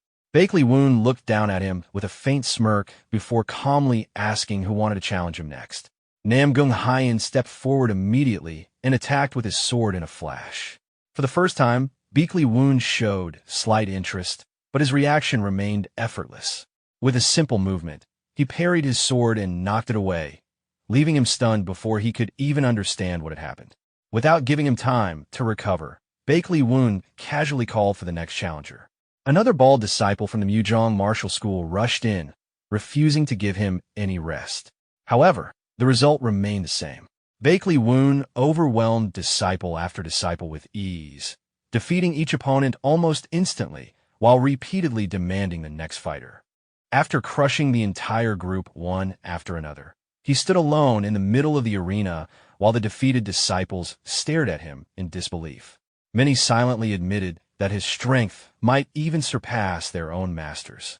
Baek Woon then commented that their fundamentals were actually solid and acknowledged that several among them possessed genuine talent. He initially declared the sparring session finished, but suddenly changed his mind. Then Baek San suddenly throwed her sword in front of Baek Woon, saying that the battle was not over yet. Then his gaze locked onto Baek San. With a faint smile that carried both familiarity and hostility, Baek Woon quietly greeted his younger sister as if meeting her after a long separation. The atmosphere instantly changed as killing intent spread through the arena. Baek San coldly warned him that if he did not want to die, he should finally draw his sword. Memories suddenly resurfaced. As a child, Baek San once argued with a clan servant after being forbidden from going outside to play because she was expected to focus only on study and discipline. Upset, she hid away and quietly wished her mother were there instead. At that moment, young Baek Woon secretly appeared and invited her to sneak out with him. Excited, Baek San followed her older brother as he carried her through the city at night, warning her to keep it hidden from the clan servants. He promised that whenever she wanted, he would always take her out to play. That night, Baek San lay awake happily planning their next outing together. But the mood shattered when a servant rushed into her room in panic and revealed that Baek Woon had suddenly disappeared without a trace. The news left her completely stunned. 12 years later, those memories returned the moment Baek Woon called her name again. Before their confrontation, another disciple from Yuzhong Martial School tried speaking with Baek San, casually mentioning they were classmates. She ignored him coldly and continued preparing for training, her killing intent already overflowing. The disciple could only awkwardly note how much she had changed over the years. Then Baek Woon appeared. The moment Baek San saw her long-lost brother, she immediately pointed her sword at him without hesitation. Her eyes burned with anger as she demanded that he draw his weapon. Baek Woon calmly faced her with his sword already coated in inner energy and casually greeted her after all those years. Baek San attacked instantly, but Baek Woon blocked every strike effortlessly. The gap between them was obvious from the start. Refusing to back down, she continued unleashing fierce sword attacks until she finally used her ultimate technique, White Flower Chaos. Her sword energy erupted violently and engulfed the entire training ground in a massive explosion that shook the area and filled the air with dust. As the dust cleared, Baek Woon remained standing completely unharmed. Meanwhile, Baek San was left breathing heavily after exhausting her strength. Baek Woon calmly acknowledged her improvement and admitted she must have trained relentlessly, but he immediately criticized the martial art she was using. According to him, the Blazing Fire White Flower art was a pure yang technique focused on overwhelming force, making it unsuitable for her. His words only enraged Baek San further. She accused him of having no right to lecture her after abandoning the clan and rushed forward again in anger. Even while she attacked frantically, Baek Woon continued blocking every strike with ease, treating the battle almost casually. During the fight, Baek San bitterly brought up the promise he once made to always take her out to play whenever she wanted. With tears mixed into her anger, she demanded to know why he had disappeared from the clan. Baek Woon avoided answering directly and simply stated that he could not explain the reason. Already expecting that answer, Baek San attacked once more with even stronger killing intent. Her sword moved at blinding speed, but Baek Woon still parried everything effortlessly. The difference in skill between them was overwhelming. With a simple push, he knocked her off balance and sent her flying backward. Refusing to give up, Baek San realized he still had no intention of seriously hurting her and decided to exploit that hesitation. She unleashed a strange black aura shaped like a demonic beast and sent it charging toward him. For the first time, Baek Woon looked genuinely surprised by her technique. Without hesitation, he finally drew his sword. A brilliant blue sword energy erupted and collided head-on with the demonic aura, creating a massive shockwave. When the attack dispersed, Baek San was blown far back while the disciples watching nearby were stunned that Baek Woon had finally been forced to use his sword. Baek Woon silently analyzed her technique and realized it was no longer the martial art he remembered. He understood that Beakley Sen had advanced far enough to create new techniques of her own. Even so, the gap between them remained immense. Just one exchange left her coughing blood from internal injuries. After suffering a complete defeat, Beakley Sen finally admitted that she could not beat him. Bakley Woon coldly replied that things would always remain that way. Still trying to defend her pride, she argued that she had only lost to him and questioned whether anyone else in the pavilion could defeat her alone. Bakley Woon bluntly declared that the pavilion would lose regardless because he personally intended to make sure of it. Standing in the center of the training ground, his overwhelming presence silenced all the disciples secretly watching the battle. Even so, as he looked at his younger sister, Bakley Woon quietly acknowledged how much she had grown. Memories resurfaced of the little girl who used to cling to him and ask him to watch her sword dances. Now, however, the two siblings stood on opposite sides as enemies. Back in the present, Bakley Woon glanced at the disciples of Mujong Martial School who were whispering among themselves and sarcastically asked whether they planned to train at all. He ordered everyone to continue practicing while there was still time and stated that he would personally check on each of them and answer any questions they had. Unexpectedly, a disciple named Namgung Hyen stepped forward and bluntly asked why Bakley Woon had left home 25 years ago. Another disciple quickly apologized for the rude question, but Bakley Woon calmly brushed it aside, understanding that such curiosity was natural. From behind, Beakley Sen coldly challenged him to try making excuses. Internally, Bakley Woon thought that revealing the truth now would only destroy everything his mother had sacrificed for. Quietly apologizing to his sister in his heart, he avoided answering directly. Namgung Hyen then stepped forward again and stated that he had something more important to discuss. He analyzed the upcoming tournament and admitted that Mujong Martial School held the advantage because it had fighters like Beakley Sen, Chung Yong, and himself. However, to everyone's surprise, he sincerely asked Bakley Woon to defeat Mujong Martial School. He explained that Beakley Sen had changed too much over the years, and after witnessing her fight today, he finally understood the reason she continued wielding her sword. As long as her hatred remained focused on Bakley Woon, even total victory for Mujong Martial School would solve nothing. The real problem would still remain unresolved. With complete sincerity, Namgung Hyen repeated his request and asked Bakley Woon to crush Mujong Martial School. Confused, Bakley Woon questioned why he cared so much about Beakley Sen despite already having a fiancée. A brief memory surfaced of a younger Beakley Sen energetically challenging Namgung Hyen to fights. Looking ahead quietly, Namgung Hyen admitted that she had been his very first friend. He knew his request was unreasonable, especially considering the strength of Mujong Martial School, but Bakley Woon confidently cut him off before he could continue. According to him, there was no need to ask because their side was already going to win. At a crowded marketplace, Accountant Zhang Bang stopped in front of a hairpin stall. The expensive price immediately made him hesitate, and his expression tightened in frustration. Seeing his indecision, the vendor turned attention to another customer, which pushed Zhang Bang into hurriedly buying one anyway. After leaving the stall, he complained inwardly about how overcrowded the Murim Alliance territory had become. Even the inns were completely full. Eventually, he found a restaurant and asked for a seat, only to be told that every table was occupied. The owner suggested sharing a table with another customer instead. Though reluctant, Zhang Bang accepted after hearing there were no other options. The owner approached the remaining guest for permission. Sitting there was a long-haired man with an eye patch and an unusually friendly demeanor. However, Zhang Bang immediately felt uneasy, suspecting the stranger would constantly try to start conversations during the meal.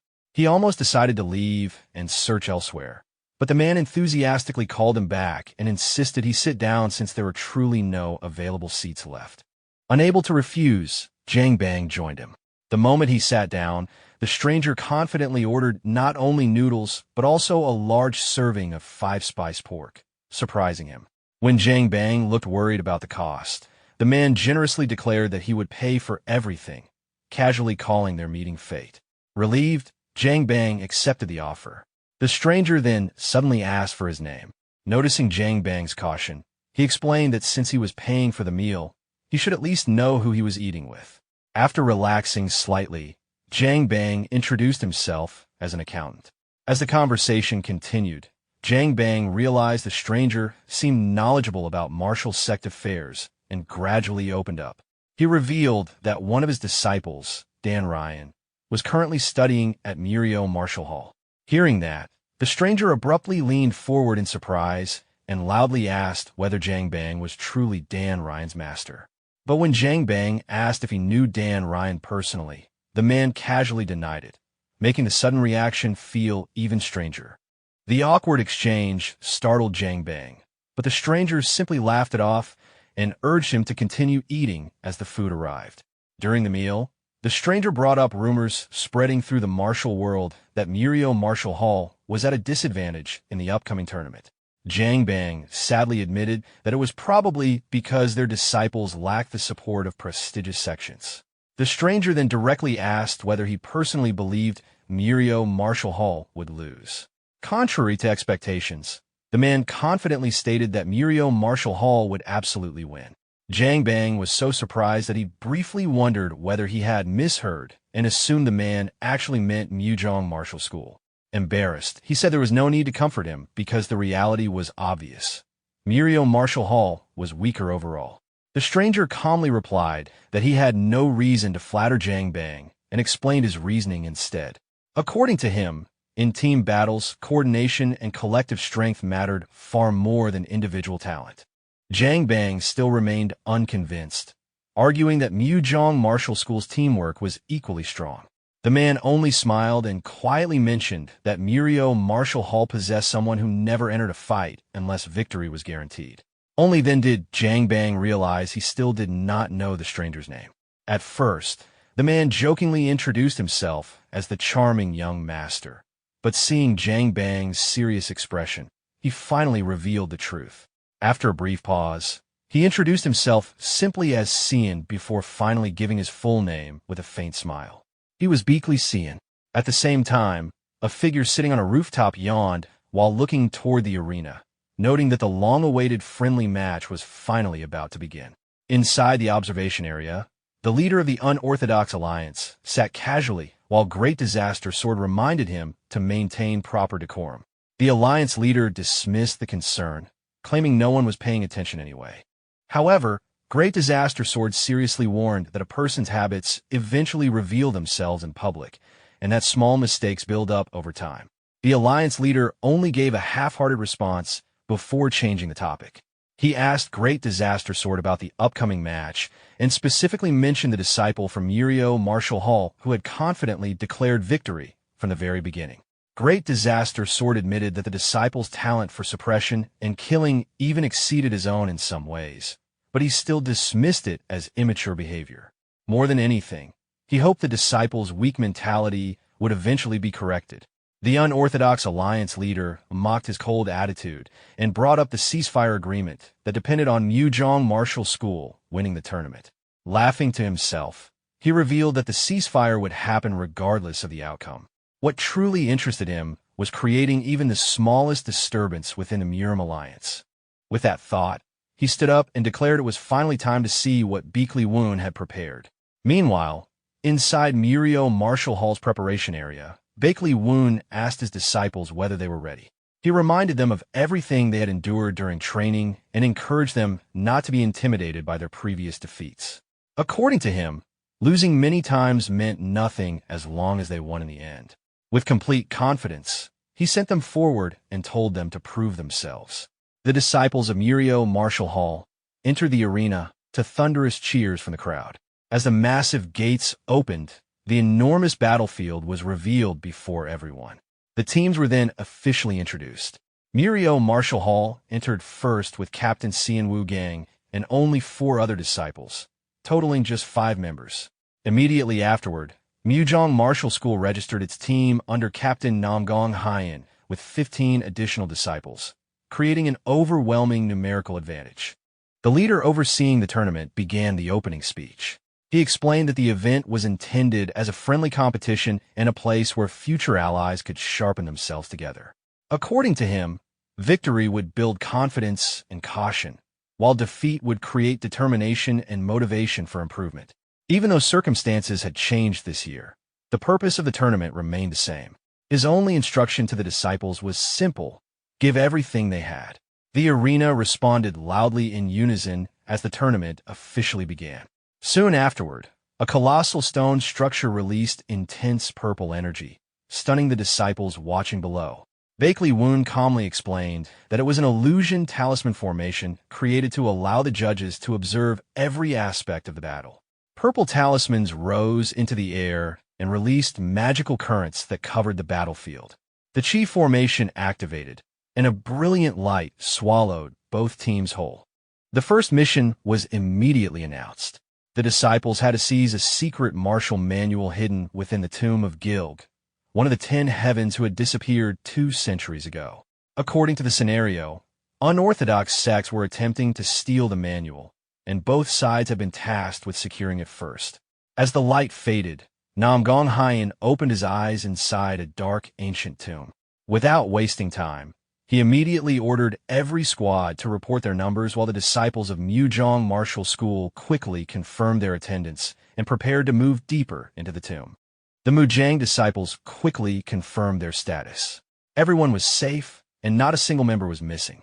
The squad leader immediately turned toward the trap specialist, Tang Sol, and asked whether the talismans could be handled. While carefully examining the wall, Tang Sol began inspecting the mechanisms in detail. Without hesitation, the squad leader issued orders. Squad 2 would focus on disarming the traps, while the remaining members guarded the rear and advanced carefully behind them. At the same time, he confidently analyzed Marion Hall's situation. In his eyes, the enemy had fewer members and weaker overall strength, leaving them with only 2 realistic options: ambushes or traps. Because of that, he finalized his strategy quickly. Muzhang Martial School would use its numerical advantage to search for the secret technique first, denying Marion Hall any opportunity for a direct confrontation. Tang Sol soon reported that the smaller traps could be neutralized without much difficulty. However, he also discovered a major problem. The pillars supporting the structure were connected. If even one collapsed, the entire formation would likely come down with it. Before anyone could react further, a deafening explosion shook the entire tomb. Dust and debris filled the air as the battlefield suddenly descended into chaos. Through the smoke, the squad leader stared in disbelief at a figure slowly approaching. A familiar voice calmly greeted the team. Sun Wu-gang emerged from the dust, his clothes torn and covered in black soot. With complete calm, he explained that he had simply disarmed every trap along the way. The entire Muzhang group was stunned. Elsewhere, Bakley Woon had previously explained the strategy to Marion Hall's disciples. He pointed out that large-scale illusion formations consumed enormous resources, meaning most traps inside the tomb would rely on poison rather than direct physical destruction. Then, with complete confidence, Woon pointed directly at Wu Gang and assigned him the role no one else could handle. Since Wu Gang possessed overwhelming internal energy, he would simply force his way through the traps while enduring the poison directly. The other disciples could only stare in disbelief at the absurd plan. Back in the present, the Muzhang squad leader angrily called Wu Gang insane for charging through deadly traps after merely adding a few extra layers of clothing for protection. Even the ponytailed warrior beside him agreed that the idea was ridiculous. Still, despite acknowledging Wu Gang's recklessness, the squad leader quickly regained composure. Pulling out a talisman, he declared that they would capture Wu Gang alive and force answers out of him. Wu Gang casually raised his hand in response, showing no fear as he prepared for battle. From the squad leader's perspective, Wu Gang's overwhelming presence completely dominated the battlefield. His aura remained perfectly steady despite being surrounded. Wu Gang smirked confidently and made it clear that their plan would not succeed so easily. Suddenly, he rushed forward with explosive sword energy. Confused, the squad leader shouted in disbelief, demanding to know what he was trying to do. The Muzhang disciples behind him panicked immediately. Some screamed that Wu Gang was trying to kill everyone, including himself. Wu Gang quietly repeated the word sacrifice, as though mocking the idea itself. The squad leader snapped, insisting that no strategy could possibly justify something so insane. He immediately ordered the entire team to attack. In an instant, he lunged forward, but Wu Gang narrowly avoided the strike. Surrounded from every direction, Wu Gang fought alone against the encirclement while tearing through the battlefield with overwhelming force. Then, with a confident grin, he shattered the ground beneath them and calmly suggested changing the battlefield entirely. The scene shifted back to a lesson where Bakley Woon asked his disciples what was necessary to win the interschool tournament. The Marian Pavilion disciples answered unanimously that strength was the key. Woon agreed that strength was important, but immediately challenged their thinking by asking whether they truly believed they were stronger than Mujang Martial Hall.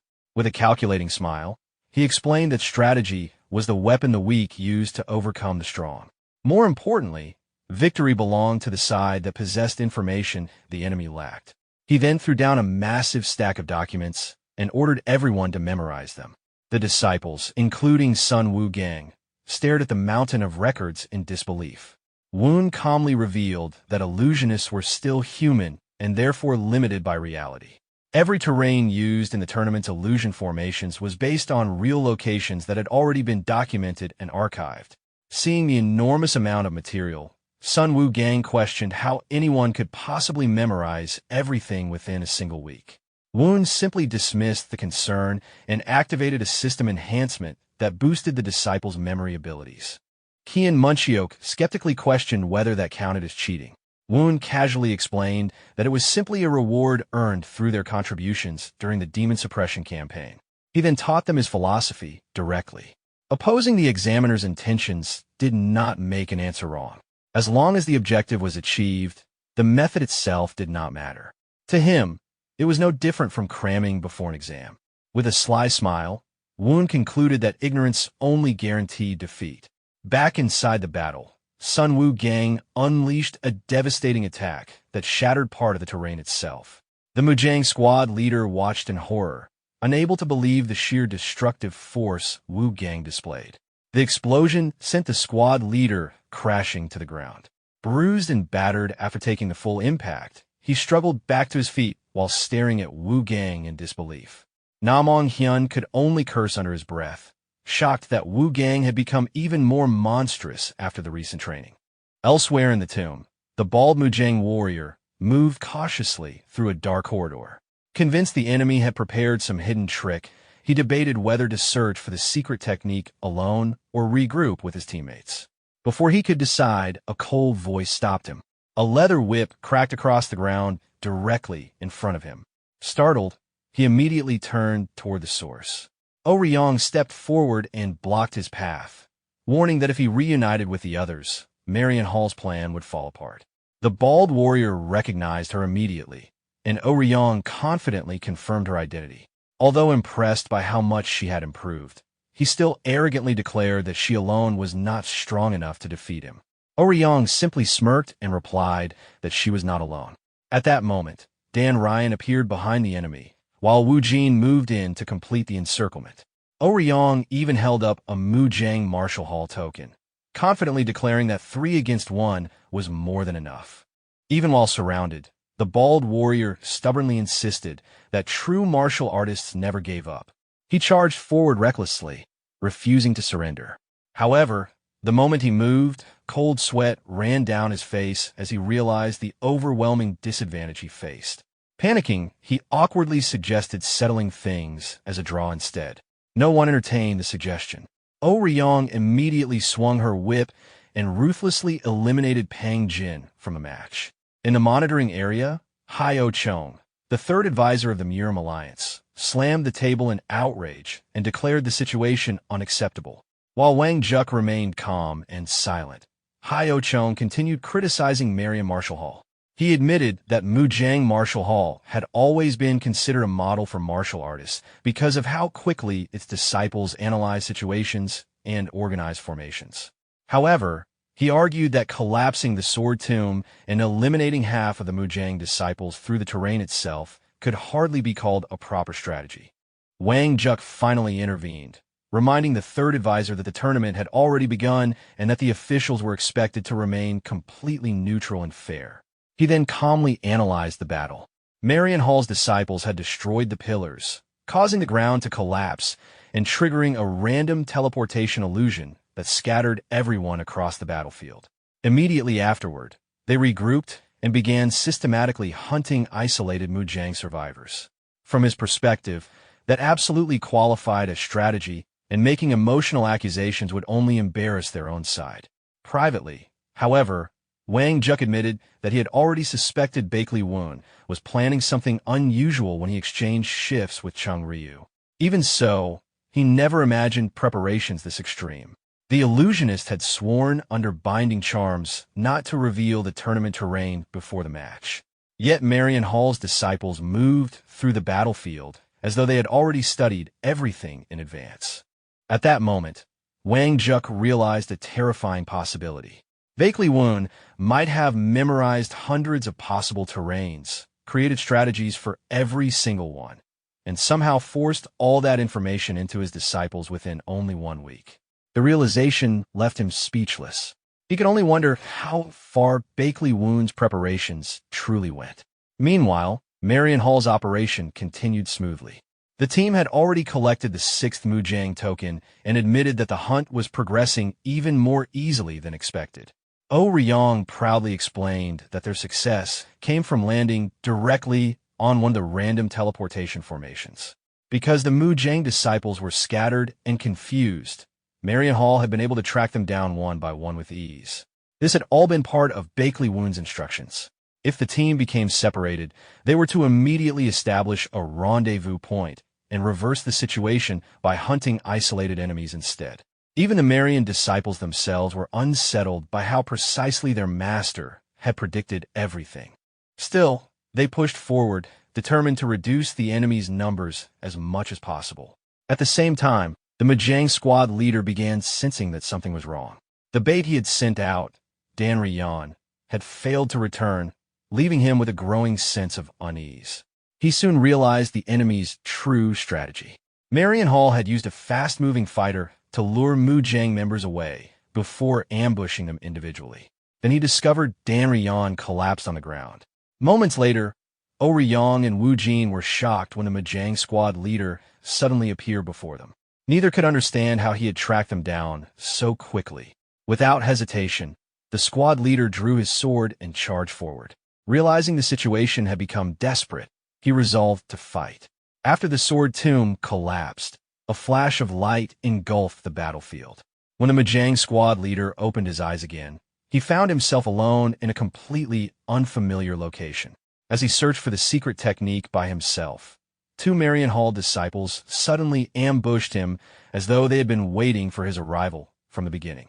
A sword strike cut across his shoulder, and he immediately realized one of the attackers was Kian Munchiok, one of Marion Hall's strongest fighters.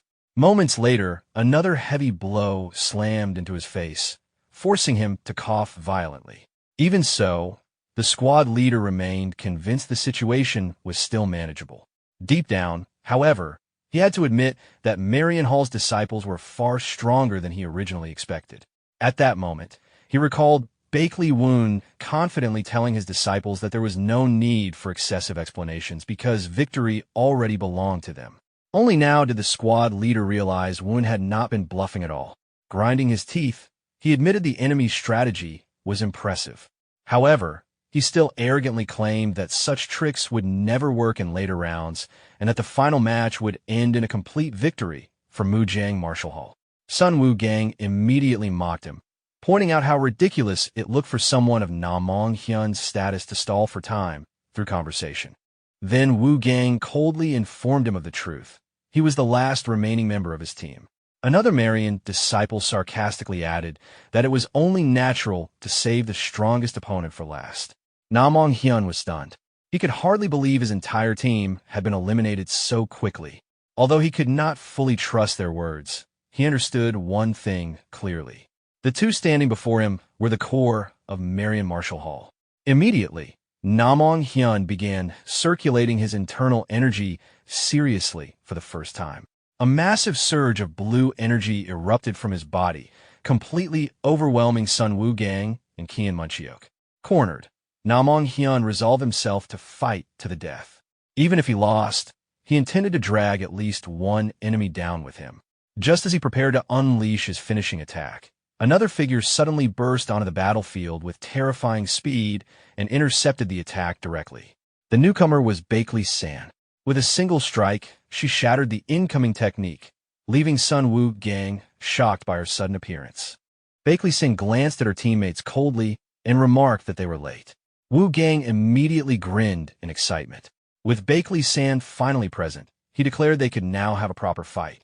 He soon noticed that one of her arms appeared badly injured, but Bakley San dismissed the concern. Since everything inside the illusion formation was temporary, the wound would disappear once the match ended. The two stood side by side, preparing for battle together. Wu Gang then reminded her that the original plan had been for Ouyang to stall the enemy, while they focused on defeating Namong Hyun. The moment Ouyang's name was mentioned, Bakley San's expression visibly darkened. Holding the hilt of her sword between her teeth while carrying a collection of eliminated participants' tags in one hand, she coldly revealed that she had seen Ouyang hiding nearby like a frightened rat. The Mujang squad leader froze when Bakley San casually tossed down the collection of tags. He immediately realized that the rest of his remaining team had already been completely wiped out. Sun Wu Gang warned that there was little time left and that the unstable ground beneath them was close to collapsing again. Bakley San showed no concern. Her expression remained completely emotionless as killing intent spread from her body and her crimson eyes glowed fiercely. To her, none of it mattered. It would not take long to finish the remaining enemies anyway. The scene shifted into a flashback. Countless corpses covered the battlefield, while a young Munchiak struggled to crawl out from beneath the fallen bodies. Desperate and terrified, he begged for mercy, but the men standing ahead ignored him completely. Instead, they mocked him coldly, saying that even righteous warriors were forced to beg for their lives eventually. The memory dragged Munchiak back into the misery of his childhood. He had grown up surrounded by death and poverty. To survive, he either had to beg for scraps or throw himself into violent conflicts. The battlefield became the only place where he could prove his worth. He learned early that emotions had no value when survival itself was uncertain. Showing feelings would never fill an empty stomach. After enduring countless near-death experiences far from home, he eventually joined the Murim Alliance in hopes of finding a proper life. To him, becoming a martial artist was the only escape from living as a helpless beggar. Survival was the only thing he truly excelled at. Fortunately, after entering Murian martial school and meeting trustworthy comrades, he slowly forgot the constant fear of death that had followed him throughout childhood. However, during the recent 100 Demons incident, that terror returned. The brutal reality he had tried to bury resurfaced completely. His hands trembled as he gripped his spear, and his thoughts froze under the pressure of mortality. Somewhere deep inside, he began believing that everyone should experience that same fear at least once. Returning to the present, Munchiak suddenly charged directly toward Bakley San. Looking at her in disbelief, he questioned why she showed absolutely no fear of death. Outside the battlefield, the leader of the unorthodox alliance calmly observed how the original 16 versus 5 imbalance had unexpectedly turned into an even 2-on-2 confrontation. He admitted that exploiting the enemy's panic and scattering them apart was an impressive strategy. In fact, the scheme was clever enough to make him consider recruiting the mastermind himself. He even joked that perhaps Bakley Woon deserved to be called the leader of the Righteous Heaven Sect already. From his perspective, the situation now heavily favored Murian martial school. He then asked the Great Disaster Sword for his opinion. The Great Disaster Sword immediately questioned whether he was being tested. Then, after analyzing the battle carefully, he gave a blunt answer. Bakley Woon's strategy was nearly perfect, but battles could never be controlled entirely through calculations. No matter how carefully an army prepared, there would always be people who clawed their way back from death itself. Those individuals were the ones who ultimately determined their own fate. Because of that, he concluded that Mujang Martial School could no longer defeat Murian Martial School. The only thing capable of stopping someone driven by desperation was an opponent who no longer cared about their own life. Back inside the battlefield, Namong Hyun clashed fiercely with Sun Wu Gang and mocked him for losing the confidence he showed earlier. Annoyed, Wu Gang immediately told him to stop talking. As the fight continued, Wu Gang remembered Bakley Woon's earlier warning to hide his true swordsmanship as much as possible. At the time, Wu Gang had complained that it had taken enormous effort to purge the evil aura from his martial arts, only for Woon to suddenly tell him to conceal everything again. Woon explained that the leader of the Unorthodox Alliance would personally attend the martial assembly. If he noticed the changes in Wu Gang's martial arts, serious consequences could follow. Wu Gang responded confidently that it no longer mattered to him. After the tournament, he intended to leave Mujiang Martial School entirely. He had no desire to remain in the Murim Alliance only to kill his own master, nor did he wish to return to the Bloodsword Sect. Hearing that, Woon decided not to argue further and admitted that Wu Gang had already made up his mind. However, he still warned that if the Unorthodox Alliance discovered his martial arts had changed, they might forcibly take him away. Back in the present, Wu Gang remembered Woon's final instruction. If Mujiang Martial School wanted any chance of victory, he absolutely had to remain hidden and avoid revealing his true trump card. Now facing Namong Hyun directly, Wu Gang realized the fight was becoming far more difficult than expected. At this rate, he might genuinely lose. Even so, he forced himself to trust Kian Munchiok. He only needed to hold out until Munchiok finished dealing with Bakley San and regrouped with him afterward. Meanwhile, Namong Hyun carefully assessed the battlefield. From his perspective, the momentum had finally shifted in their favor. The real issue now was locating the secret manual. If Maria Hall's claims were true, they had already searched every nearby area except this location, meaning the manual was most likely hidden somewhere close by. However, another problem remained. The excessive use of internal energy earlier had badly weakened the surrounding structure. Any reckless attack could collapse the entire area instantly. Because of that, Namong Hyun warned Bakley San to restrain her power and avoid damaging the fragile ground further. Bakley San showed little concern. To her, the only thing that mattered was finishing the battle before the terrain collapsed completely. Namong Hyun tried calling out to her again, but Bakley San remained fully focused on destroying her enemies. Even a brief opportunity was enough for her. Without hesitation, she unleashed the 100 Flowers Strike sequence, followed immediately by the Divine Emperor 5 Forms Unification technique. A massive explosion erupted across the battlefield. Seeing the destruction spread further, Namong Hyun immediately shouted for her to stop before everything collapsed. At that exact moment, Sun Wu Gang seized the opening and rushed forward. Namong Hyun was confused to see him moving again and demanded to know whether he intended to destroy the battlefield a second time. As Wu Gang flashed past him, Namong Hyun suddenly realized the true danger. Bakley San had already begun gathering energy for another devastating 100 Flowers attack. The sheer force behind the technique was overwhelming. Kian Munchiok barely managed to react before the attack slammed into him and sent him flying backward in pain. Even after unleashing such power, Bakley San continued breathing heavily while preparing herself to continue fighting. Munchiok was shocked that she still possessed that much strength despite everything that had happened. Then the wall behind Bakley San suddenly began collapsing. Namong Hyun immediately understood what had happened. Her previous attack had accidentally revealed a hidden entrance. The secret manual was behind that wall. He urgently called out for Bakley San to secure the manual first, but her mind was elsewhere entirely. To her, defeating the enemy mattered more than obtaining the objective. At that moment, Namong Hyun realized the truth.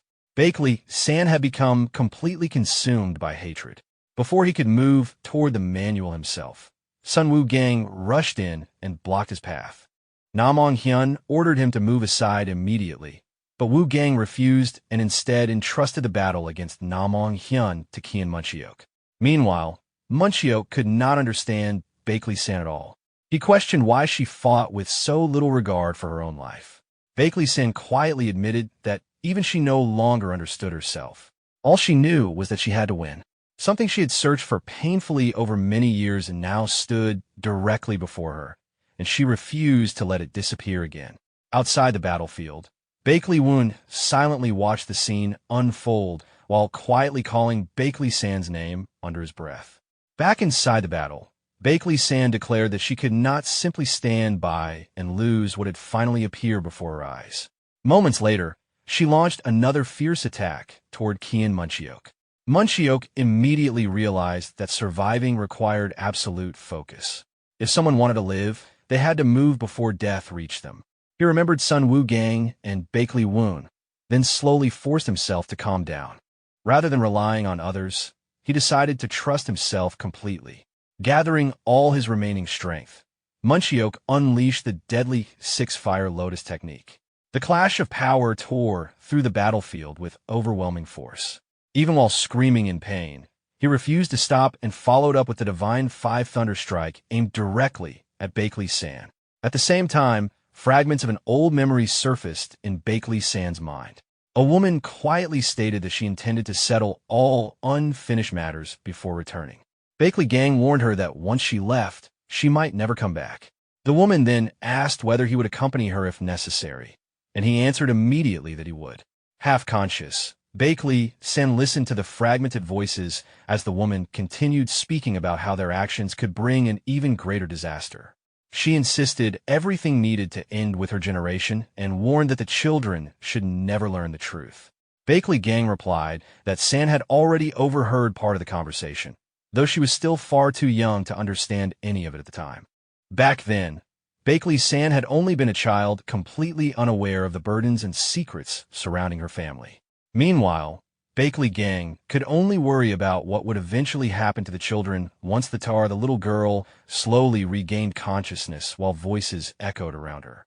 Confused, Bakley San asked where she was, and Namgung Hyen calmly explained that she was currently at Murian Martial School. As soon as she tried to sit up, he warned her not to move recklessly. Even inside the illusion formation, she had exhausted an enormous amount of internal energy, and on top of that, the shock of being pierced through the chest had caused her to faint. Hearing that, Bakley San immediately remembered her clash with Shimin Chiak. Her expression darkened as she realized she had lost. In her mind, she blamed herself for allowing even a single mistake. She believed that if she had completely ruined Bakley Woon's plans, perhaps he would have acknowledged her at least once. To her, victory had to be absolute. Only then would he finally recognize her. As those thoughts consumed her, she unconsciously dug her nails into her own hands. Bakley Woon stepped in and stopped her, reminding her that a swordsman's hands were their life and should never be damaged carelessly. Startled by his sudden appearance, Bakley San looked up at him in disbelief. Bakley Woon then asked Namgung Hyen and the others to leave the room for a while, wanting to speak with her alone. After everyone stepped outside, Bakley San remained lying in bed, still unable to process the outcome of the match. Bakley Woon quietly observed her while she glared at him with resentment and questioned why he had come. Elsewhere, the shadowless swordsman Jang Bang was shocked by Murian Martial School's overwhelming performance. He could not understand how they had created such an effective strategy in such a short time. However, the head of the Nam family remained calm. He explained that the first round of the tournament heavily favored adaptability and tactics, which naturally gave Murian Martial School an advantage under Bakley Woon's leadership. He further explained that Bakley Woon had always possessed exceptional strategic talent ever since his time studying with the Eagle family. More importantly, he was obsessed with victory and would use every possible method to achieve it. Because of that, the later stages of the tournament would become far more difficult. The elders still struggled to understand the bigger picture, so the Nam family head pointed out the reactions of the surrounding spectators. Murian Martial School, once looked down upon because of its modest background, had now become the symbol of hope for the mid-sized sections. Meanwhile, Mujang Martial School, supported by major sects, had been placed in an embarrassing position. Public opinion was beginning to shift toward the underdogs, and the Murim Alliance would soon face criticism no matter how it handled the situation. At a tavern, Pingjuk slammed his cup onto the table in frustration, bitterly admitting their defeat. Another man beside him casually remarked that the loss had been obvious from the beginning, though knowing it in advance did not make it hurt any less. Despite speaking calmly, he silently questioned what all his hard work had truly been for. At that moment, the bald guy awkwardly asked what kind of person the Righteous Heaven sect leader truly was, having only heard rumors about how formidable he was. Pingjuk immediately reacted with irritation, describing Bakley Woon as someone who had always been troublesome. According to him, Bakley Woon constantly provoked Murian Martial School, stirred conflict between both schools, and then casually disappeared to destroy nearby evil sections. The bald guy listened curiously as Ping-ju continued complaining about Bakley Woon's cunning personality. He admitted that Bakley Woon was incredibly talented, which only made him more irritating to deal with. Despite that, nobody genuinely hated him, not even the disciples of Mujang Martial School or Miriam Martial School. The man explained that Bakley Woon's greatest strength was not his martial arts or intelligence, but his ability to recognize people's potential and unite them. He had a natural talent for drawing out the very best in others and often treated martial arts as something that should be enjoyed rather than feared. Growing even more curious, the bald guy asked why someone like that treated his own sister so coldly. Ping-ju clarified that he was referring to Bakley-san. From what he had heard, Bakley Woon had left home years ago while she was still a child. Yet despite leaving, he constantly spoke proudly about his siblings. To him, that could only mean Bakley Woon carried some deep burden and had a reason he absolutely could not return home. Meanwhile, Bakley Woon sat beside Bakley-san and quietly admitted that he had once worried her personality would leave her isolated. However, after seeing her comrades, he realized she had managed well. Bakley-san coldly asked why he had come, assuming he was simply there to boast about victory. Bakley Woon denied it immediately, asking whether he truly seemed petty enough to do that. Her irritation only deepened. She demanded that if he was so capable, he should stop interfering and leave her alone. Bakley Woon answered honestly that if his sister was injured, he needed no other reason to come. Bakley-san responded with disgust, reminding him that he had not returned home even once in 15 years. Bakley Woon quietly admitted that he had his reasons. When she demanded an explanation, he hesitated before admitting he still could not tell her the truth, at least not yet. His answer only made her angrier. Bakley Woon then reflected on the events from 15 years earlier. After learning of their mother's death, he had investigated the truth and discovered that the killer was connected to one of the 10 great evils, specifically the Iron Blood Sect Master tied to the leader of the Unorthodox Alliance. Despite the Bakley clan possessing enough power to seek revenge, their father had abandoned the matter entirely. Suspicious of the many hidden details surrounding their mother's death, Bakley Woon left the clan to investigate on his own. His search eventually led him through the Eagle family, Miriam Martial School, and even merchant groups before he finally reached the Muriam Alliance front lines, beyond the Bakley clan's influence. There, he uncovered the truth behind his mother's death and understood why his father had forbidden him from returning home. After witnessing truths tied to endless demons and the hidden darkness of the martial world, Bakley Woon realized some knowledge could never be ignored once discovered. He believed Bakley-san was different from him and would never be able to overlook those truths. Still unable to explain everything directly, Bakley Woon instead proposed a bet. Bakley-san looked at him suspiciously as he explained that she was not yet ready to hear the truth behind his disappearance. Assuming he was simply creating excuses again, she dismissed him coldly. Bakley Woon then set the condition. If Mujang Martial School won the tournament, he would reveal everything, including the reason he could never return home. But if they lost, Bakley-san would have to return with him to the Righteous Heavens Sect. Elsewhere at the tavern, Dan Ryan celebrated enthusiastically after their victory and loudly ordered another jar of alcohol. Wu Jing immediately warned him to calm down because too many people were already watching them. Dan Ryan paid no attention at all, casually reminding everyone that the sect leader himself had ordered them to rest and enjoy themselves. In another scene, Namong Haiyan stood on the mountaintop, staring into the distance as he noticed the reconnaissance team was taking too long to return. From behind, Peng Jin casually joked that they had probably already been wiped out, but Namong Haiyan immediately snapped at him for taking the situation lightly. Peng Jin then noticed something strange. The one returning wasn't a scout, but Bakley-san herself. That realization quickly changed the atmosphere. Namong Haiyan pointed out that Bakley-san had already been gone for over half an hour. Even if the scouts were delayed, someone with her speed should have returned by now. Though he tried to stay optimistic and suggested she might simply be returning with a reconnaissance team, his uneasiness continued to grow. After a short silence, Namong Haiyan ordered everyone to increase their vigilance. Peng Jin protested that raising their guard too much would expose their position, but Namong Haiyan insisted that something about the situation felt wrong. At that moment, a calm voice echoed from nearby, telling them not to worry about being discovered because they had already been found. The entire Mojang Martial School group was shocked as the disciples of Murian Martial School suddenly appeared before them. Namong Hyen quickly looked around and realized Dan Ryan was nowhere in sight. Smirking slightly, he assumed Murian Martial School had left the flag with Dan Ryan alone and underestimated Mujang Martial School's reconnaissance abilities. At the same time, Xian Wu Gang stepped forward and questioned whether their scouts even had the strength left to continue searching. His words immediately made Namong Hyen uneasy. For the first time, he began to suspect that the entire reconnaissance team might have already been defeated. Then his eyes landed on the object strapped to Xian Wu Gang's back. He mocked him, asking if he had abandoned swordsmanship to carry around random equipment. Xian Wu Gang casually revealed that the object was actually the victory flag. Namong Hyen froze in shock as the truth dawned on him. Xian Wu Gang calmly explained that Murian Martial School lacked manpower and secure storage locations, so they simply carried the flags with them at all times.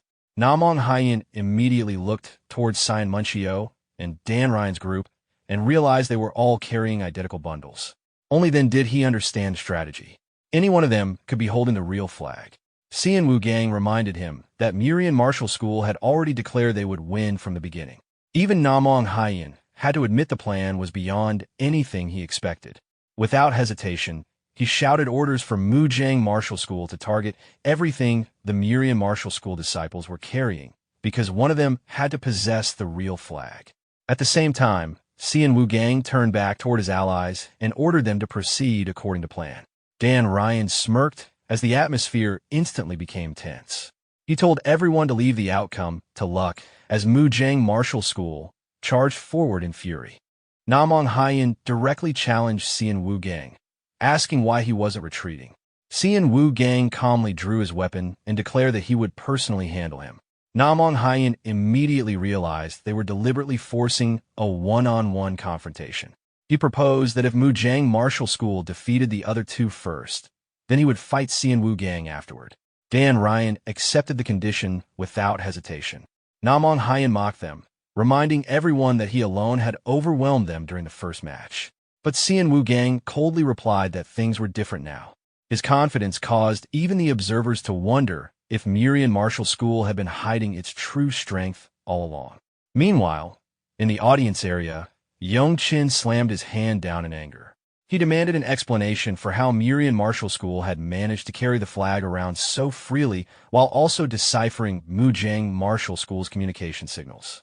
Suspicion quickly spread, and Yong Chin even questioned whether there was a spy within the military office leaking information.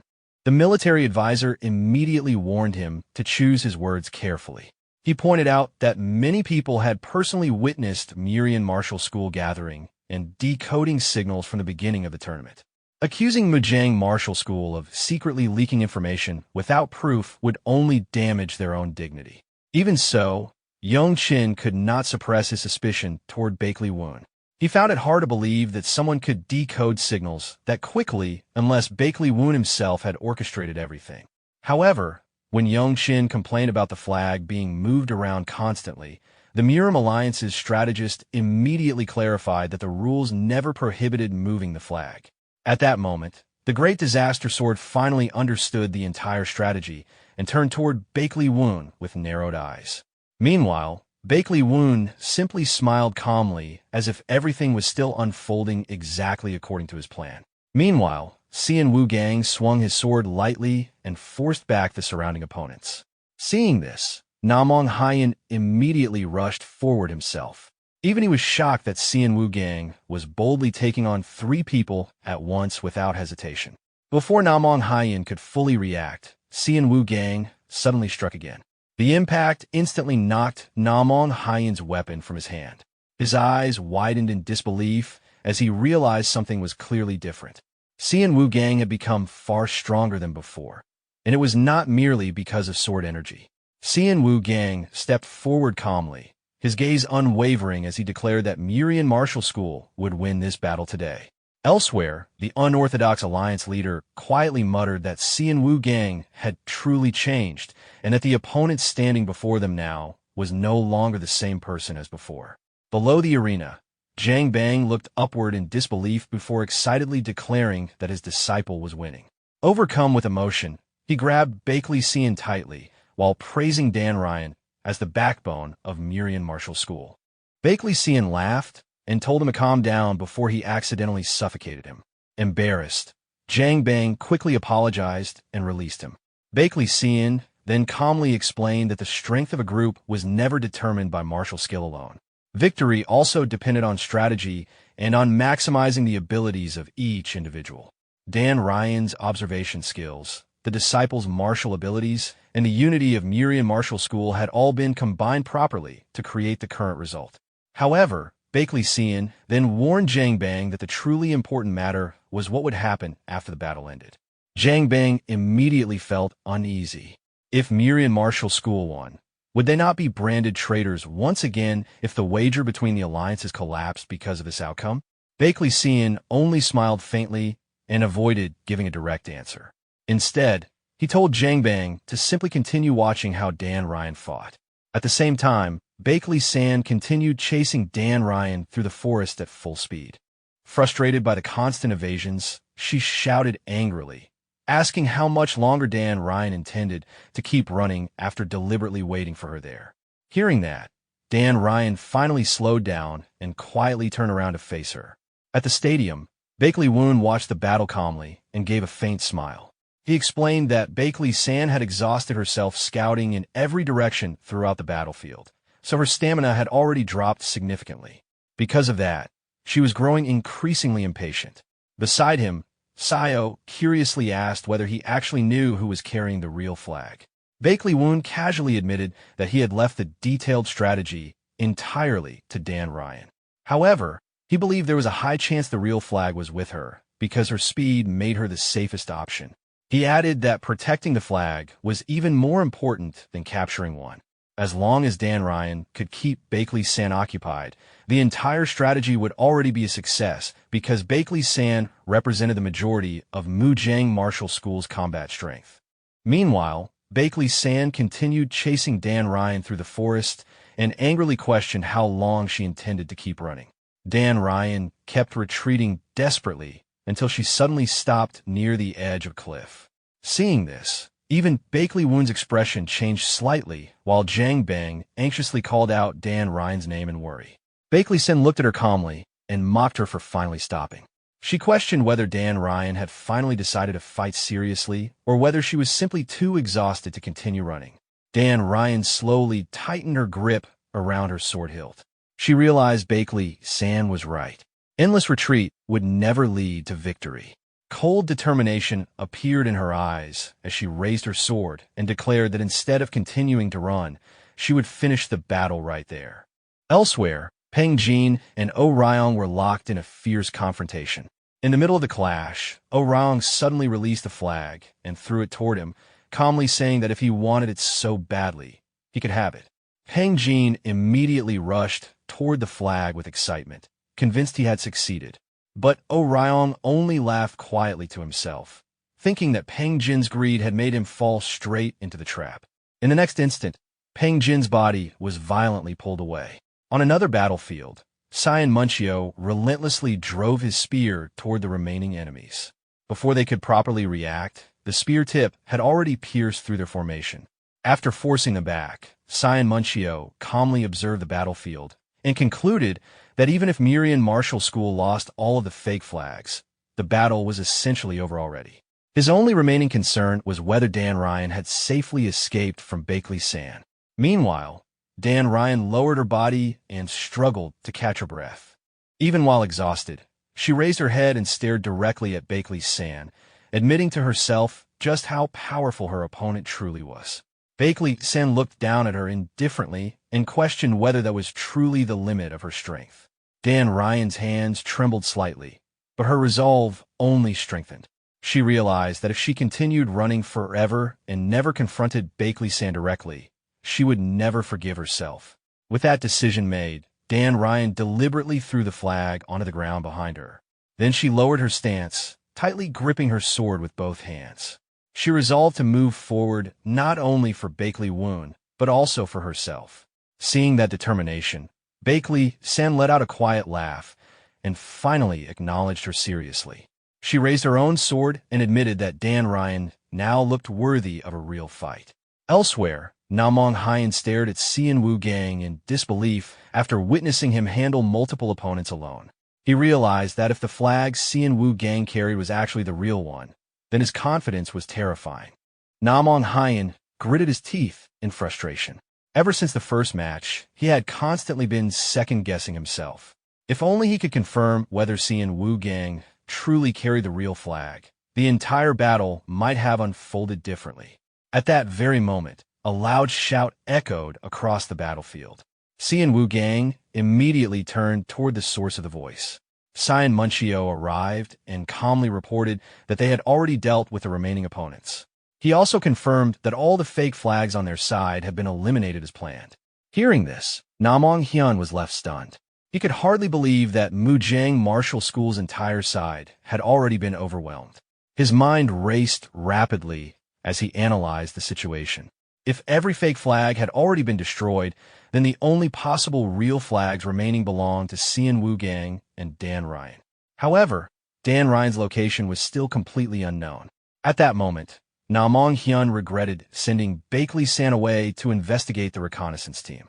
If she had remained there, the situation might never have spiraled out of control. Just then, another group suddenly arrived. Namong Hyun immediately recognized them as surviving members of the reconnaissance team and rushed forward. The disciples hurriedly explained that they had returned after Bakley San warned them their communication signals had been exposed. Hearing that, Namong Hyun instantly understood why the reconnaissance units had disappeared one after another without being able to report back. Miriam Martial School had deciphered their entire signal system. When he asked about Bakley San, they explained that she had already gone ahead after identifying Dan Ryan's location. They also confirmed that the only remaining flags should now be the ones carried by Xian Wu Gang and Dan Ryan. Namong Hyun's expression immediately hardened. If Miriam Martial School truly carried the real flags on their bodies the entire time, then the battle had been manipulated from the beginning. Without hesitation, he ordered everyone to leave Dan Ryan to Bakley San and focus entirely on taking Xian Wu Gang's flag. Namong Hyen stepped forward calmly, battle intent rising in his eyes. Looking into the distance, he remarked that if any Mujang Martial School disciples were still alive nearby, they would probably return once they saw the signal. Namong Hyun immediately launched a flare into the sky before pointing his sword directly at Xian Wu Gang and challenging him openly. At the same time, he understood that the longer the battle dragged on, the worse the situation would become for Mujang Martial School. There was no longer any room for hesitation. Their only objective now was seizing Xian Wu Gang's flag. Without wasting another second, Namong Hyun charged forward aggressively. Xian Wu Gang skillfully avoided the incoming attacks while calmly admitting that Namong Hyun was far stronger than most opponents he had faced. Namong Hyun suddenly unleashed another fierce strike and warned him that running would accomplish nothing. His eyes remained locked onto Xian Wu Gang's movements as he delivered a powerful finishing blow. Watching the exchange, one of the Mujang Martial School disciples believed victory was finally within reach. But in the next instant, Cyan Munchio suddenly appeared from behind and drove his spear directly through Namong Hyun's defense. Cyan Munchio coldly pointed out that Namong Hyun had let his guard down. As the attack landed, despair filled Namong Hyun's mind. In his final thoughts, he could only place all his hopes on Bakley San.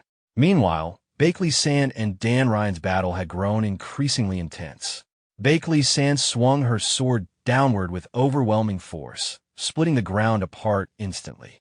Even so, she remained calm and confidently declared that while Dan Ryan might be fast, she still lacked the strength to seriously threaten her.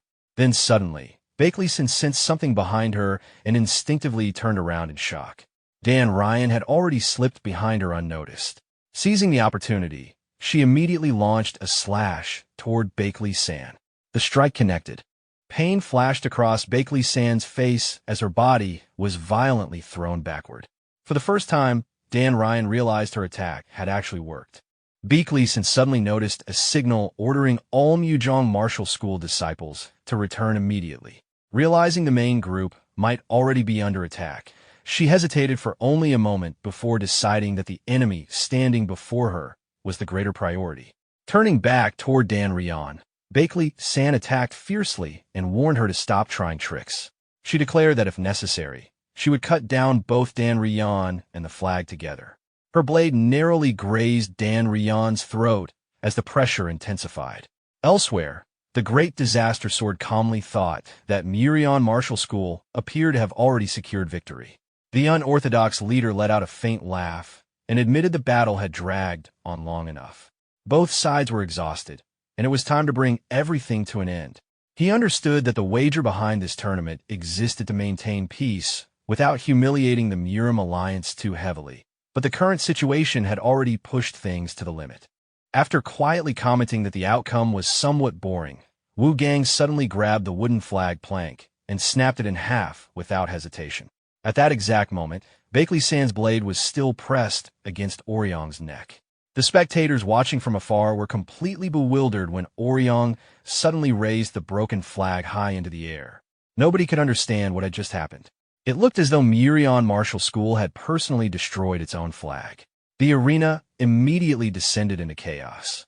For a moment, the unorthodox leader grinned, then he burst into laughter, admitting it had been a long time since he had met someone as bold and interesting as Bakley Woon.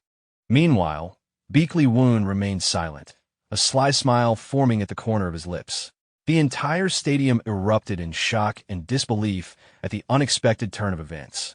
Bakley San froze when she saw Orion personally snap the flag in half. For a moment, she couldn't comprehend the absurd scene unfolding before her. From atop the cliff, Xian Wu Gang watched calmly. His expression relaxed as though everything had unfolded exactly as planned. The audience descended into chaos. No one could believe that Murion Martial School would choose such a humiliating method of conceding. Even the referee sighed helplessly, preparing to announce the bizarre result. However, just as he was about to declare Murion Martial School the winner, a commanding voice ordered him to stop. The unorthodox alliance leader descended into the arena, surrounded by a menacing violet aura that instantly silenced the referee. Looking at the battlefield with contempt, he dismissed the outcome as a meaningless result created through petty schemes. Landing in the center of the arena, he openly mocked the so-called righteousness of the orthodox factions for forcing their students into such a situation. He challenged the crowd, questioning why no one dared to speak against the injustice occurring before their eyes. At that moment, Bakley Woon stepped forward and calmly told him to restrain his arrogance. The two men faced one another, instantly creating a tense atmosphere throughout the arena. The unorthodox alliance leader asked for the identity of the person daring to confront him.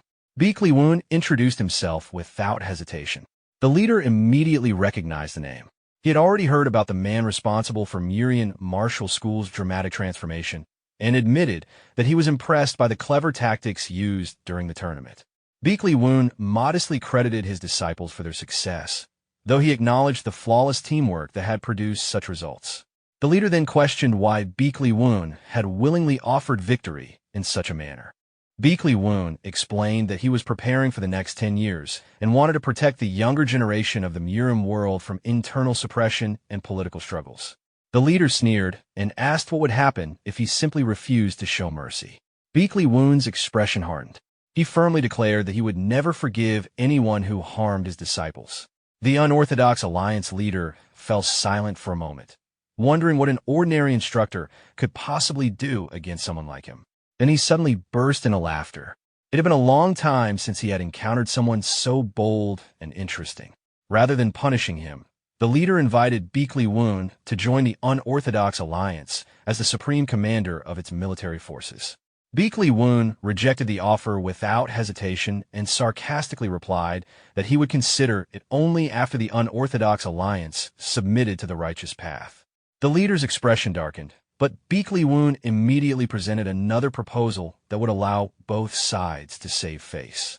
He suggested a ceasefire agreement that would preserve the balance between the two factions. He further proposed a wager.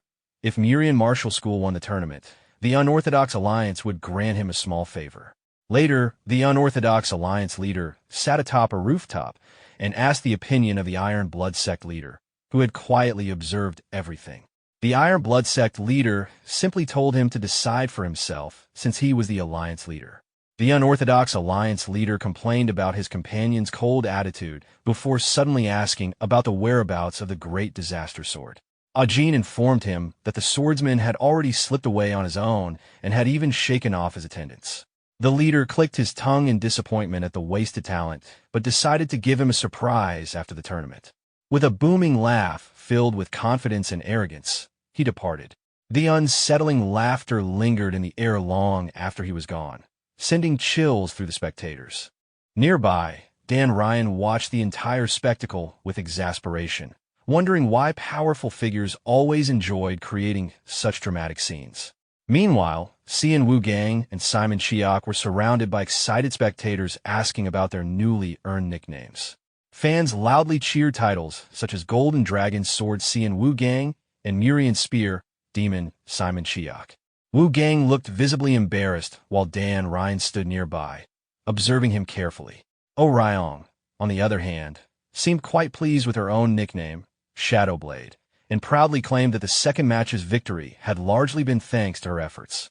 At the same time, Wu and Jin enthusiastically bragged about receiving the nickname Bald Monk, much to Oh Ryong's annoyance. Simon Chiak reminded everyone to stop obsessing over nicknames and focus on the upcoming third match. Oh Ryong immediately began assigning future opponents, insisting that the Murian Spear Demon should personally handle Namong Hyun in the next round.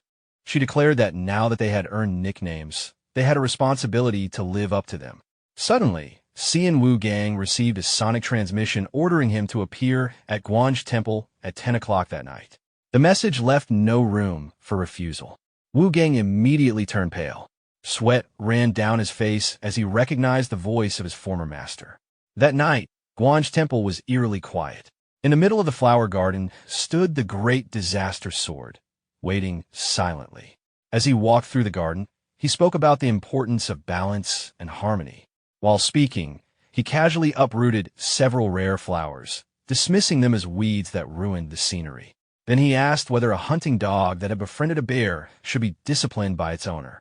Before Wu Gang could answer, a young child ran over and scolded the strange old man for destroying the flowers.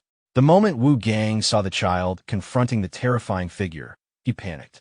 He rushed forward, pushed the child away, and told him to return inside before his sister became worried.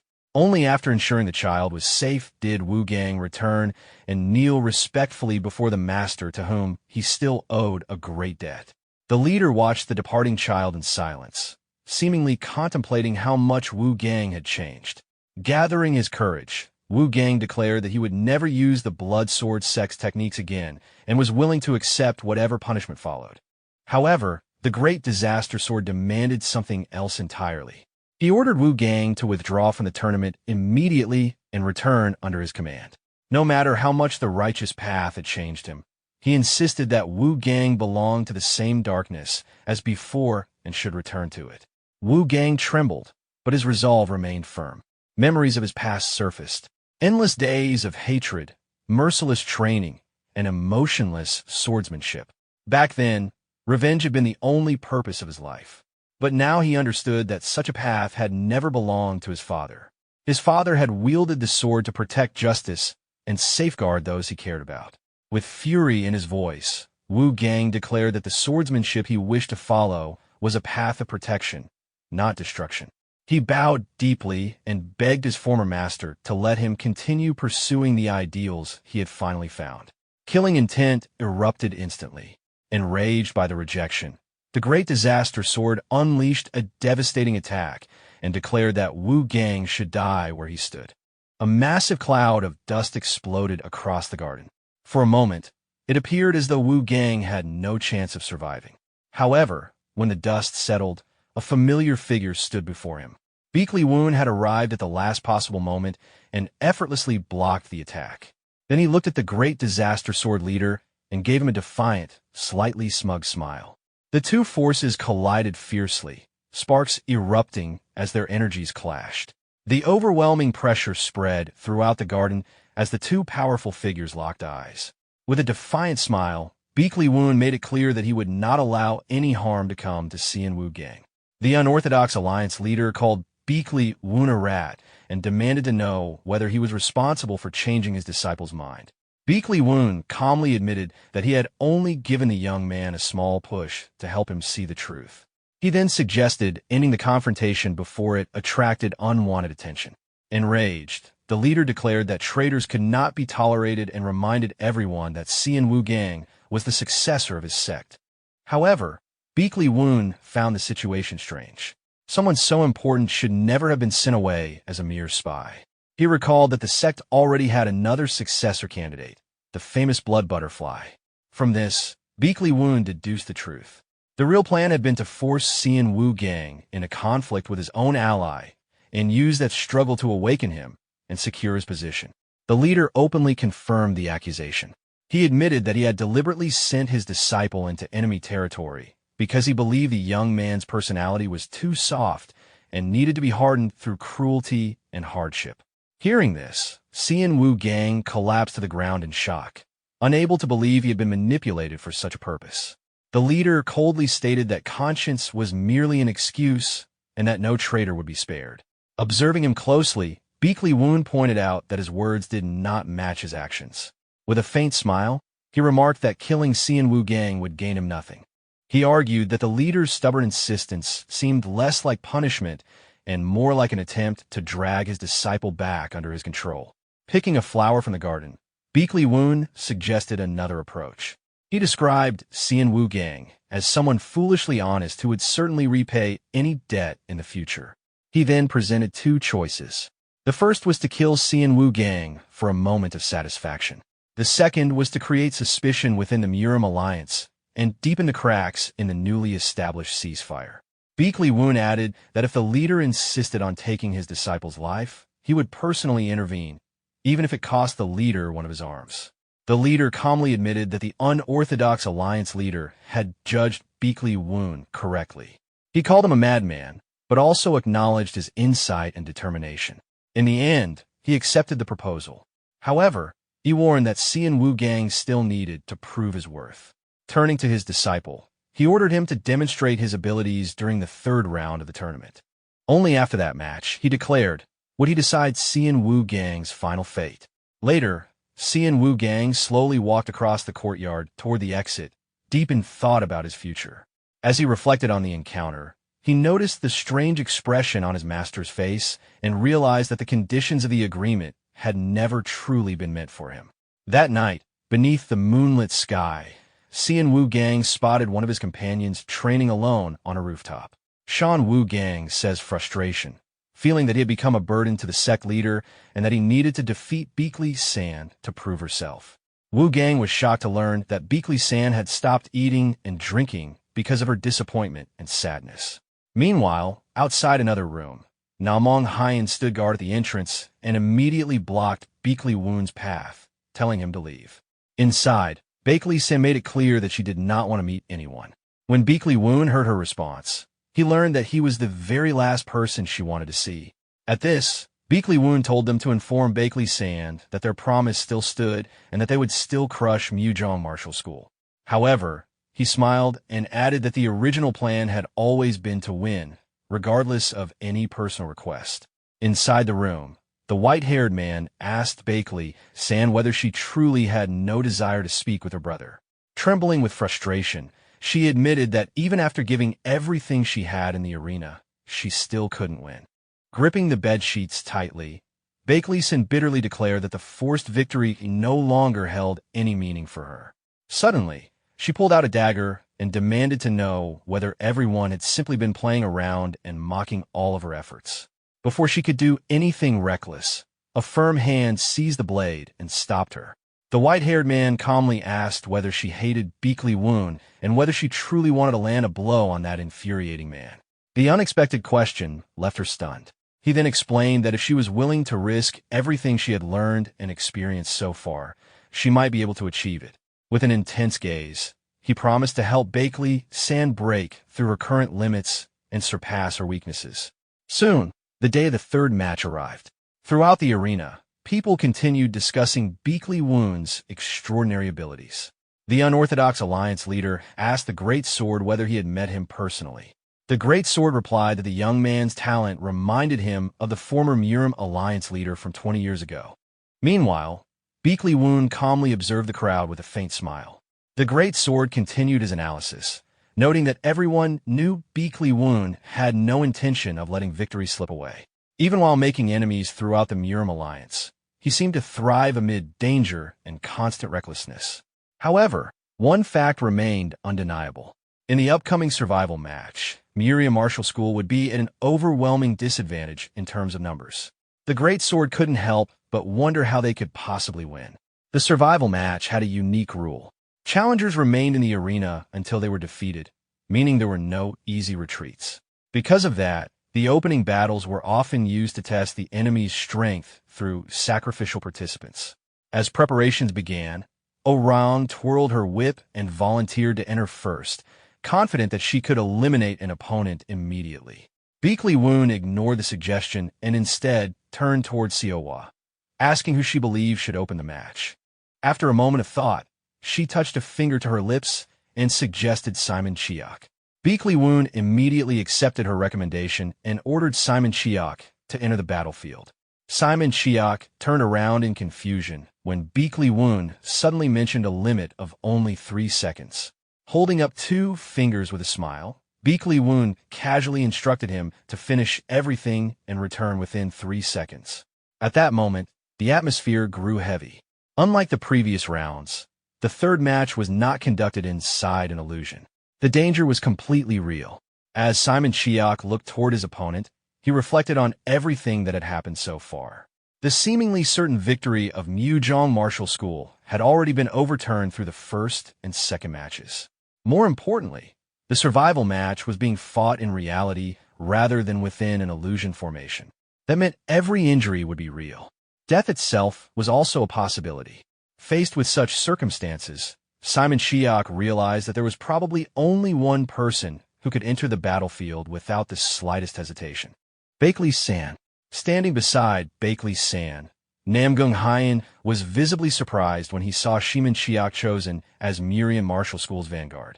The decision seemed unusual, especially with so many stronger fighters still available. The moment the signal rang out, the battle began.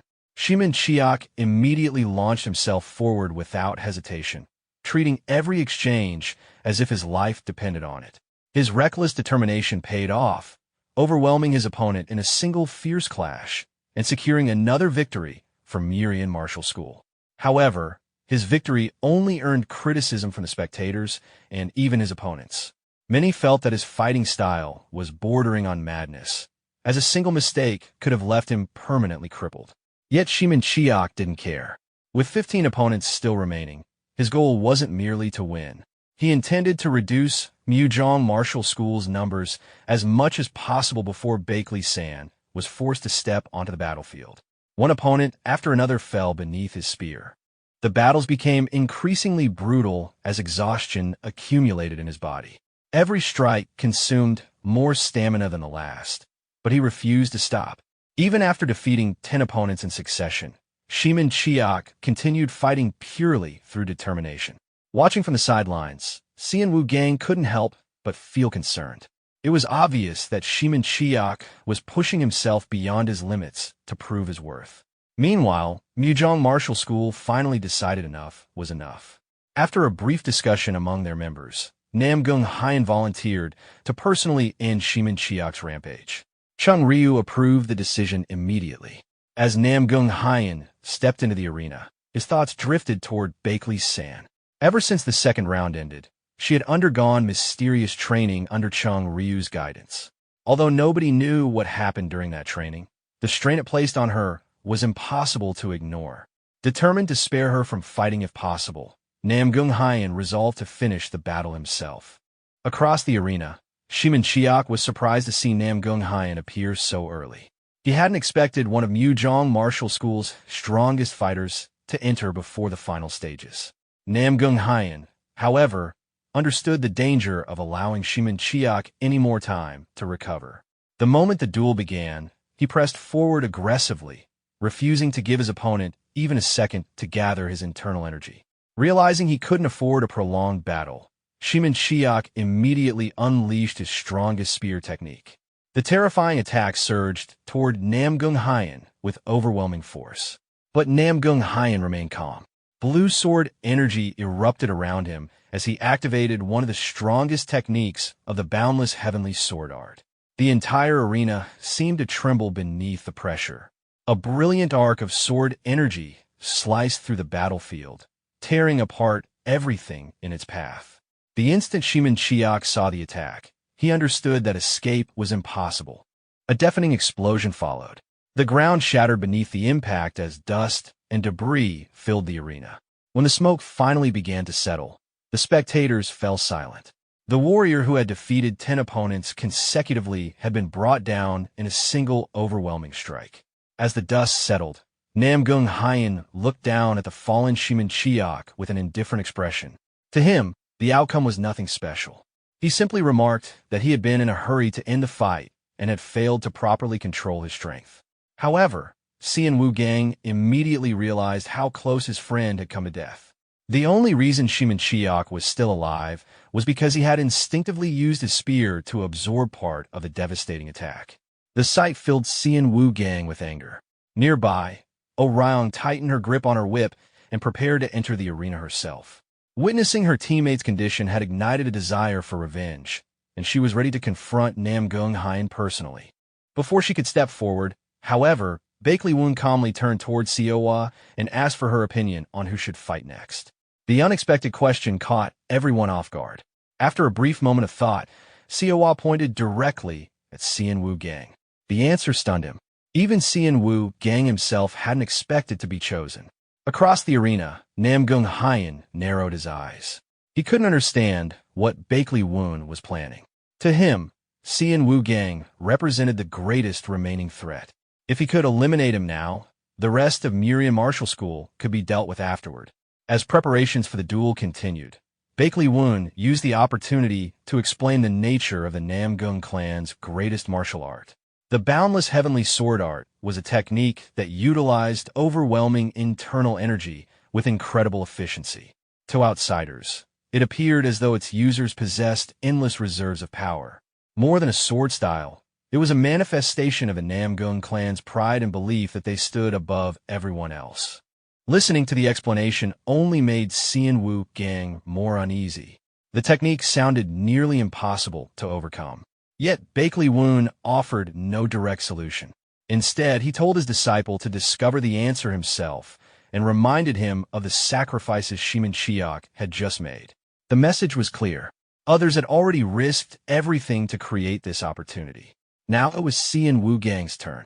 Meanwhile, Namgung Hyen had already finished his preparations. Seeing the discussion continue, he impatiently waited for the battle to begin.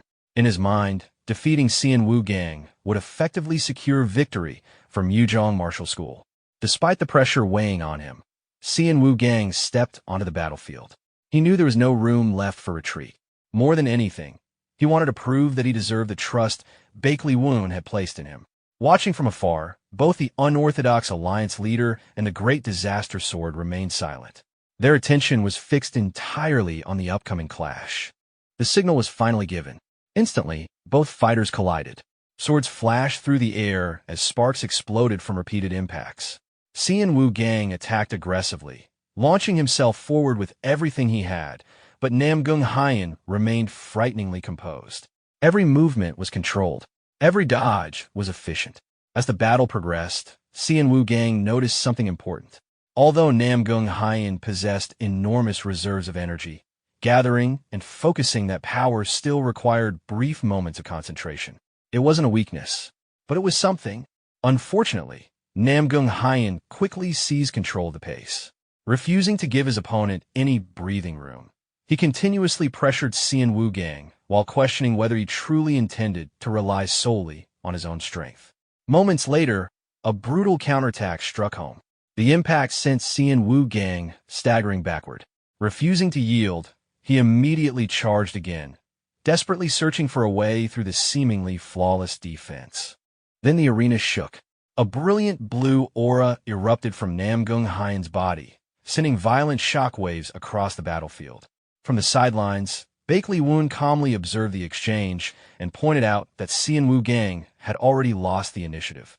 He continued questioning Siowa, encouraging her to analyze the battle herself. As she watched, Siowa gradually began understanding the weaknesses hidden within the boundless heavenly sword art. While the technique was overwhelmingly powerful, repeatedly unleashing such arrogant attacks inevitably reduced their precision and efficiency over time. Recognizing the principle was one thing. Finding an opening within the relentless assault was another matter entirely. Before either of them could reach a conclusion, another violent collision shook the arena. A massive cloud of dust erupted into the sky. Xian Wu Gang immediately used the cover to reposition himself, desperately attempting to regain control of the fight. Yet Nam Gung Hyen's pressure followed him relentlessly. At that moment, a memory surfaced. He recalled Bakley Woon's teachings. The best opportunity to strike was often hidden within an opponent's greatest display of strength. Remembering those words, Xian Wu Gang suppressed his presence and disappeared into the thick dust cloud. On the opposite side of the battlefield, Nam Gung Hyen frowned. The visibility had become terrible. For the first time since the duel began, uncertainty entered his mind. As he searched through the smoke, he suddenly noticed something else. His arm felt unusually heavy. The repeated use of an advanced sword technique beyond his normal limits was beginning to take its toll. And for the first time in the battle, Nam Gung Hyen felt the effects of fatigue creeping into his body. The thick cloud of dust became Xian Wu Gang's greatest ally. While Nam Gung Hyen's vision remained obstructed, Xian Wu Gang quietly concealed his presence and patiently waited for the opportunity his master had taught him to seek. Rather than confronting overwhelming power head-on, he chose to strike at the exact moment his opponent's concentration faltered. Then he moved. Like a shadow emerging from nowhere, Xian Wu Gang burst through the smoke and launched a precise attack. Nam Gung Hyen's eyes widened in disbelief. Until that very instant, he hadn't even realized where Xian Wu Gang had repositioned himself. The battlefield erupted into another fierce exchange.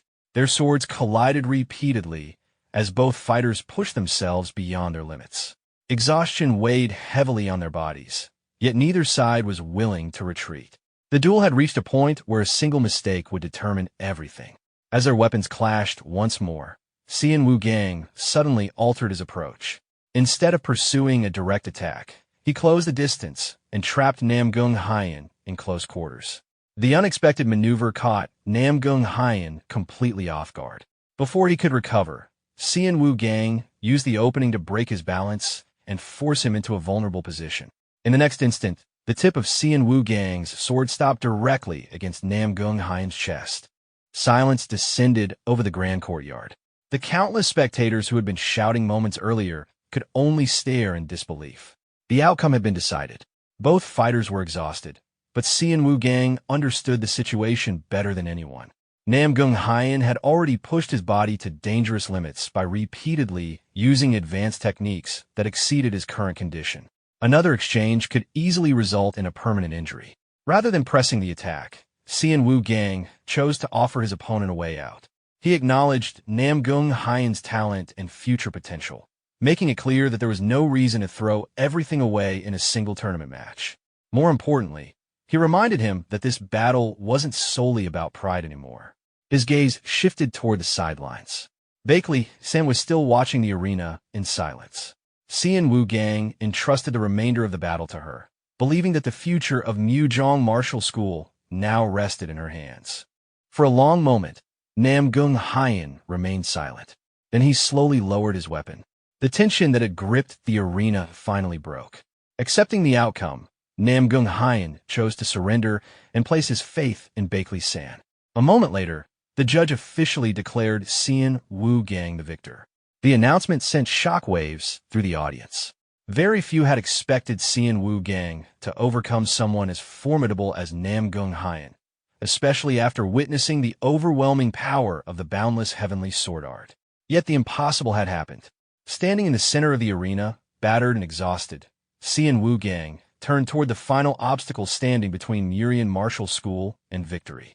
His eyes locked onto Bakley San. Without hesitation, he issued a challenge for the final battle of the round. However, Bakley San's reaction was completely different from what everyone expected. Rather than showing excitement or anger, she appeared mildly annoyed by the commotion surrounding her. A moment later, Bakley San stepped into the arena. The referee announced the start of the match, and the two competitors faced each other at the center of the stage. Before the battle began, Xian Wugang asked about the rumors that she had stopped eating and drinking. Bakley San downplayed the issue, prompting a relieved smile from him. Confused by his reaction, she questioned him, only for Wugang to explain that she seemed to be doing better than before. Bakley San let out a laugh at his confidence before suddenly activating the fiery white flower secret art. A tremendous wave of pressure erupted from her as the fiery world technique engulfed the arena.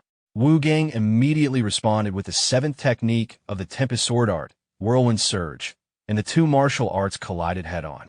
As the clash continued, Bakley San's eyes turned red with anger. She rushed forward and unleashed a series of relentless slashes. Wugang narrowly avoided them, but her frustration only grew. She accused him of treating the fight like a game and even dragged Bakley Woon into her outburst. Hearing her words, Bakley Woon could only stare in shock. Meanwhile, Wugang struggled under the relentless barrage. Sweat dripped from his face as he realized that Bakley San was on an entirely different level from Nam Gung Hyen. The endless torrent of flames left him no opening, and he knew the battle could not continue like this forever. Watching from the sidelines, Bakley Woon calmly stated that the momentum would soon shift. Xiaohua was surprised by his assessment, since Wugang appeared to be losing. However, she soon explained that flames burn brightest before they die out. The fiery white flower secret art did not suit Bakley San, and she was burning her own meridians to force out the flames necessary to fully utilize the technique.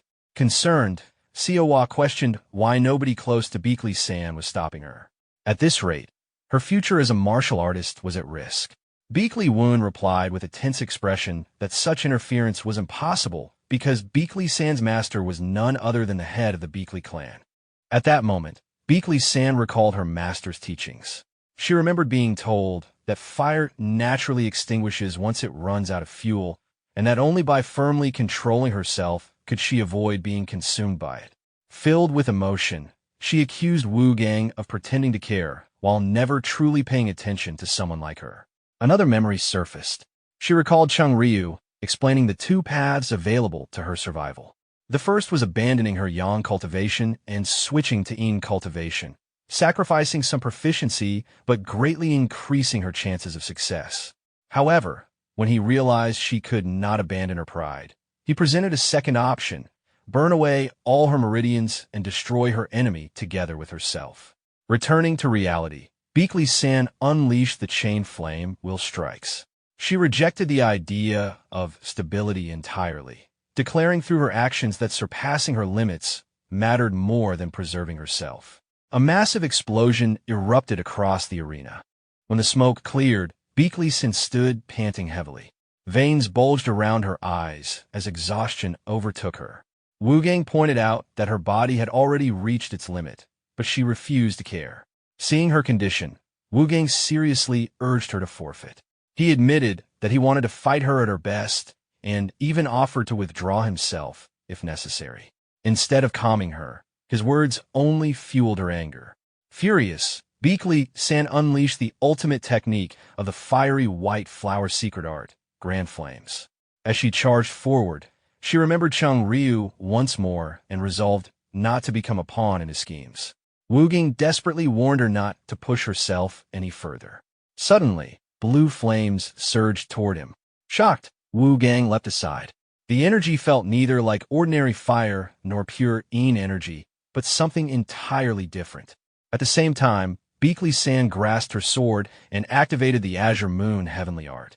Closing her eyes, she concentrated deeply as a blue radiance spread from her blade. The crowd erupted into confusion.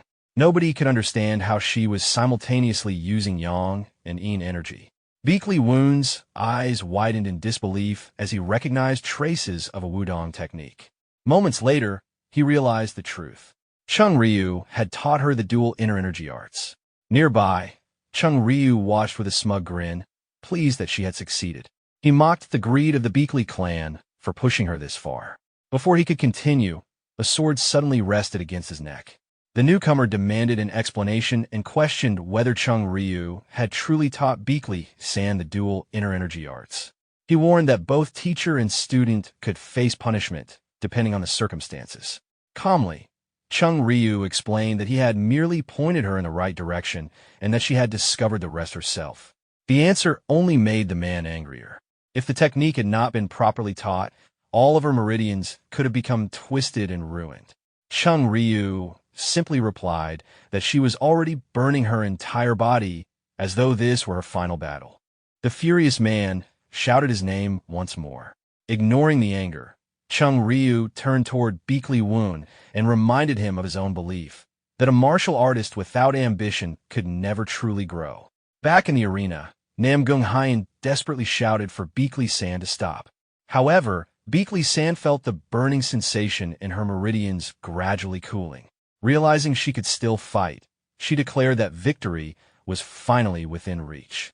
Watching the situation unfold, Beakley Woon became increasingly tense.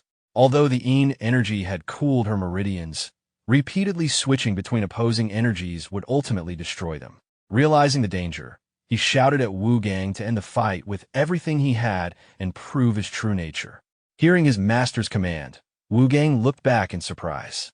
At that very moment, Beakley San launched herself forward and unleashed the ultimate technique, engulfing heavens. Faced with the incoming attack, Wu Gang clenched his teeth. He resolved to use everything he possessed and activated the ultimate technique of the Blood Sea Azura sword art, Blood Azura. The Great Disaster sword watched in visible shock. Moments later, the two blades collided. Wu Gang struggled desperately to withstand the overwhelming force. As the clash intensified, he realized that one of them would die if things continued this way. He refused to let Beakley San be that person. Both fighters moved simultaneously. Then, as though sharing the same thought, they acted at the exact same moment. Their ultimate techniques collided, triggering a deafening explosion that shook the entire arena. After some time, the dust finally settled. The spectators anxiously tried to determine the winner while the referee prepared to make an announcement. However, after taking a closer look, he suddenly stopped. Both competitors had lost consciousness.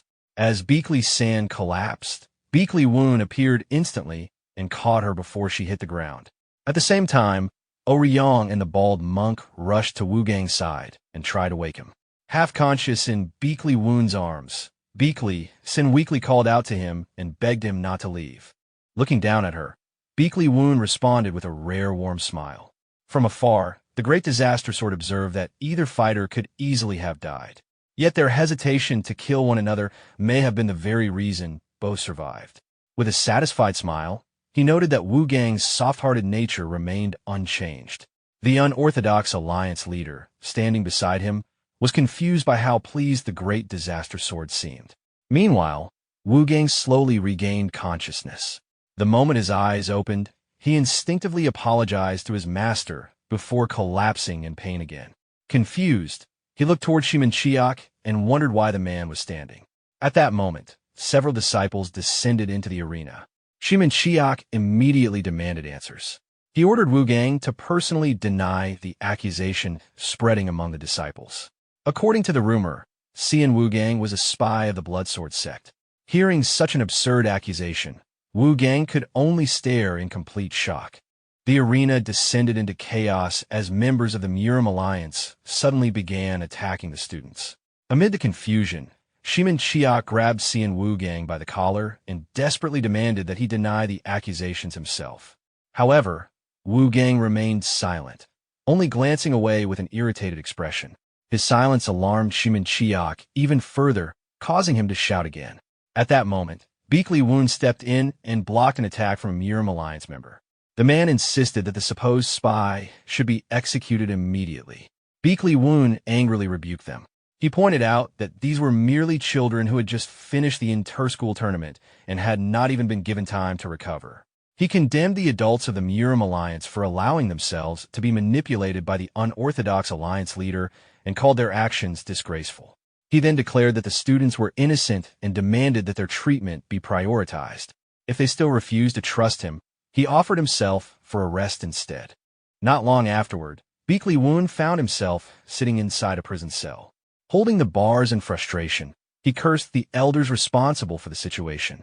Meanwhile, at the Murim Alliance Medicine Hall, Shimin Chiak explained everything that had happened while Wu Gang was unconscious. The inter-school tournament had continued without interruption. 3 students from Murian Martial School and 4 from Yuzhong Martial School participated in the survival match. Ryong managed to defeat 2 opponents despite struggling, and Dan Rian also secured victory. The atmosphere remained positive until Woon Jin won the final match, drawing all the attention and leaving Ryong feeling somewhat dissatisfied. According to Shimin Chiak, the real problem began afterward.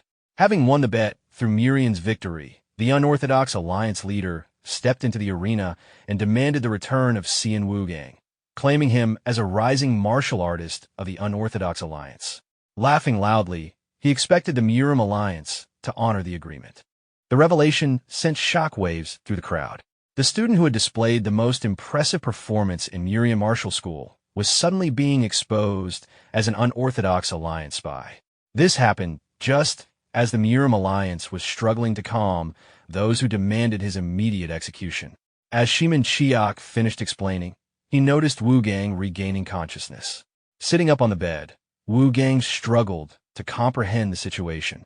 He could not understand why the unorthodox alliance leader would make such a demand. Shimin Chiak then asked him directly whether the accusation was true.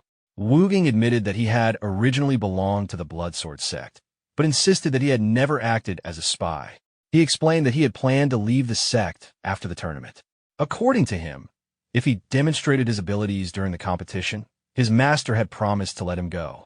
Calmly, Shimin Chiak asked whether the current situation looked like the fulfillment of that promise.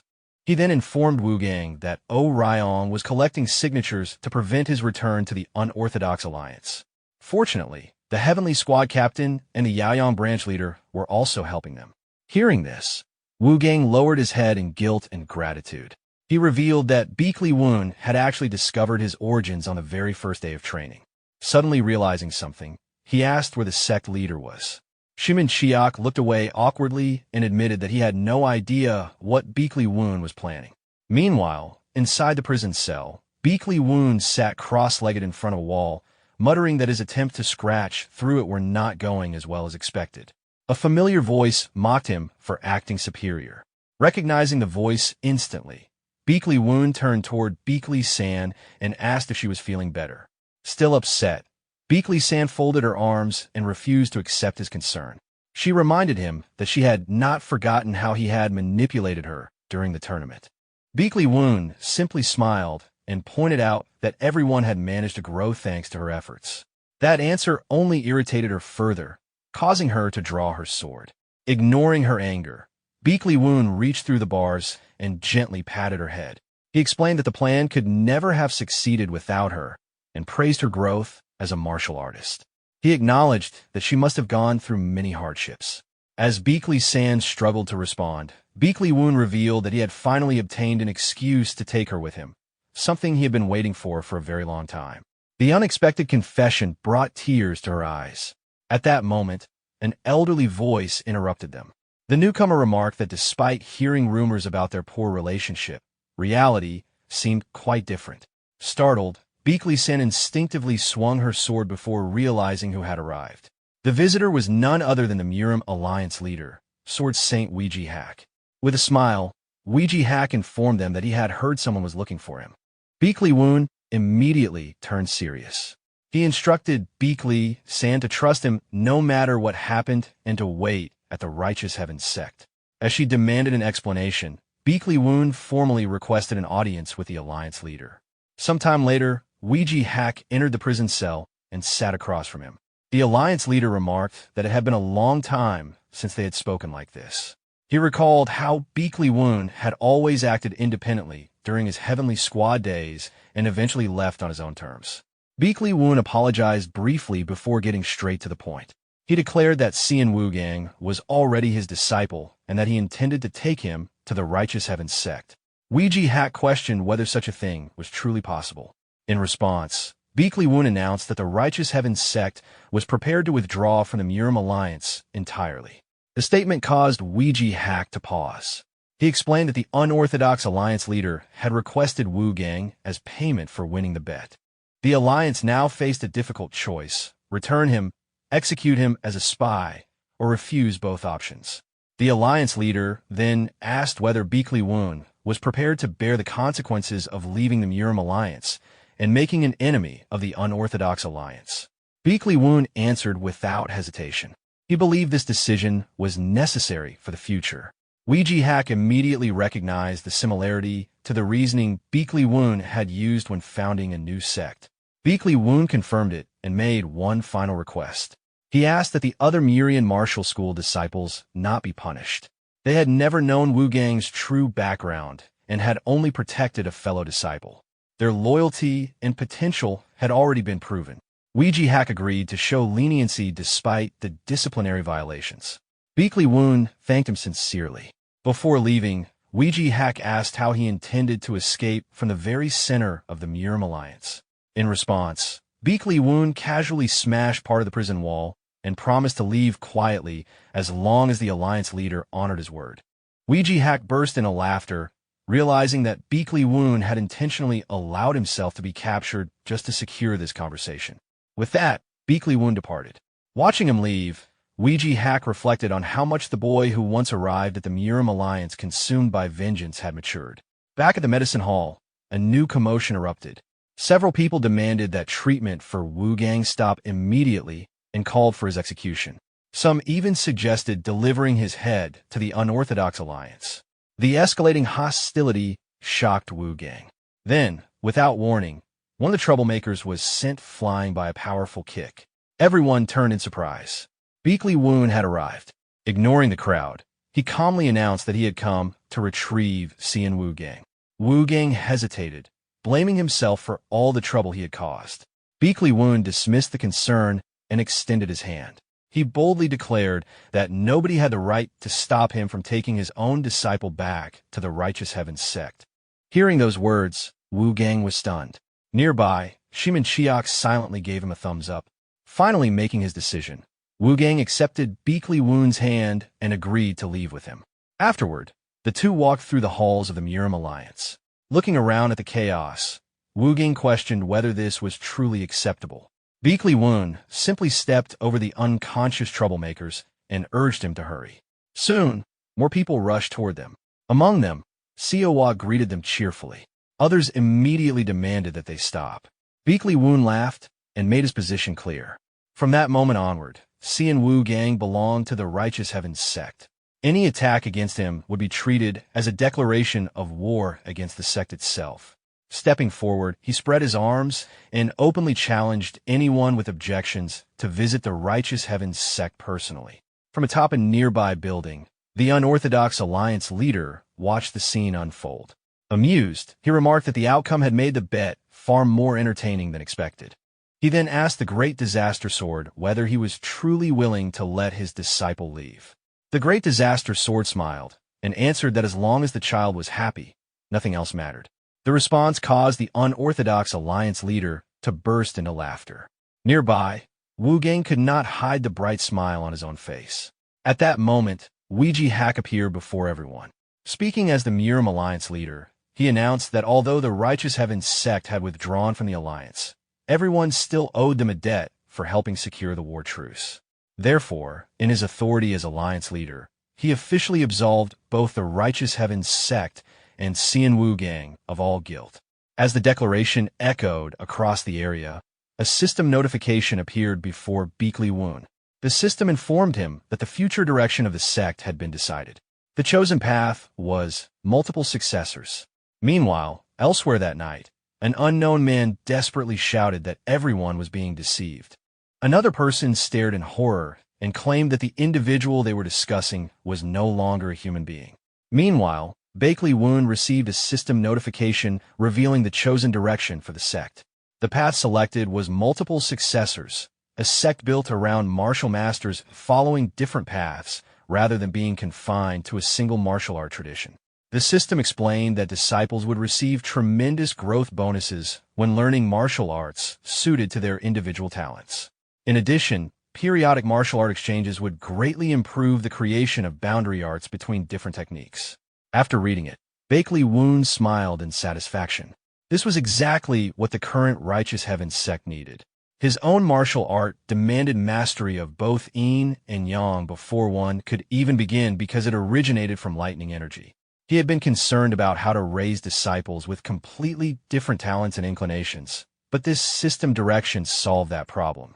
While leading the disciples, he quietly reflected that allowing everyone to cultivate techniques matching their own characteristics would let them reach their full potential. The realization pleased him enough to laugh.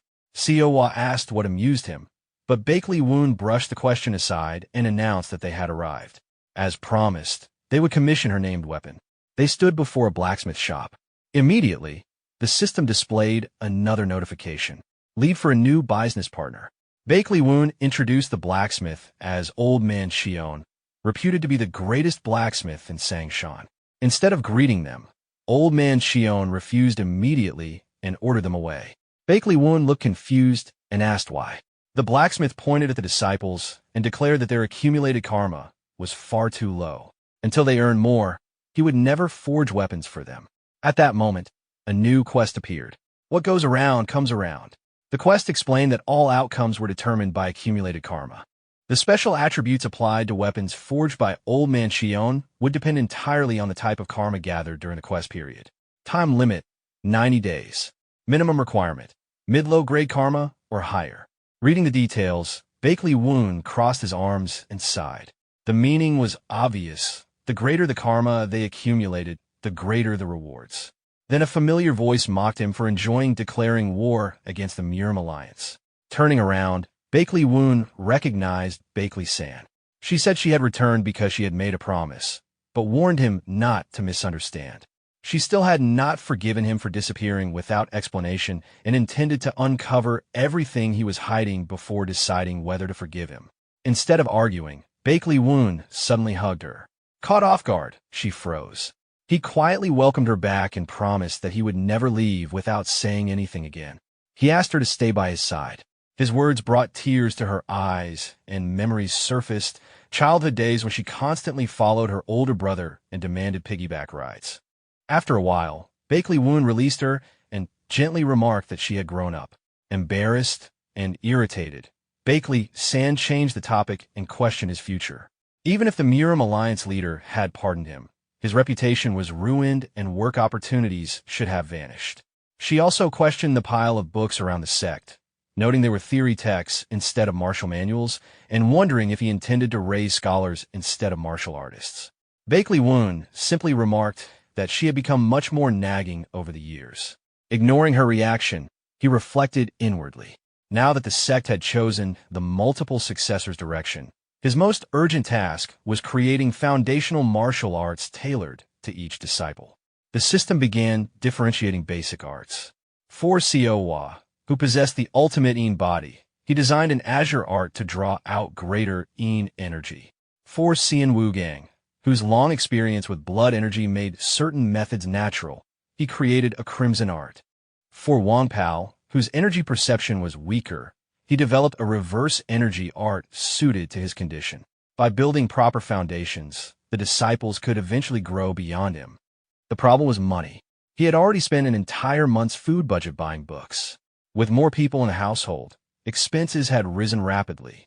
Bakley-san suggested that it was not too late to return and kneel before the Murim Alliance leader. Bakley Woon grinned and proposed something entirely different, blackmailing Yuriang. Shocked, she could only stare. At the Hawun merchant group, Yuriang welcomed him with amusement. He had already heard about Bakley Woon declaring war in the Murim Alliance and even taking the Bloodsword Sect's young leader as a disciple. Bakley Woon laughed and explained he had come looking for work.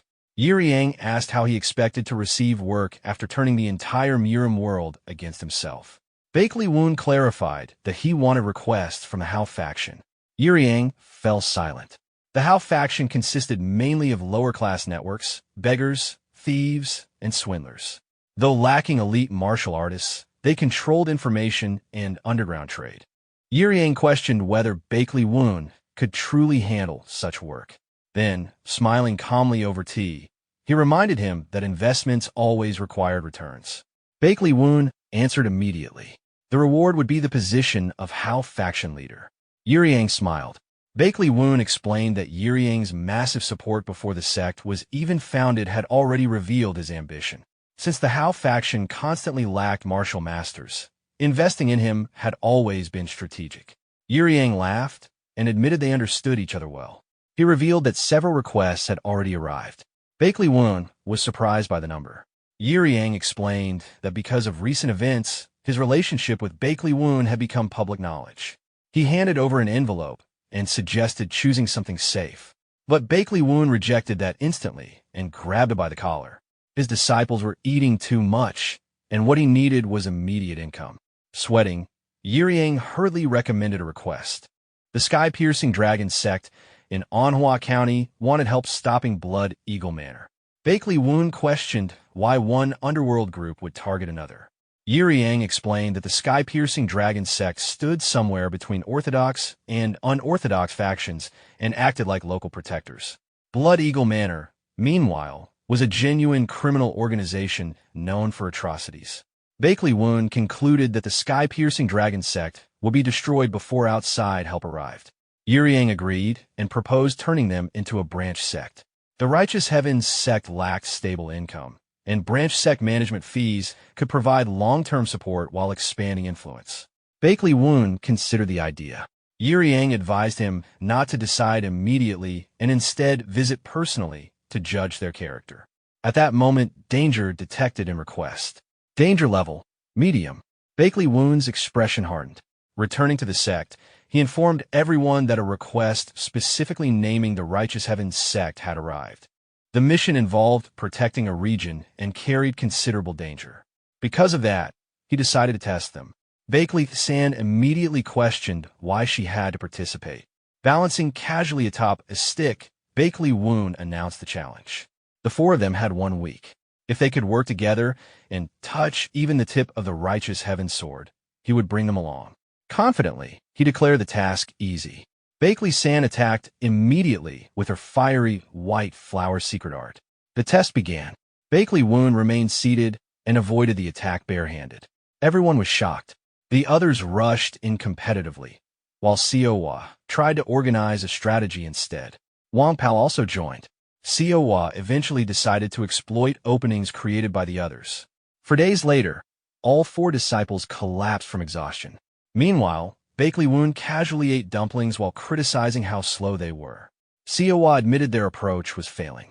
Frustrated, she wished she had enough strength to at least sacrifice herself for everyone and wondered how they could possibly win. Bakley Woon quietly watched. Eventually, they stood again. Bakley San reasoned that the test could not be impossible. If there was a key variable, it had to be Siowa. Confused, Siowa pointed at herself. Bakley San explained that among them, Siowa understood Bakley Woon best. She was always the person he turned to first and the only one capable of sharing his perspective. Siowa quietly repeated the words to herself. Then Bakley San questioned whether they could keep living in the manor after destroying it repeatedly. Siowa casually explained that every morning everything simply returned to normal. Alarmed, Bakley San asked whether something was wrong with the manor. Siowa casually mentioned that it had originally been famous as a haunted manor. Before anyone could react further, Bakley Woon approached. He announced that the Righteous Heavens sword had been stolen by bandits. Everyone stared. He then changed the rules. They now had only 2 days. If they failed to retrieve the sect's sacred treasure, the Righteous Heavens sword would disappear forever. Bakley San was stunned. Then the system appeared and informed that the test is begin. The scene shifted to a bridge over the river in Manhwa County, Hunan. A man settled his debt by saying that this would repay the advice he had received. Sitting at the edge of the bridge, Bakley San asked whether he would truly be all right. The Blood Eagle Manor had been pressuring him to increase collections. Jin Wung explained that he had submitted a request to the Hao faction exactly as advised and admitted surprise that his situation had been predicted so accurately. Curious, he asked who Bakley San really was. Bakley San only smiled and introduced himself as a wandering fortune-teller. He told Jin Wung that he had done well. The cost would be far lower than dealing with Blood Eagle Manor directly. Then his gaze shifted elsewhere as he remarked that dark clouds were gathering and preparations were necessary. Confused, Jinwoon looked up at the clear sky. Bakley Cian quietly clarified that the darkness was not above them, but buried deep underground. His expression turned unreadable as he spoke of something created by human hands and destined to be destroyed by human hands, a massive accumulation of karma. Internally, however, he thought about the martial master who would soon arrive in Manhwa County and the choice waiting ahead. Would that person choose hypocrisy for the greater good, or self-righteousness for the sake of one? Rising from the bridge, Bakley Cian smiled and said they should look forward to the martial master sent by the Hao faction and see whether he could truly disperse those dark clouds. Elsewhere, the disciples gathered around a campfire in the forest. Bakley Cian explained their target. The Red King Fortress was a mountain stronghold on Mount Mufu with roughly 200 members. Though not particularly large, it served under one of the 72 strongholds of the Green Forest and regularly delivered offerings to them. The next offering shipment would depart in 2 days. She suggested that the Righteous Heaven Sword would likely be included. A direct confrontation would be difficult, so they needed either to reduce enemy numbers or avoid fighting altogether. Siwa proposed attacking indirectly and escaping before being caught. Bakley Cian rejected the idea. Bandits specialized in fighting stronger opponents and surviving through underhanded methods. They would not be easy to deal with. Cian Wugang complained that they needed every available person and questioned why Wang Pao had been excluded from the test. Bakley Cian assumed Bakley Woon either believed Wang Pao was not ready yet, or that there was no need for him to participate. Back at the Righteous Heaven's Sect Manor, Wang Pao trained alone with a wooden log. Bakley Woon approached and instructed him not to go to Red King Fortress. Instead, he handed over several books and assigned him a separate task. This would help him understand the reverse energy art. Wang Pao looked confused. Bakley Woon explained that although Wang Pao's energy detection could not yet perceive elemental energy, these texts would become useful foundations. Holding the books, Wang Pao silently resolved to work harder than anyone else. Back in the forest, Bakley Cian proposed waiting until the offering transport began. Since the bandits would not want attention, they would likely move in a smaller elite group. Siwa agreed and asked for everyone's thoughts. When questioned directly, she hesitated before agreeing. Bakley Cian reminded her that Bakley Woon entrusted this test to her because he believed in her. As the eldest disciple, if she did not want to become a burden, she had to act. She assured Siwa that everyone would support whatever decision she made. After thinking quietly, Siwa finally smiled. She proposed burning all of Mount Mufu. Everyone paused. Cian Wugang pointed out that such a plan required resources. Siwa spread out a map and explained. The weather had been dry for days. There were no civilians near the bandit territory, and streams surrounded the area on all 4 sides. If they controlled the surroundings properly, they could limit the spread while creating enough chaos. Bakley Cian accepted the idea, but she added that retrieving the sword remained the real issue. She argued that moving during the offering transfer would still be better. Siwa looked at her and pointed out something else. If offerings were being delivered, then Green Forest must regularly inspect and maintain authority over the Red King Fortress. Bakley Cian understood immediately. If that timing overlapped, there was a risk that Green Forest martial masters would appear. Then Siwa asked the key question. Could they actually defeat them? Bakley Cian admitted that regardless of strategy, they still had to locate the sword. Siwa rolled up the map and smiled. There was no need to search. They simply had to force the enemy to bring the sword to them. Elsewhere, Yiriang followed behind Bakley Woon. He reported that the disciples had visited and only gathered minimal information about Red King Fortress. Then he finally asked the obvious question. Why had Bakley Woon personally handed the Righteous Heaven Sword over to them? Bakley Woon explained. During the previous test, the disciples had failed to form a proper strategy because they worried too much about each other and lacked coordination. They needed real pressure. Yiriang pointed out that Red King Fortress was too dangerous for them alone and that they would probably lose most of the time. Bakley Woon agreed, but what they needed was not guaranteed victory. What mattered was finding the one path to win. Even if they failed 99 times out of 100, they needed the ability to discover an answer instead of depending on luck. This was not only a test for the Righteous Heaven Sect, It was also a test for the future of the Hao faction. He asked Yang to watch over them as well. Reaching a mountain overlook, Yang sighed and pointed out that Bakley Woon had probably chosen a scale he could personally handle if things went wrong. Then he casually reported that Green Forest would arrive either today or tomorrow. At the main gate of Red King Fortress, preparations continued. Inside, Jin Woon questioned whether the morning's business had been suspicious. The bald leader dismissed the concern. The sword had been too valuable for its previous owner, and the fact that it was handed over so easily made him assume it had been stolen. He laughed and bragged that the owner must have been intimidated by Red King Fortress. Since the sword appeared to belong to an orthodox faction, he reasoned that once it reached Green Forest, no one would be able to reclaim it. When Jin Woon kept worrying, the leader snapped and ordered him to stop thinking and focus on welcoming Green Forest. Then he angrily ordered salt to be scattered at the gate to ward off bad luck. Jin Woon muttered that they barely had enough food already. As he stepped outside, he noticed smoke. Moments later, panic erupted. A forest fire was spreading. The bandits rushed to carry water.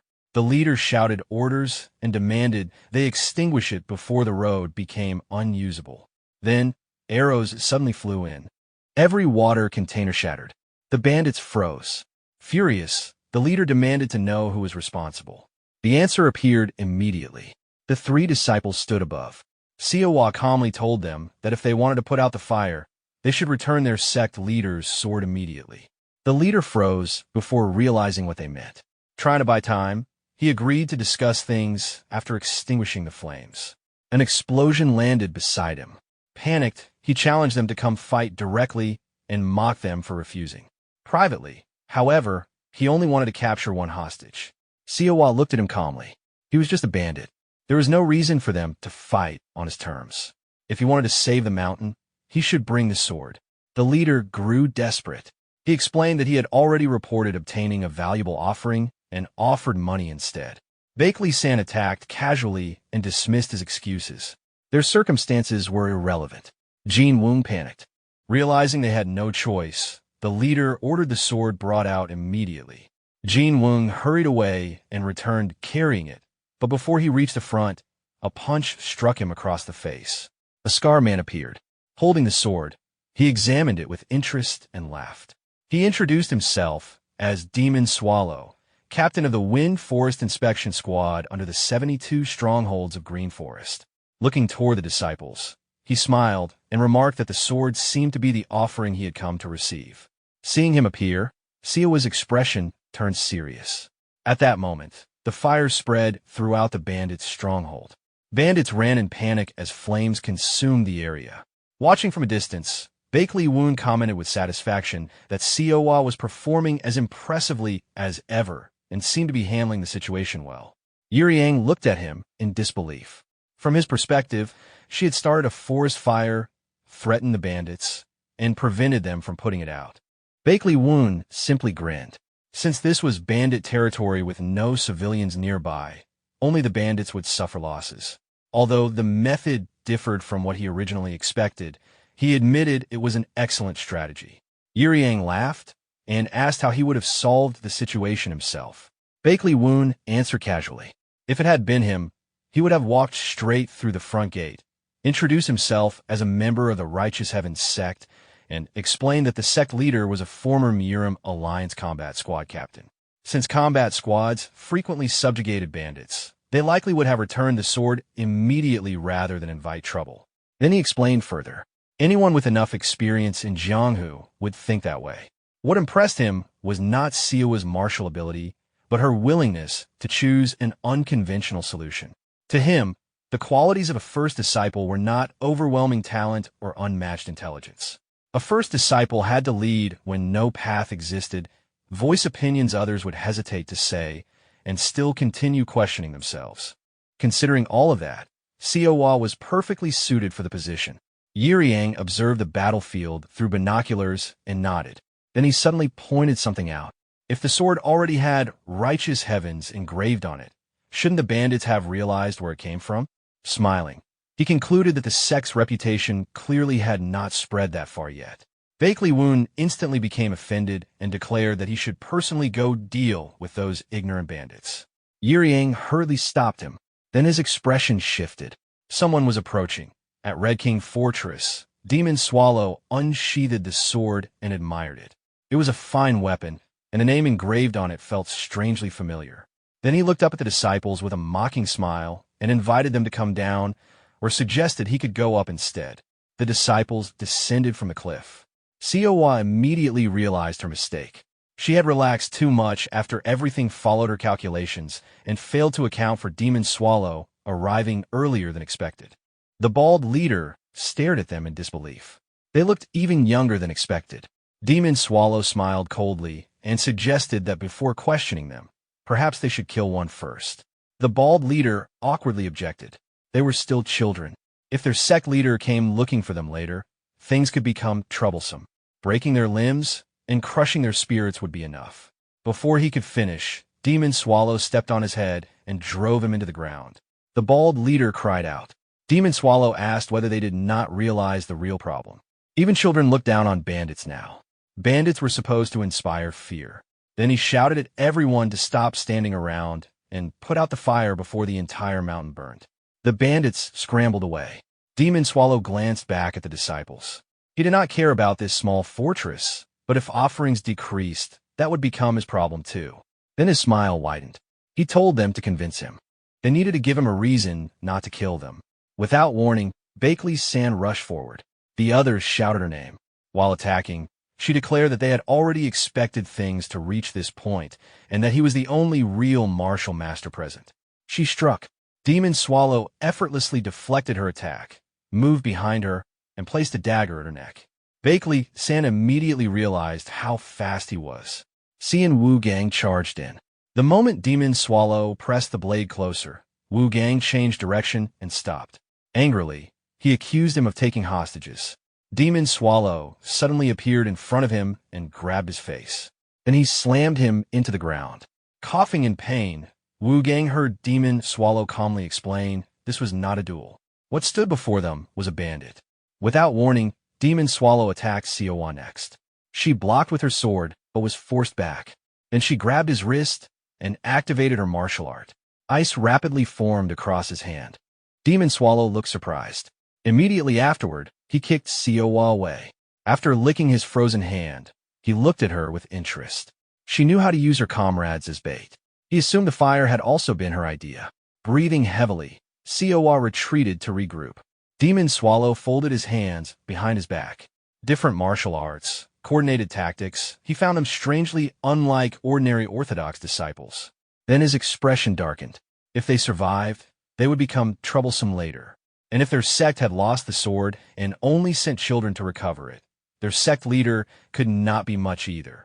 He declared that he would kill them first and deal with their sect leader afterward. Siwa's thoughts raced.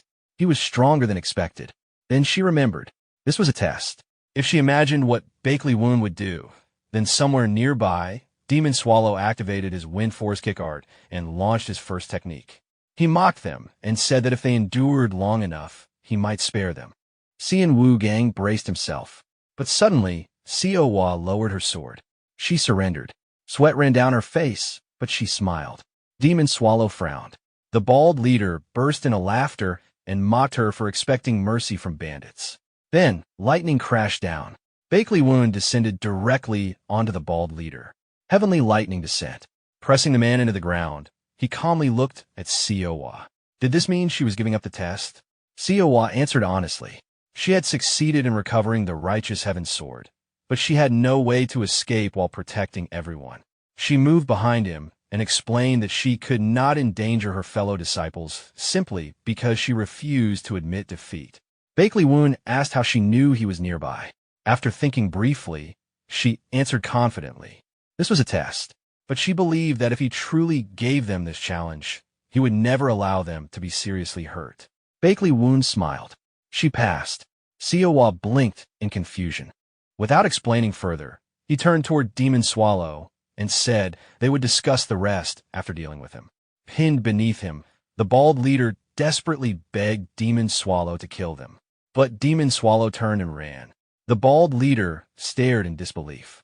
Activating Wind Force Stride, Demon Swallow escaped at full speed.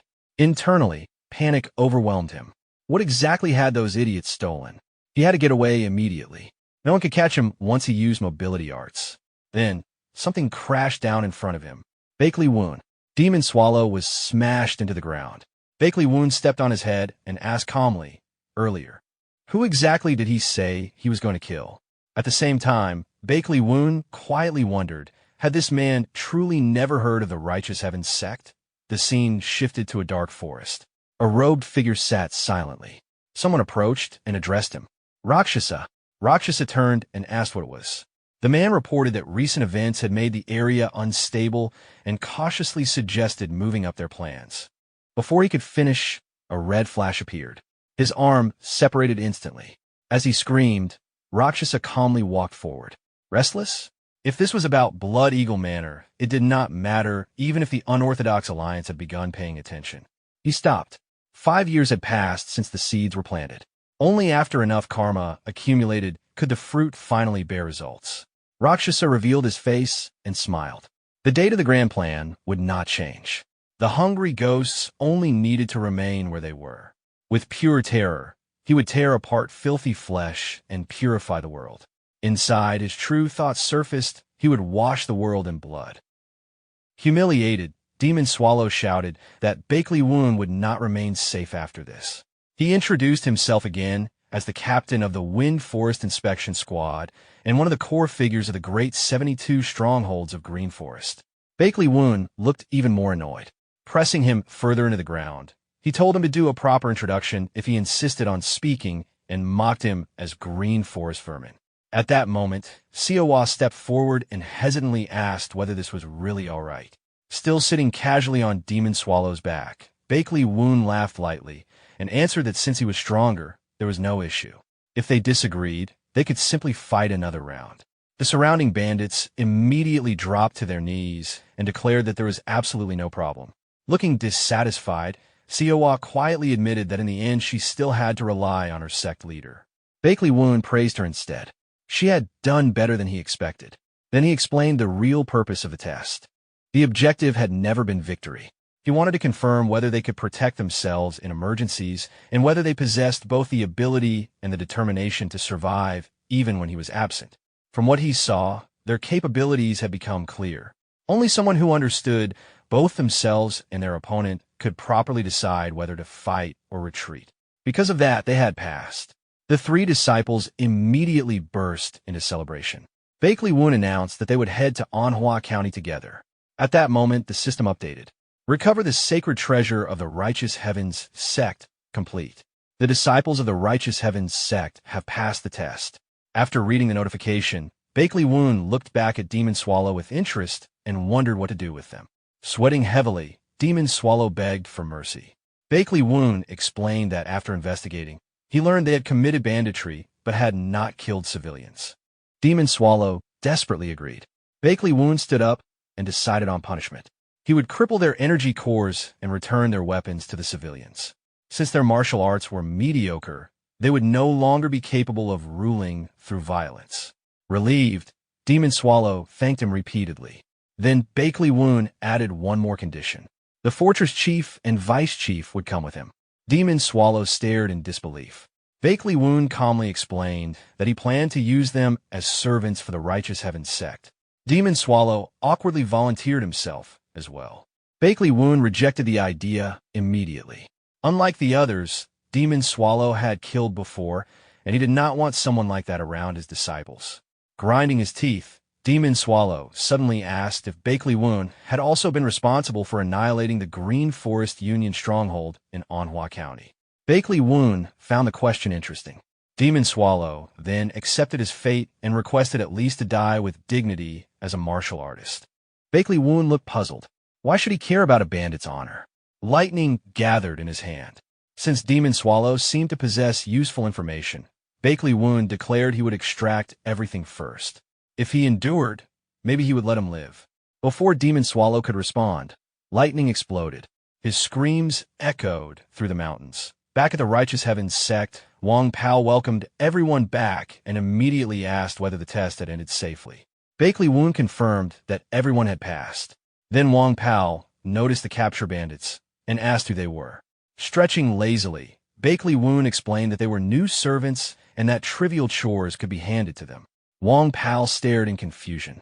Ignoring the reaction, Bakley Woon immediately shifted topics. He ordered Wong Pao to show the results of his training. Wong Pao panicked.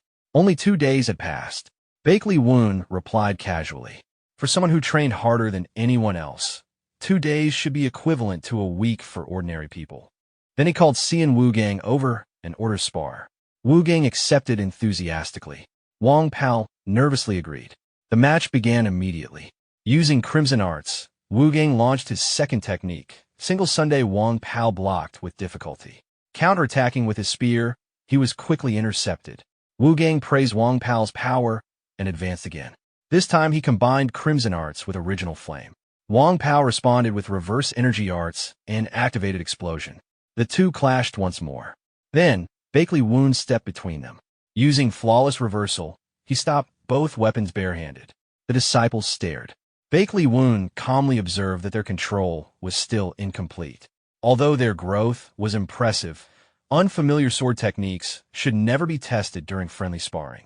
One mistake could become a serious accident. Wong Pao apologized. Bakley Woon smiled.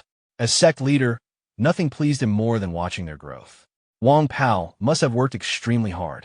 Hearing that, Wong Pao smiled brightly. Then the system appeared. Martial Arts Exchange complete. Righteous Heaven's Sect Disciple Wong Pao's combo technique has been added. After reading it, Bakley Woon gathered everyone. Since preparations were complete, it was time to depart for Manhwa County. At the sky-piercing dragon sect, someone rushed in with urgent news. Another patrol member had disappeared. Woon reacted in shock. This already made 4. When he asked whether there were any traces, there were none. At that moment, an old man approached. Smiling unpleasantly, he remarked that the place smelled of anxiety every time he visited. Someone informed Woon that a guest had arrived. The old man suggested once again that the sect simply join Blood Eagle Manor. Then they would not have to deal with problems like this.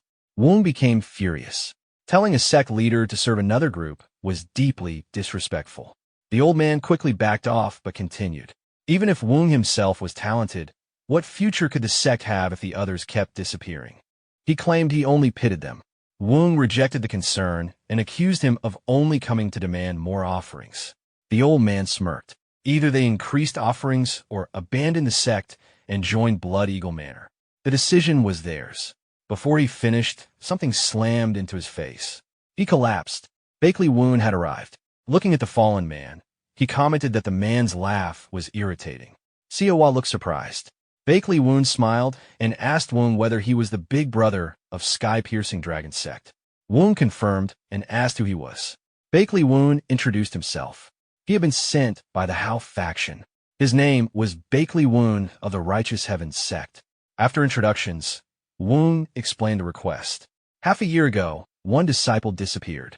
Now 4 disciples had vanished, including civilians. The total was estimated to be around 12.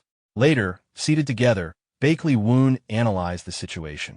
If there truly were no traces, he doubted it was a demon. His suspicion leaned toward a martial artist. Woon wondered whether the demonic cult was involved. Bakley Woon dismissed the idea.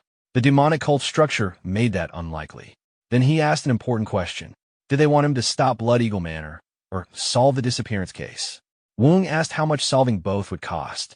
Instead of answering, Bakley Woon placed a document on the table. It was not about money. Taking on both meant greater risk. Woon looked down. It was a branch application form. Bakley Woon smiled. If Sky-Piercing Dragon Sect became a branch of Righteous Heaven's Sect, their problems would become his problems. Woon was stunned. Bakley Woon clarified that they did not accept branches casually. First, he had to determine whether Sky-Piercing Dragon Sect deserved it. Woon demanded to know the qualifications. Bakley Woon stood. It was not martial strength.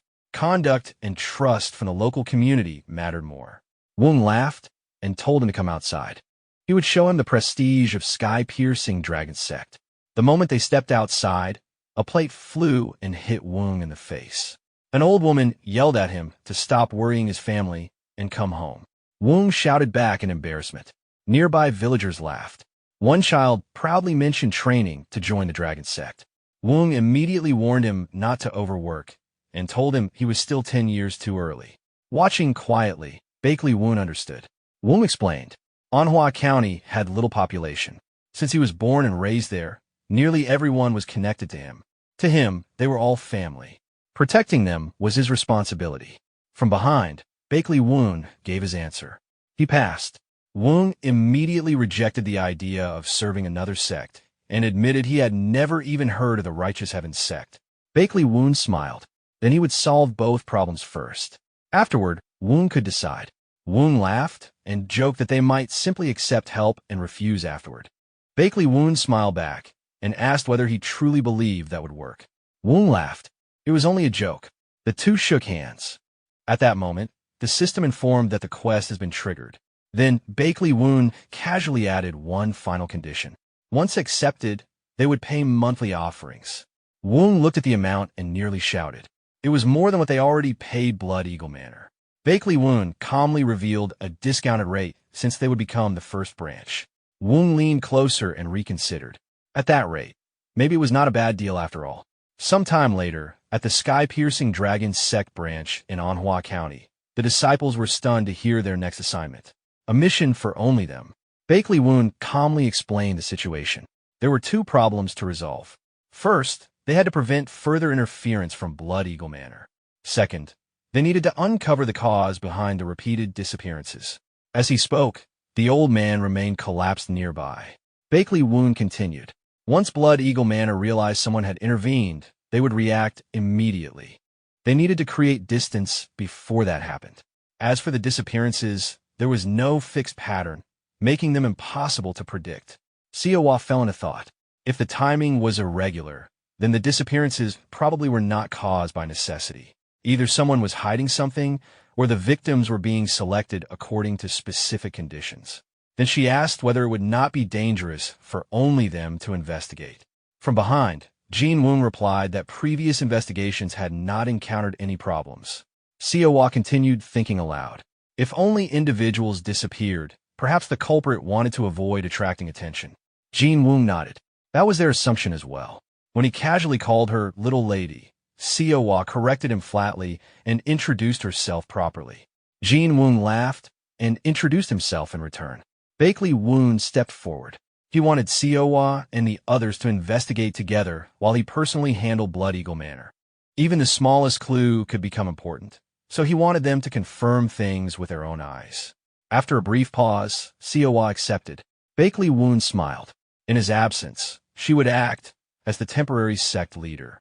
If an emergency occurred, she had authority to make decisions herself, and her junior disciples would support her. The others immediately agreed. Bakley Sin crossed her arms and objected. Leaving him alone to face Blood Eagle Manor sounded dangerous. She offered to stay behind. Bakley Woon refused. Rather than waiting, he intended to visit them first. The disciples stared in shock. By himself? Without answering further, Bakley Woon walked over and tapped the fallen old man with his foot. The old man groaned and raised his head. Immediately recognizing him, he shouted angrily and demanded to know whether Bakley Woon understood who he was. Bakley Woon crouched down and grinned. He knew exactly who he was, so he wanted him to return and deliver a message.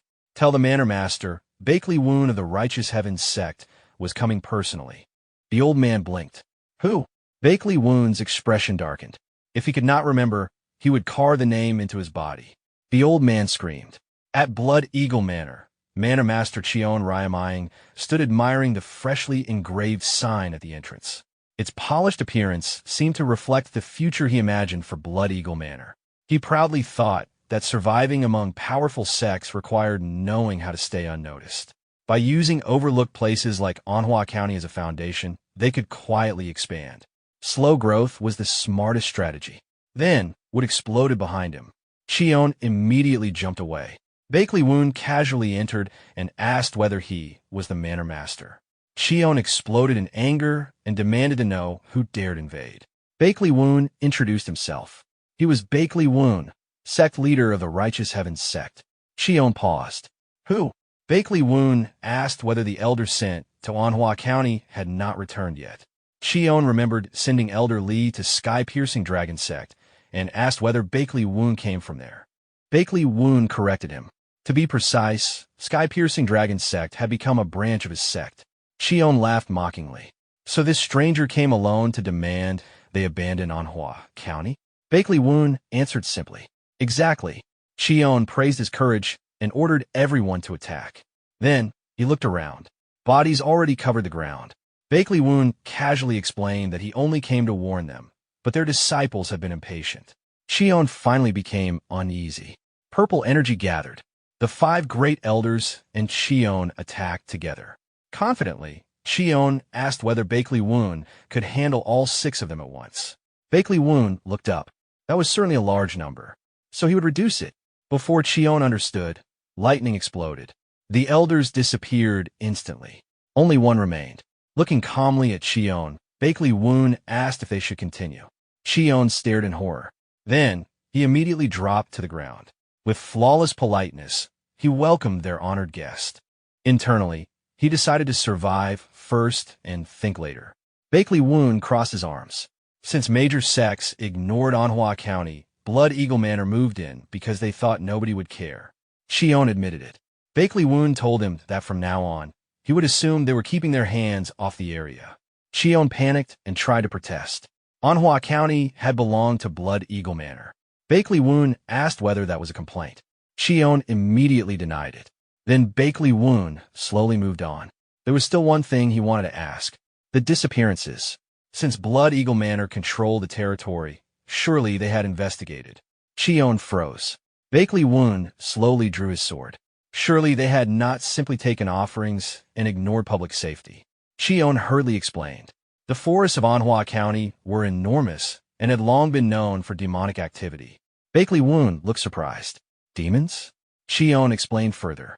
The forest stretched all the way toward Guizhou and Guangxi. Even major organizations struggled to monitor such a vast area. Bakley Woon pointed out that the Imperial Army watched those regions carefully to prevent demonic infiltration. Shion nodded. That worked against major demons. But how could anyone stop every lesser one? If they accidentally provoked them, a night parade of 100 demons might occur. Before he could finish, a blade flashed. Part of his hair disappeared instantly. Shion froze. Bakley Woon stared at him. So he ignored the problem simply because he feared consequences? If demons gathered unchecked long enough, something even worse than a night parade could occur. He had abandoned responsibility because he did not want losses. Was that not simply exploiting the land and discarding the consequences? Shion trembled and apologized repeatedly. Clicking his tongue, Bakley Woon warned him. Every time he visited this region, he would be watching. Shion bowed deeply. Then the system informed him that a massive karma is beginning to stir. Bakley Woon stopped. His eyes moved toward the distant mountains. What now? Suddenly, a demonic hand pierced toward him. Shion burst into laughter. He declared that he could not bow forever to some unknown sect. Then, nothing happened. The attack never reached. Bakley Woon looked back calmly. He had dealt with plenty of trash like this back when he served as Heavenly Squad Captain. Shion froze. Heavenly Squad Captain? Bakley Woon spoke without emotion. For the sake of the future, he would at least take one arm. Shion screamed. At that moment, Blood Eagle Manor disciples finally rushed in. They pointed and shouted. Bakley Woon looked down from the rooftop while holding Shion. He wondered why they had arrived so late after being sent to deliver a warning. Moments later, a scream echoed. Bakley Woon leaped down. Looking at the numbers gathered below, he smiled. Blood Eagle Manor certainly had many people. It looked like he would need to thin them out for the future. Meanwhile, southwest of Manhwa County, at a green forest stronghold, Siowa observed the scene carefully. There were no bloodstains, no signs of resistance. Furniture remained untouched. It looked as though everyone had simply disappeared. She frowned. Even soul-stealing arts should not be capable of doing this to martial artists on such a scale. And if someone possessed this level of power, why leave sky-piercing dragon Sect alone? Eventually, she sat down on a wooden box and sighed. If only there were at least one witness. Suddenly, the box moved. Startled, Siowa jumped up and grabbed her sword. Then a voice came from inside. She should not sit just anywhere. A boy climbed out of the box and smiled. Then he casually added, she had frightened him too. After some time, at the Green Forest stronghold in Manhwa County, Wang Pao looked at the boy and asked who he was. The boy casually ruffled his hair and introduced himself as Cho-il, proudly adding that it was a decent name. Jin Woong studied him and remarked that he had never seen him before. Cho explained that he was not originally from the area.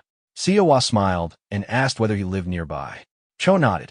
Then, after thinking for a moment, he asked if they knew when the Green Forest bandits in this area had disappeared. He could not remember clearly. It had been at least half a year, or perhaps around 2 years. Immediately, Bakley San placed her hand on her sword. She pointed out the contradiction. If the place had truly been abandoned for 2 years, thick layers of dust should have covered everything. If he refused to explain properly, she would assume he was connected to the disappearances. Siawa quickly stepped in. She called Cho by name and calmly said that although his words did not match, she did not think he was lying. Then she asked whether he knew anything about the missing people. Cho lowered his head. Quietly, he admitted that he was not supposed to talk about it. Bakley San immediately pressed further. So he did know something. Siawa stopped her. She explained that innocent people were disappearing and asked whether, as someone living nearby, he did not want the situation resolved. Cho hesitated. Then he asked whether they were simply trying to stir up trouble in a place that had remained quiet. Siawa spread her hands and smiled. There was no need to worry. Their sect leader was an incredible martial master. A few swarming bees would not matter. Cho thought for a moment. Then he said he had conditions. Everyone looked surprised. His first request, he wanted them to look at his martial arts. The disciples blinked. Siawa asked whether he wanted to learn Righteous Heaven's sect martial arts. Cho hurriedly denied it. He only wanted advice for the techniques he already practiced. He needed self-defense skills whenever he went outside. Siawa agreed. Then she asked for the second condition. Cho looked unusually serious. He wanted them to help him and his sibling leave the village immediately. Siawa paused. The way he said it made it sound as though someone was preventing them from leaving. Still, as long as they were not running away after committing a crime, she agreed. At that point, Cho unwrapped a cloth bundle and revealed several pieces of tableware. Quietly, he asked whether taking these counted as a crime. Siawa decided to overlook that much. Cho brightened instantly. Then he began explaining. When he was younger, the village had no strict rules. But 5 years ago, one rule appeared. Never leave the village at night. If anyone ignored that rule and went outside, they would never return from the parade of 100 demons. Once night fell, this entire region became the territory of demons. Siawa's expression changed. Jin Woong repeated the phrase in confusion. A normal place turning into demonic territory at night. He had never heard of anything like that. Bakley Sen admitted she had not either. Siawa crouched and touched the ground. That meant the place they stood now could already be connected to demonic terrain. Then she asked Jin Woong something important. Why had the missing patrols disappeared? Jin Woong answered casually. Every disappearance happened at night. Siawa thought for a moment. The details roughly matched. Jin Woong continued. However, reports of Green Forest bandit raids still continued. Assuming Cho was telling the truth, either the missing bandits had relocated elsewhere, or someone was pretending to be them. The situation was becoming increasingly complicated. Siawa quietly thought about what Bakley Woon would do. Then she made a decision. There were 2 options. Return and wait for the sect leader, or continue investigating themselves. She looked toward Cho. Waiting would be safer. But they had no idea how urgent the situation really was. Bakley Sen asked what she planned to do if they continued. Were they really going to wait for night and see whether a demon appeared? Siawa shook her head. Instead, they would go to Cho-il's village. After some time, they followed him through the forest. While walking, Siawa asked something. It was a slash-and-burn village, so why had it stayed in one location for years? Cho answered that, from what he heard, the village had not moved for at least 5 years. Jin Woong frowned. Normally, slash-and-burn farmers had to move regularly once the land lost fertility. Remaining in one place for that long was unusual. Bakley Sen added another point. Even rich land needed time to recover, unless it was somewhere unusual like Immortal Valley where dragon veins emerged. Xian Wugang asked what dragon veins were. Bakley Sen explained. Dragon veins were places where earth energy flowed exceptionally strongly. That was also why demons gathered around Immortal Valley. But if this place truly had dragon veins, someone would have discovered them already. Such land was too valuable to remain unnoticed. As they continued walking, Siawa organized her thoughts. A slash-and-burn village that had not moved. A strange rule introduced exactly 5 years ago. A village remaining untouched despite demonic activity. This case was unusual. They had to stay careful. Eventually, they reached a gate. Cho announced they had arrived. Jin Woon looked around. For a slash-and-burn village, it was far larger than expected. Bakley Sin asked whether it was really acceptable to let outsiders enter. Without warning, Cho shouted toward the gate. He announced his return and yelled for them to open because he would die otherwise. Jin Woon immediately grabbed him by the collar. What was he doing? Cho hurriedly explained. He needed to make it look like he had been threatened into bringing them. Then he asked Jin Woon to act more like a villain. Everyone stared. After waiting, nothing happened. Jin Woon awkwardly pointed out there was no response. Then Seowa casually asked, should they set the place on fire? Bakley San immediately stopped her. Moments later, the gate opened. An old man walked out and commented that they were impatient guests. Cho immediately called him chief. The old man corrected him, village chief, and added that Cho had probably been caught stealing again. Cho laughed and ran over. The chief turned toward the visitors. He asked whether they were martial artists. Since this village existed outside government control, he could not properly welcome outsiders. Seowa smiled and explained. They only wanted to ask a few questions. They had no intention of reporting the village or entering without permission. The chief rubbed his beard. Then he casually responded to their question. Disappearances? At least none of the missing ever came to this village. After a pause, his expression became serious. They probably wandered outside at night and were eaten by demons. Seowa repeated the word, demons. The chief explained. Surely they had already heard. After sunset, demons wandered this region. Walk 500 steps from here, and you would encounter them. Seowa immediately asked something else. If that was true, how had the village survived? The chief answered calmly. Because this village was a domain, a place demons could not enter. Seowa quietly repeated the unfamiliar term. Domain. Seeing her curiosity, the chief turned around. If they wanted answers, they should come inside and see. Seowa asked whether that was truly acceptable. The chief looked toward the sky. The sun would set soon. He would rather not hear later that outsiders had been torn apart on the way back. Still, the villagers were not welcoming toward outsiders. If they wanted answers, they would have to investigate personally. Seowa watched him carefully. He was strangely cooperative. It felt like he knew something. Wang Pao encouraged her. Being allowed to investigate inside the village was already valuable. But Seowa's thoughts remained unchanged. This village was suspicious. This was the first mission entrusted directly to her. Before the sect leader arrived, she intended to uncover as much as possible.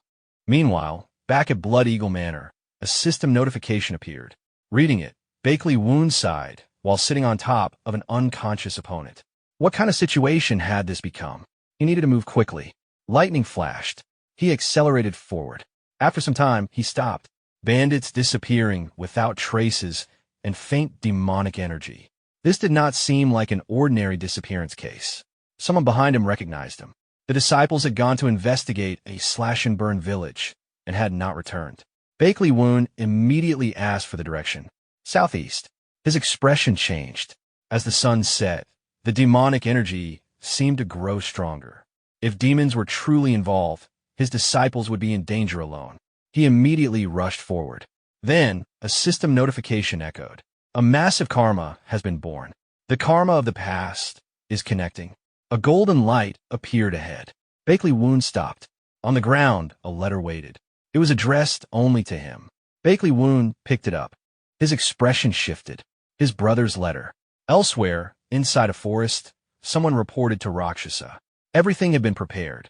Hearing the report, Rakshasa menacingly smiled. Rakshasa spread his arms and laughed. Finding the proper seed had taken 5 years. Growing that seed had taken another 5. For 10 years, he had studied the flow of heaven's secrets and quietly prepared everything. Now the fruit of all that preparation had finally ripened. A subordinate kneeling behind him carefully reported that several young martial artists had entered the village. Their identity remained unknown, but judging from their stable energy and age, they appeared to be promising talents from the Orthodox faction. Rakshasa dismissed the concern. The subordinate's understanding was too shallow. If they were merely rising stars, then there was no need to interfere. When the subordinate hesitated and pointed out that the grand plan had already reached its final stage, Rakshasa only smiled. Young blood was not an obstacle. If anything, the world itself desired the completion of the plan. Their arrival would only nourish the seed further. But if anyone attempted to cut off the beginning of his design, he would personally eliminate them. Tonight, the blood feast would begin. Meanwhile, inside Cho Il's village, Siawa suddenly sensed something unpleasant. It felt as though someone had been watching them from the moment they arrived. Jin Woong quietly agreed. The village chief had accepted outsiders far too easily. Still, standing still would not reveal anything. They needed to move before sunset. Cho cheerfully invited everyone to his home, explaining that they would need food and lodging for the night. When Xian Wugang questioned whether one house could handle such a large group, Cho proudly revealed that his home was the village's only inn. But Siawa refused. They did not intend to remain until night. Instead, she immediately divided the group. Xian Wugang and Bakley San would question villagers. Although Wugang doubted Siawa's reasoning, she insisted attractive people generally receive better responses. Meanwhile, members of the sky-piercing dragon sect would patrol the village outskirts and report anything unusual. If anything happened, they would send a signal. As for herself, Siawa decided to investigate Cho Il's sister with Wang Pao. Cho hesitated and quietly suggested that only Siawa meet her since his sister was shy. Wang Pao immediately rejected the idea and insisted on remaining nearby.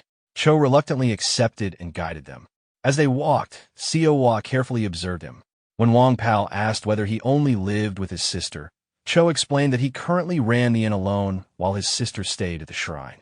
That answer drew Siawa's attention. She quietly examined the village.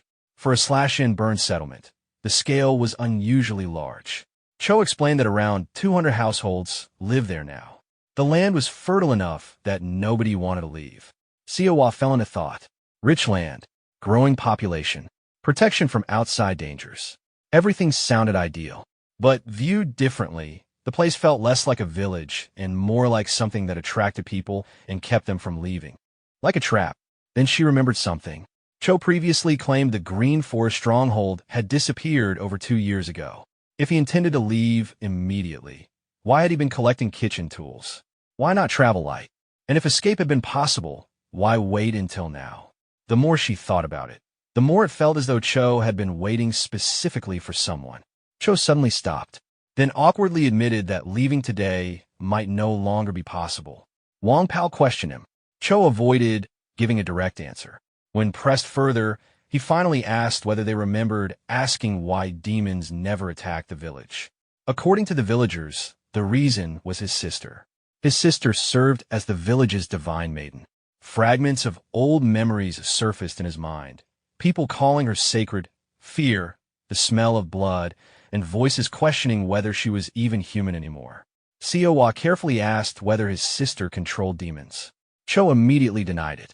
His sister knew nothing. She was only a child. When Siawa asked how the village remained protected, Cho quietly admitted that only the village chief knew. At that moment, Siawa understood. The chief was simply using her. Cho quickly agreed. Wang Pao pointed out the obvious consequence.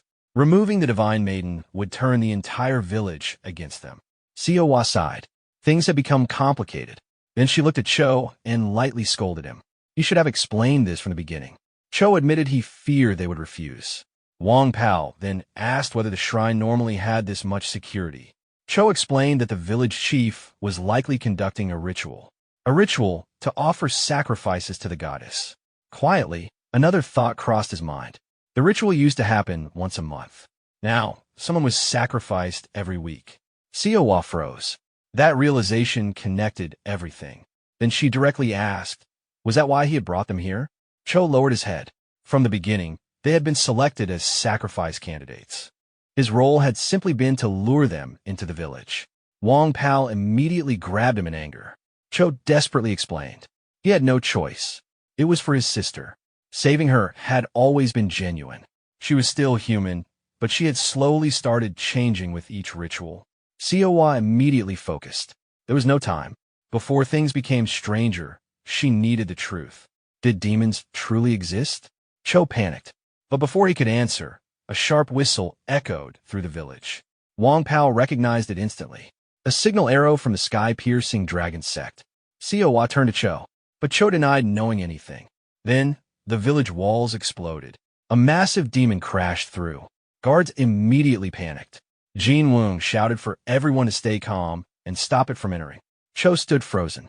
He insisted that his role ended with bringing them to the inn. Before he could continue, Siwa grabbed his shoulders. If he truly wanted to save his sister, then he needed to trust them. Trust the righteous heavens sect. Cho stared blankly. Meanwhile, Siwa turned and immediately headed toward the outskirts with Wang Pao. As she ran, only one thought remained in her mind. What exactly was this village, and what was really happening here? Looking at the name on the letter, Bakley Woon was puzzled that it had come from his brother and wondered how he could have known he would end up there. After opening it, he immediately recognized his brother's familiar writing style from the unusually long introduction. As he continued reading, a bead of sweat formed on his forehead. The letter described a human demonization plan and outlined the blood cult scheme to transform divine beasts into demons. Seeing the blood cult mentioned, Bakley Woon was caught by surprise. His thoughts drifted back to his days as combat squad captain. The blood cult had declared its intention to wash the world in blood and was responsible for the Jinan blood massacre. He had crossed paths with them many times, yet even then he had never uncovered the structure of their organization, and their members always operated from the shadows, making them nearly impossible to capture. Returning his attention to the letter, he realized that the blood cult's true objective was to abandon their human forms and become demons. To accomplish that, they were transplanting the blood of divine beasts, whose nature closely resembled that of demons, into humans. In other words, they were creating beings that were neither fully human nor fully divine. It was already common knowledge that demons fed on fear, and no other creature in the world should have possessed the ability to feed on emotions. Yet despite his brother's habit of writing lengthy explanations, he had never known him to lie. In fact, his brother had always possessed knowledge that seemed impossible to explain, and he was the one who had originally taught him how to perceive the world properly. Bakley Woon's expression grew serious. Judging from the demonic energy he sensed nearby, it appeared his disciples had already become entangled in this sinister plan. Looking back at the letter, he could only sigh. His brother had casually handed him information important enough to shake the entire martial world before ending the letter as though it were nothing. After a moment, Bakley Woon smiled confidently. Since this request had originally been accepted as part of his disciples' training, he decided to leave Weijin Village in their hands for the time being while he personally dragged the blood cult, which had hidden in the shadows for so long, out into the open. Back at the village, a demon lunged toward an injured soldier, preparing to devour him. Terrified, the soldier froze as the monster closed in. Before it could strike, Siwa rushed forward and ordered him to move aside. Using the second technique of the basic Azure Arts, Final Sever, she cut straight at the demon.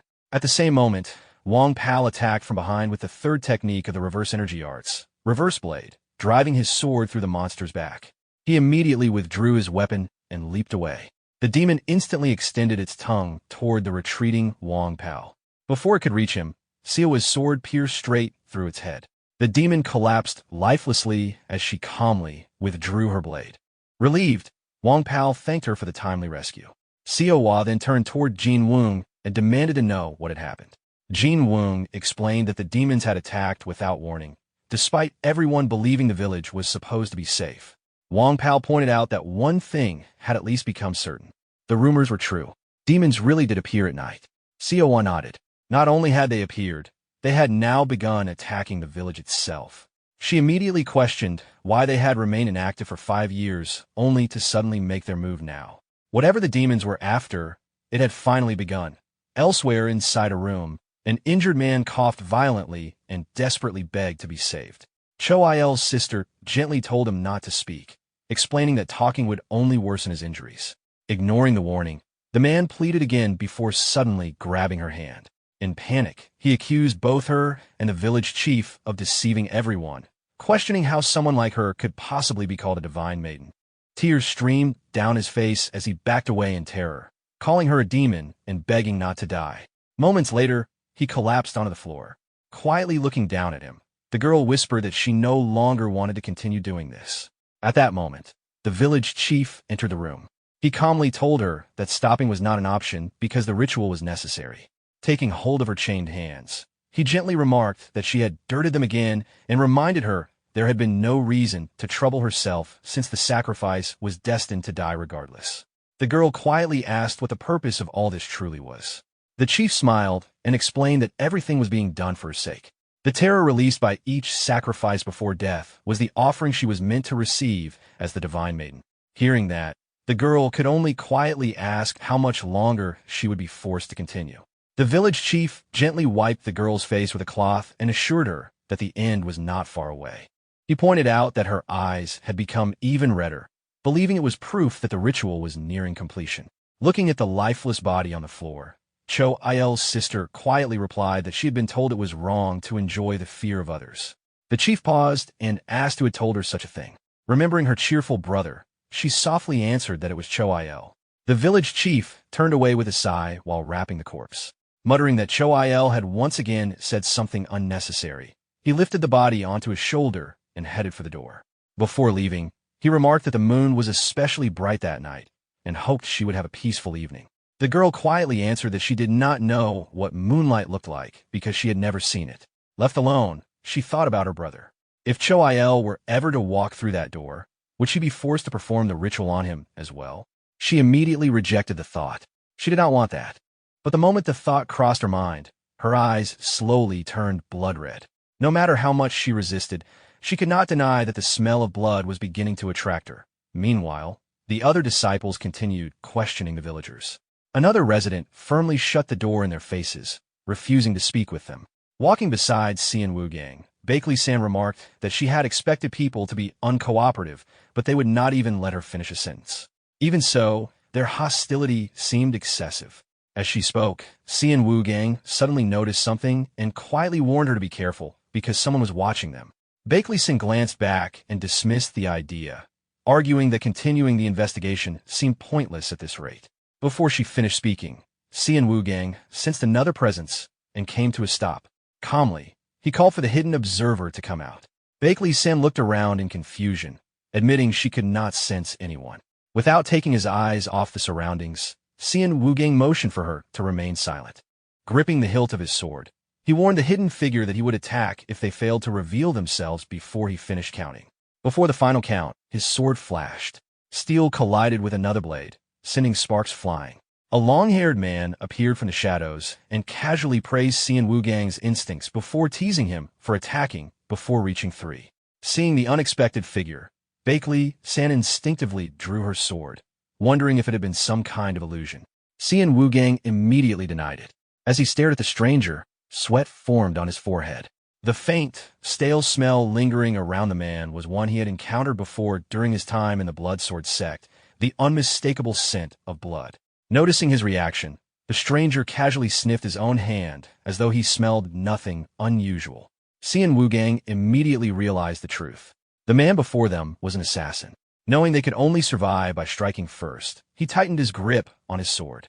But before he could move, the assassin suddenly appeared behind him and calmly told him to lower his weapon. Sensing the attack, Xian Wugang instantly swung backward. The assassin effortlessly caught his wrist. Smiling, he remarked that they were all destined to be buried in this village together, so there was no reason to waste their strength so early. Xian Wugang firmly replied that they intended to leave the village the following morning. The assassin narrowed his eyes. That was exactly why he was warning them. At this rate, morning would never come. At the same time, the demons began to move. Back at the village, inside one of the houses, Siowa gathered everyone and explained that the situation had worsened. The demons had finally begun entering the village itself, so they needed to warn the villagers immediately and gather everyone in a single location. As she continued outlining the plan, the demon they had defeated quietly opened one blood-red eye. Siowa explained that although the wooden fence provided some protection, the village's defenses were still inadequate and had to be reinforced. She then turned toward the assassin, who was tied to a wooden post, and pointed out that they were facing another problem as well. The assassin questioned why she kept staring at him. Ignoring the remark, Siowa asked him to explain why the nights were becoming longer. The assassin introduced himself as Zhang Il before closing his eyes with a sigh. He complained that he had approached them intending to cooperate, only to be tied up immediately, making it unreasonable to expect an honest conversation. Bakley-san replied that leaving a former assassin unrestrained would have been far stranger. Jang Il quickly clarified that assassination had been his former profession and that he had long since abandoned that life. Siawa crouched beside him and promised to remove his restraints if he answered truthfully. Jang Il remarked that she had a kind heart. The next instant, he suddenly appeared behind Siawa. Everyone froze in shock. Siawa herself was stunned, unable to understand when he had escaped. Ignoring everyone's reaction, Jang Il casually stretched his shoulders before returning to the subject. He first asked whether they already knew that the demons only became active at night. Siawa confirmed that the villagers claimed the demons swarmed around the village after sunset. Jang Il corrected her. The demons were not gathering, they were being created. His words left everyone speechless. Taking a seat, he calmly explained that he specialized in concealment and could hide from both humans and demons. Xian Wugang dryly remarked that his earlier performance had not been particularly convincing. Ignoring the comment, Jang Il explained that he had originally planned to hide and discover where the demons came from. If demons truly appeared every night, they should have left traces during the day instead of disappearing completely. Instead, something far stranger happened. The moment the sun set, he found himself drawn into what felt like a banquet of 100 ghosts. Night did not fall naturally. Without warning, darkness simply descended all at once, a darkness so overwhelming that it swallowed even the light itself. Having shared everything he knew, Jang Il asked how they intended to proceed. Siawa looked around at the others before deciding their first priority had to be strengthening the village's defenses. Since they could not protect every part of the settlement, they would focus on creating a defensible perimeter. She assigned Xian Wugang and the members of the sky-piercing dragon sect to gather all the villagers in the central square. They were also instructed to dismantle the outer houses and arrange the materials so they could quickly be set ablaze if necessary, creating a secondary defensive line inside the wooden fence. Xian Wugang questioned whether the villagers would cooperate. Siawa pointed out that many had already witnessed a demon entering the village, so they would naturally want to protect themselves. However, convincing everyone quickly would still require the village chief's support. She then instructed Wang Pao to accompany Bakley-san to the shrine and seek the chief's cooperation. If possible, they were also to bring back Cho Il and the Divine Maiden. Bakley-san rested a hand on her sword and casually remarked that if the chief refused to cooperate, she would leave the matter entirely to their honored guest. She then noticed Jang Il watching her and asked why he kept staring at her so strangely. Jang Il simply replied that she reminded him of someone he once knew. Siawa then turned to him and asked if he would accompany her outside the village to search for an escape route. Bakley-san immediately objected, warning that it was far too dangerous. Jang Il was equally shocked, asking whether she truly expected him to walk outside and die. Siawa calmly reminded him that he possessed the ability to avoid the demon's notice. From behind, Wang Pao warned that Jang Il could simply use the opportunity to escape. Siawa shook her head. If he had intended to run, he would have done so long before the situation had become this dangerous. She then looked directly at Jang Il and concluded that the only reason he had remained in the village was because he still had unfinished business there. Jang Il paused before correcting her. Rather than answering immediately, he insisted she at least remember his name properly. Realizing her mistake, Siawa politely introduced herself as a disciple of the Righteous Heavens Sect. After scratching his head, Jang Il finally agreed to cooperate. However, he had one condition. Once everything was over, they were not to reveal anything about him, not even to their own sect leader. Despite appearances, he explained that he was still a wanted man. Siawa hesitated briefly before agreeing. Meanwhile, the other disciples silently concluded that she would almost certainly tell Bakley Woon anyway. Siawa placed a hand over her chest and smiled confidently. She assured Jang Il there was nothing to worry about. If they could hold out for just one day, victory was guaranteed. Confused, Jang Il asked why she was so certain.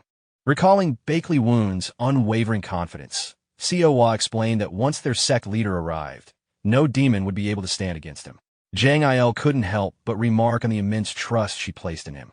Putting the discussion aside, he urged everyone to leave before more demons appeared. Elsewhere, Bakley Woon cut through wave after wave of demons with his sword.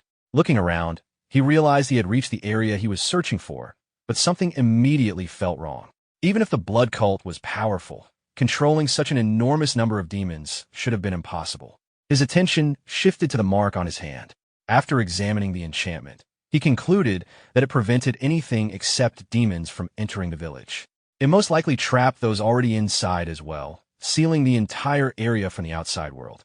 Channeling his energy, Bakley Woon realized that whatever was happening within the village was important enough for the blood cult to isolate it completely. Wind and lightning gathered around his hand as he expanded his senses. If the ritual was truly that important, the blood cult would certainly have people nearby watching over every possible variable. The surrounding scenery gradually changed before his eyes. Closing his eyes, he searched for the hidden observers who always preferred manipulating events from the shadows instead of appearing directly. Moments later, their location appeared clearly within his mind. Opening his eyes with a grin, Bakley Woon quietly declared that he had found them.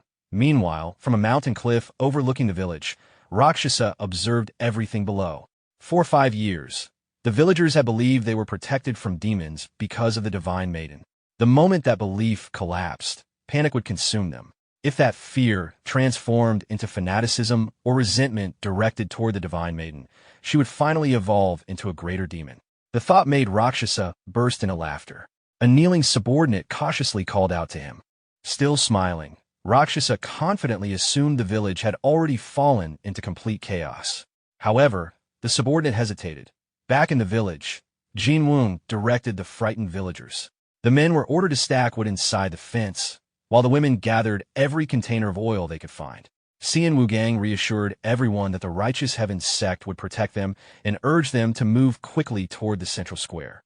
Back atop the mountain, the subordinate finally reported that, under the leadership of several young martial artists, the villagers had fortified their defenses and were actively fighting the demons. Rakshasa's expression darkened. He had intended to simply observe while allowing events to follow heaven's flow, but those young martial artists had dared interfere with his grand plan. Unable to tolerate it any longer, he decided to eliminate them personally. At that moment, lightning flashed. Bakley Woon descended behind him, wrapped in crackling lightning. Sensing his arrival, Rakshasa turned around. Landing before him, Bakley Woon calmly introduced himself as the sect leader of the Righteous Heaven Sect. Without wasting time, he demanded that Rakshasa deactivate the enchantment if he wished to survive. Rakshasa calmly interlocked his fingers as crimson energy gathered around his hands. Realizing Bakley Woon had come to protect the disciples, he smiled before weaving countless crimson threads of energy. Already irritated, he welcomed the opportunity to kill the disciples before their master's eyes and immediately launched his attack. The crimson threads merged into a devastating slash. Bakley Woon effortlessly evaded it with his sword. Rakshasa was visibly stunned. Bakley Woon casually asked whether his disciples had disrupted the blood cult's grand plan. The question immediately enraged Rakshasa. Crimson aura erupted from his body as he demanded to know how Bakley Woon had learned about the plan. With complete indifference, Bakley Woon mocked him by claiming he had heard it from Rakshasa's long-dead grandfather. Furious, Rakshasa unleashed his blood dragon barrage, empowered by chaotic demonic blood energy. Lightning exploded across Bakley Woon's sword as he answered with a heavenly splitting sword style's heavenly strike. The two techniques collided violently, releasing an enormous blast of lightning. When the explosion settled, Rakshasa was kneeling inside the crater. One of his arms had been completely severed. As Rakshasa gritted his teeth in pain, Bakley Woon calmly assessed him. Judging from his abilities and behavior, he concluded that Rakshasa belonged to the Rakshasa division rather than the Hungry Ghost Squad. However, his strength suggested he was not among its highest-ranking members, perhaps the 7th, or at best the 6th Rakshasa. Holding his wounded shoulder, Rakshasa silently endured the humiliation. Lightning continued crackling around Bakley Woon as he slowly approached. He remarked that he had no interest in whether the blood cult succeeded in turning humans into demons. Standing directly before the wounded Rakshasa, he asked the same question once more. He wanted to know how to deactivate the enchantment. Looking down at him, Bakley Woon calmly added that there was no need to rush the answer. After all, Rakshasa still had plenty of limbs left to lose. Bakley Woon calmly announced that he would take Rakshasa's right leg next. A bolt of lightning flashed. Rakshasa's scream echoed across the mountain as the slash tore through his leg. Bakley Woon apologized with an amused smile, remarking that despite giving a warning beforehand, he had failed to sever it cleanly. Drenched in cold sweat, Rakshasa stared at him in horror. The overwhelming pressure felt strangely familiar.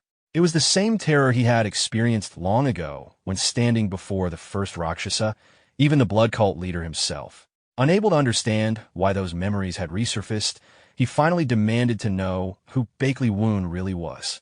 Bakley Woon simply repeated that he was the sect leader of the Righteous Heaven sect. Rakshasa roared in frustration, insisting he had never heard of such a sect. Calmly, Bakley Woon asked whether the name Bakley Woon meant anything to him. Rakshasa's expression suddenly changed.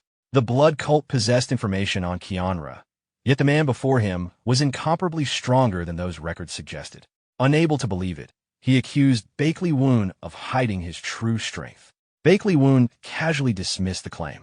The real problem, he explained, was the blood cult's arrogance. They avoided exposing themselves on the front lines, leaving most of their members with little real combat experience beyond fighting among themselves. Smiling faintly, he assured Rakshasa that he had no intention of killing him. After all, rumors claimed Rakshasas could survive even after losing their limbs. With that in mind, he wondered if they should continue with the left arm next. Meanwhile, inside the village, Siawa and Jang Il quietly moved through the streets, passing directly between wandering demons. Looking around in amazement, Siawa realized the demons truly failed to notice them. Using sound transmission, Jang Il warned her not to stop breathing.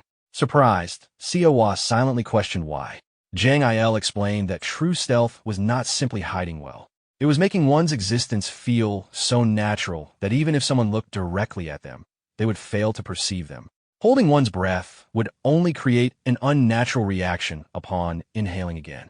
Instead, breathing had to remain perfectly calm and uninterrupted. Following his instructions, Siawa carefully matched her breathing to his guidance. As they continued forward, Jang Il examined the surroundings. He concluded that the barrier was an enchantment mixed with sorcery. Judging by its structure, nothing could enter or leave. He suspected even Bakley Woon had been prevented from entering because of it. Jang Il then asked whether anyone in their sect specialized in enchantments, though he admitted such experts were extremely rare. Siawa answered that only their sect leader possessed that level of knowledge. Curious, Jang Il asked what kind of person Bakley Woon really was. Everyone seemed completely convinced that everything would be resolved the moment he arrived. Siawa smiled softly. She found him difficult to describe. He was warm yet strict, dependable yet constantly worrying those around him. Thinking back to his smile, she concluded that he was simply more human than anyone she had ever met, though she admitted she could not properly explain what she meant. Watching her expression, Jang Il smiled and remarked that Bakley Woon was clearly someone very precious to her. Siawa then asked whether Jang Il had ever had someone precious to him. He quietly admitted that he once had. It was the person he had sworn to serve with absolute loyalty. That man possessed talent, appearance, and status beyond compare, yet always treated everyone equally regardless of their background. Closing his eyes, Jang Il reflected that his only flaw had been excessive compassion, constantly placing others before himself. Noticing his expression, Siawa quietly called out to him. Jang Il simply brushed it aside, saying old age had made him sentimental. Just then, Siawa looked toward the sky. A flash of lightning caught her attention. She immediately recognized it as Bakley Woon's martial arts. Certain he had arrived nearby, she excitedly called out to him. Jang Il was startled and questioned how she could be so sure. Siawa calmly explained that the air was too dry for a natural thunderstorm, and it was not even the season for lightning. Jang Il admitted she was probably right, but pointed out that if Bakley Woon was still fighting outside, it meant he had also been unable to break through the barrier. Meanwhile, Bakley Woon swung his lightning-covered sword once more. The crackling blade struck the ground. The moment Rakshasa saw it, he recognized it as the Righteous Heaven sword. Bakley Woon immediately questioned him about the barrier. Rakshasa, now reduced to little more than a head after losing his limbs, admitted that the enchantment could only be removed by destroying its central axis. Bakley Woon continued questioning him. If the same axis had to be destroyed simultaneously from both inside and outside, then there should also be blood cult members inside the barrier. Rakshasa hurriedly denied it. Only their group had been involved. That answer puzzled Bakley Woon. If there were no cultists inside, how they planned to remove the barrier afterward? Rakshasa admitted they had never intended to remove it at all. Finding that strange, Bakley Woon pointed out that their objective had been to awaken the seed and retrieve it. Rakshasa froze in disbelief. Once again, he demanded to know how Bakley Woon knew about that part of the plan. Bakley Woon ignored the question and simply ordered him to answer his own instead. Rakshasa explained that his only mission was to awaken the seed. Whatever happened afterward was beyond his knowledge or responsibility. Confused, Bakley Woon pressed him for an explanation. Rakshasa admitted that he knew nothing more. Only the blood cult leader and the high priest understood the true purpose of the grand plan. Bakley Woon fell into thought. The objective was not to use the awakened seed. It was simply to awaken it. He then asked whether Rakshasa had any way of communicating with those inside the barrier. Rakshasa laughed and denied it, insisting no such method existed. Bakley Woon continued questioning him, asking about Black Knight. Since the blood cult alone could not have attracted such a massive number of demons, they must have used a powerful demon as part of the plan. Rakshasa replied that he merely obeyed orders and knew nothing about Black Knight. The demons had gathered on their own, drawn by the land's energy and the seed growing within it. That answer caught Bakley Woon's attention. Rakshasa laughed again and revealed that the divine maiden worshipped by the villagers was the one attracting the demons. However, killing her now would only send the gathered demons into a frenzy, resulting in a massacre. From outside the barrier, there was supposedly nothing Bakley Woon could do to stop it. Before he could continue laughing, Bakley Woon casually kicked him across the face. Turning away, Bakley Woon remarked that he had no intention of trusting every word Rakshasa said. For the moment, he would bury him alive and return later if necessary. Furious, Rakshasa cursed him as a heartless monster. At that moment, the system activated and began identifying the current locations of every sect member. A blue panel appeared before Bakley Woon, displaying the positions of his disciples. After checking the map, he realized Siwa was standing directly on the opposite side of the barrier. Confident in her abilities, he concluded she could destroy the inner axis herself while he dealt with the one outside. Reaching the edge of the cliff, Bakley Woon leaped into the air and hurled the Righteous Heaven's sword toward the barrier. By concentrating his energy into the blade's tip, he briefly pierced the enchantment. The sword broke through and landed before Siwa. As she picked it up, Zhang Il observed that although the barrier could be breached for a moment, it restored itself almost immediately. Even Bakley Woon had been unable to cross it. Siwa calmly replied that her sect leader must have had his reasons. After reading the message he had attached to the sword, she learned that he wanted her to cut down the sideways growing trees. At the same time, Bakley Woon contacted her through mind transmission and temporarily entrusted the Righteous Heaven's sword to her. Watching the exchange, Zhang Il immediately realized they had found one of the barrier's axes. Confused, Siwa asked what he meant. Zhang Il explained that an axis was the core supporting an enchantment. Holding the sword firmly, Siwa declared that one of them was nearby and immediately led the way. While following her, Zhang Il questioned whether Bakley Woon truly understood what he was doing. Mishandling an axis could produce disastrous consequences. Siwa confidently assured him there was nothing to worry about. As a former Murim Alliance Combat Squad captain, Bakley Woon had more than enough experience. Soon they reached the edge of the barrier. As Zhang Il looked around, he quietly recalled Bakley Woon's title. Combined with the familiar sword from earlier, everything was beginning to feel strangely familiar. Meanwhile, Siwa sensed an ominous presence surrounding the area. Zhang Il immediately stepped forward, remarking that the energy was unusually filthy before gathering sword energy into his hand. With a single invisible slash, he struck the target. Confused, Siwa asked what technique he had just used. Zhang Il explained that it was formless sword energy, a type of sword energy so subtle that most people could neither see nor sense it. Looking ahead, Siwa noticed what appeared to be a key.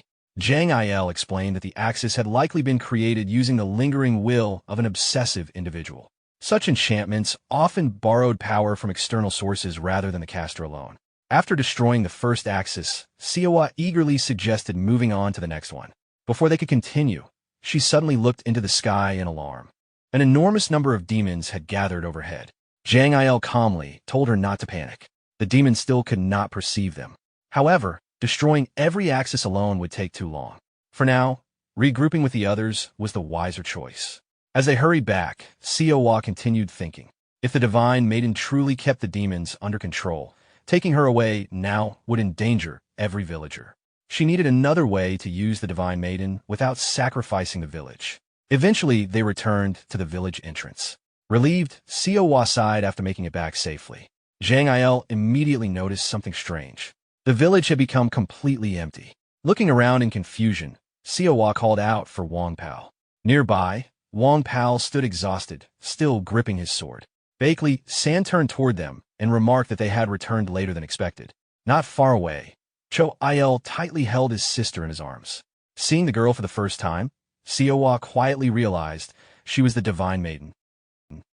In the past, Cho-il offered his little sister a piece of food. Looking at it curiously, Hadu asked what it was. Smiling, Cho-il encouraged her to try it. After taking a bite, Hadu immediately spat it out, complaining that it was far too bitter. Cho-il sighed as he picked up the wasted food, telling her not to waste it and reminding her to call him brother. Hadu quietly pointed out that they were not related by blood. Cho-il laughed, saying that family was about far more than blood. He then asked what she wanted to do after they grew up and finally left the village. Hadu admitted she could only imagine begging for a living, just as she did now. Cho-il immediately rejected that idea. His dream was to open the largest and busiest inn in town. Inspired by his dream, Hadu happily declared that she would become the greatest chef in the world and cook there with him. Cho-il smiled and promised they would achieve that dream together. Back in the present, Cho-il quietly entered the room where Hadu remained bound in chains. Seeing him, Hadu happily greeted her brother. Searching through his clothes, Cho-il apologized for failing to find walnuts and instead offered her pine nuts, assuring her they were delicious as well. Hadu pouted, insisting she still preferred walnut. Leaning against the bars, Cho-il reminded her about what he had mentioned earlier. She teasingly replied that he talked so much she could not remember which conversation he meant. Cho-il explained that a group of adventurers had arrived and he intended to ask them to take both of them away. Hadu sadly replied that it would not matter because they would only end up becoming sacrifices. Cho-il confidently shook his head. This time was different. The newcomers were extraordinary martial masters, and if they waited just a little longer, he was certain they could finally escape. Before he could say anything more, the village chief appeared behind him. Calmly but firmly, he declared that such a thing would never happen. Startled, Cho-il slowly turned around. Outside, Wang Pao hurried after Beakley-san, reminding her that they were supposed to persuade the villagers peacefully. She impatiently replied that she already knew and did not need to hear it again. At that moment, the village chief dragged Cho-il outside by his collar and lifted him off ground. As Cho-il struggled to breathe, Wang Pao and Beakley-san rushed over. Wang Pao immediately demanded an explanation. The chief calmly threw Cho-il to the ground before claiming he had merely been disciplining the boy for speaking seditiously. He explained that Cho-il had attempted to take away the Divine Maiden, the guardian who protected the village from demons, after allowing himself to be swayed by pity. Listening to the explanation, Beakley-san rested her sword on her shoulder. The entire story surrounding the Divine Maiden seemed suspicious to her. She found it difficult to believe that a young girl possessed the power to keep demons away, and instead suspected the village chief was hiding the truth while using the child as a shield. Without waiting for permission, she declared she would confirm everything herself. The chief panicked and tried to stop her. Ignoring him, Beakley-san and Wang Pao rushed inside. The sight waiting for them left both of them speechless. The so-called Divine Maiden was nothing more than a young girl bound tightly in heavy iron chains. Her appearance resembled something far closer to a demon than an ordinary child. Looking calmly at the newcomers, Hadu quietly asked who they were. From the doorway, the village chief asked whether they finally understood why she could never leave the shrine. Beakley-san exploded in anger. She demanded to know whether he understood how dangerous it was to rely on another demon to stop demons. The chief answered without hesitation. Everything had been done simply to survive. According to him, there had never been another choice. He then revealed the village's true history. Although they had settled there 5 years earlier, the village itself had existed for nearly 10 years. Unable to find land and crushed by heavy taxes, they had been forced to hide deep within the forest. They survived by clearing land through slash-and-burn farming, moving repeatedly whenever the soil became exhausted while constantly fleeing wild beasts and demons. During those years, 62 new people had joined their community, while 73 had lost their lives. Eventually, they discovered this fertile land, rich enough to support them for years without moving. Unfortunately, it was also a paradise for demons. As they ventured deeper into the forest searching for safety, they encountered a young girl sleeping peacefully in a place where no demon dared approach. That girl was the Divine Maiden. It was then the chief realized that demons refused to enter the area surrounding her. From that day onward, the villagers built their settlement around the Divine Maiden, believing she alone ensured their survival. As for how she actually kept the demons away, the chief admitted admitted he had no idea. He only knew one thing. Without the divine maiden, the village could not survive. Meanwhile, Beakley-san studied the girl behind the iron bars. She did not appear dangerous, yet leaving her imprisoned like this clearly wasn't right. Curiously, Hadu asked what everyone was looking at. Cho-il glanced at the moon before gently pointing it out to her. Hadu quietly repeated the word, admiring its beauty and feeling as though she had seen it somewhere before. Turning to the village chief, Beakley-san pointed out that the divine maiden's power had already reached its limit. Demons had begun entering the village, something that had never happened before. The chief admitted only 1 or 2 demons had crossed into the village, but insisted it was unprecedented. Beakley-san firmly replied that they had not come to seek his permission.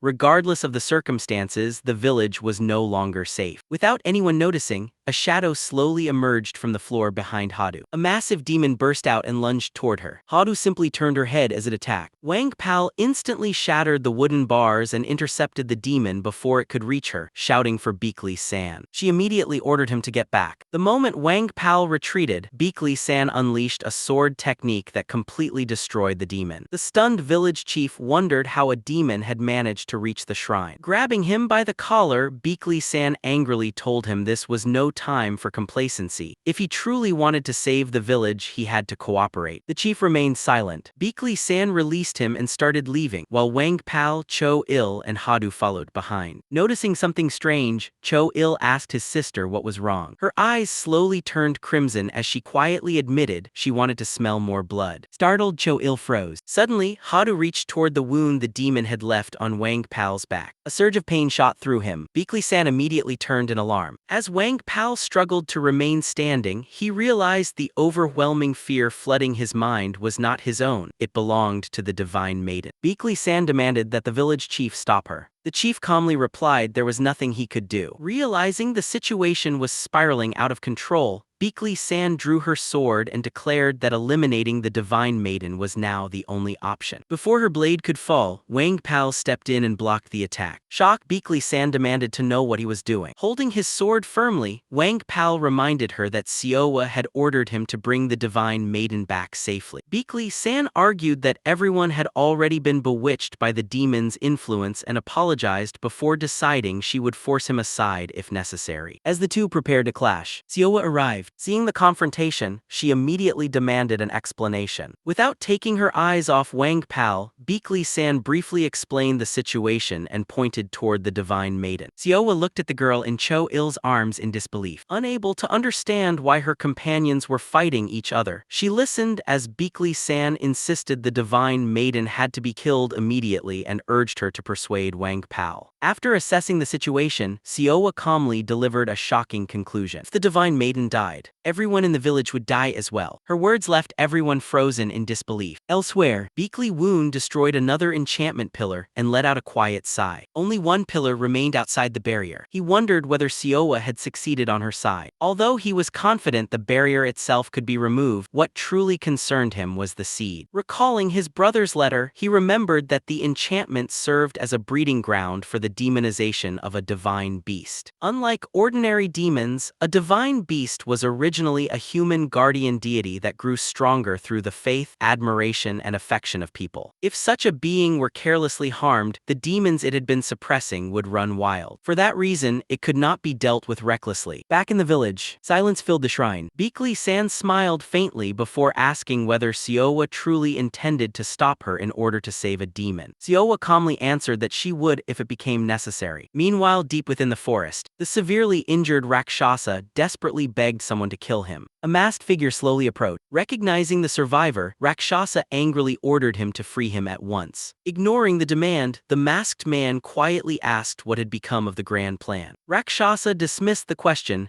insulting him and threatening to tear him apart if he was not released immediately. At that moment, the stranger's mask slipped to the ground, revealing a face covered in stitches. Rakshasa's eyes widened in horror. He recognized the figure as the first Rakshasa, his senior sister. Before he could react further, a woman's voice greeted him as green energy possessed the stitched body. With a faint smile, she asked whether her junior brother had failed. Rakshasa panicked as he recognized the high priest and demanded to know why someone of such status had would personally come. Speaking through the possessed body, the high priest calmly remarked that his presence would not have been necessary if Rakshasa had completed his mission properly. Desperately, Rakshasa explained that an unexpected variable had appeared, Beakly Woon, also known as Chunra. He insisted that no one of his level could have dealt with such an opponent, but assured the high priest that the grand plan itself remained unhindered. According to him, the seed was on the verge of awakening, and the martial artists trapped inside the barrier were too weak to interfere. The stitched figure slowly reached toward Rakshasa and coldly pointed out that monitoring and controlling unexpected variables had been his entire mission. Everything else had proceeded according to plan, yet Rakshasa continued believing the world revolved around himself. He had mistaken ordinary hardship for something he could overcome, when in reality what had arrived was true despair. As the stitched hand clamped over his mouth, Rakshasa screamed and begged for mercy. The high priest simply called it despair. Green energy engulfed the possessed body before the high priest sensed Beakly Woon's presence. He quickly recalled that Chunra had once interfered during the Jinan blood massacre. At that moment, purple demonic energy gathered behind him as a mysterious woman's voice echoed through the forest. She reminded him that the seed was close to awakening and warned him not to forget their agreement, promising she would continue watching. The high priest acknowledged her warning, but dismissed her as nothing more than a demon.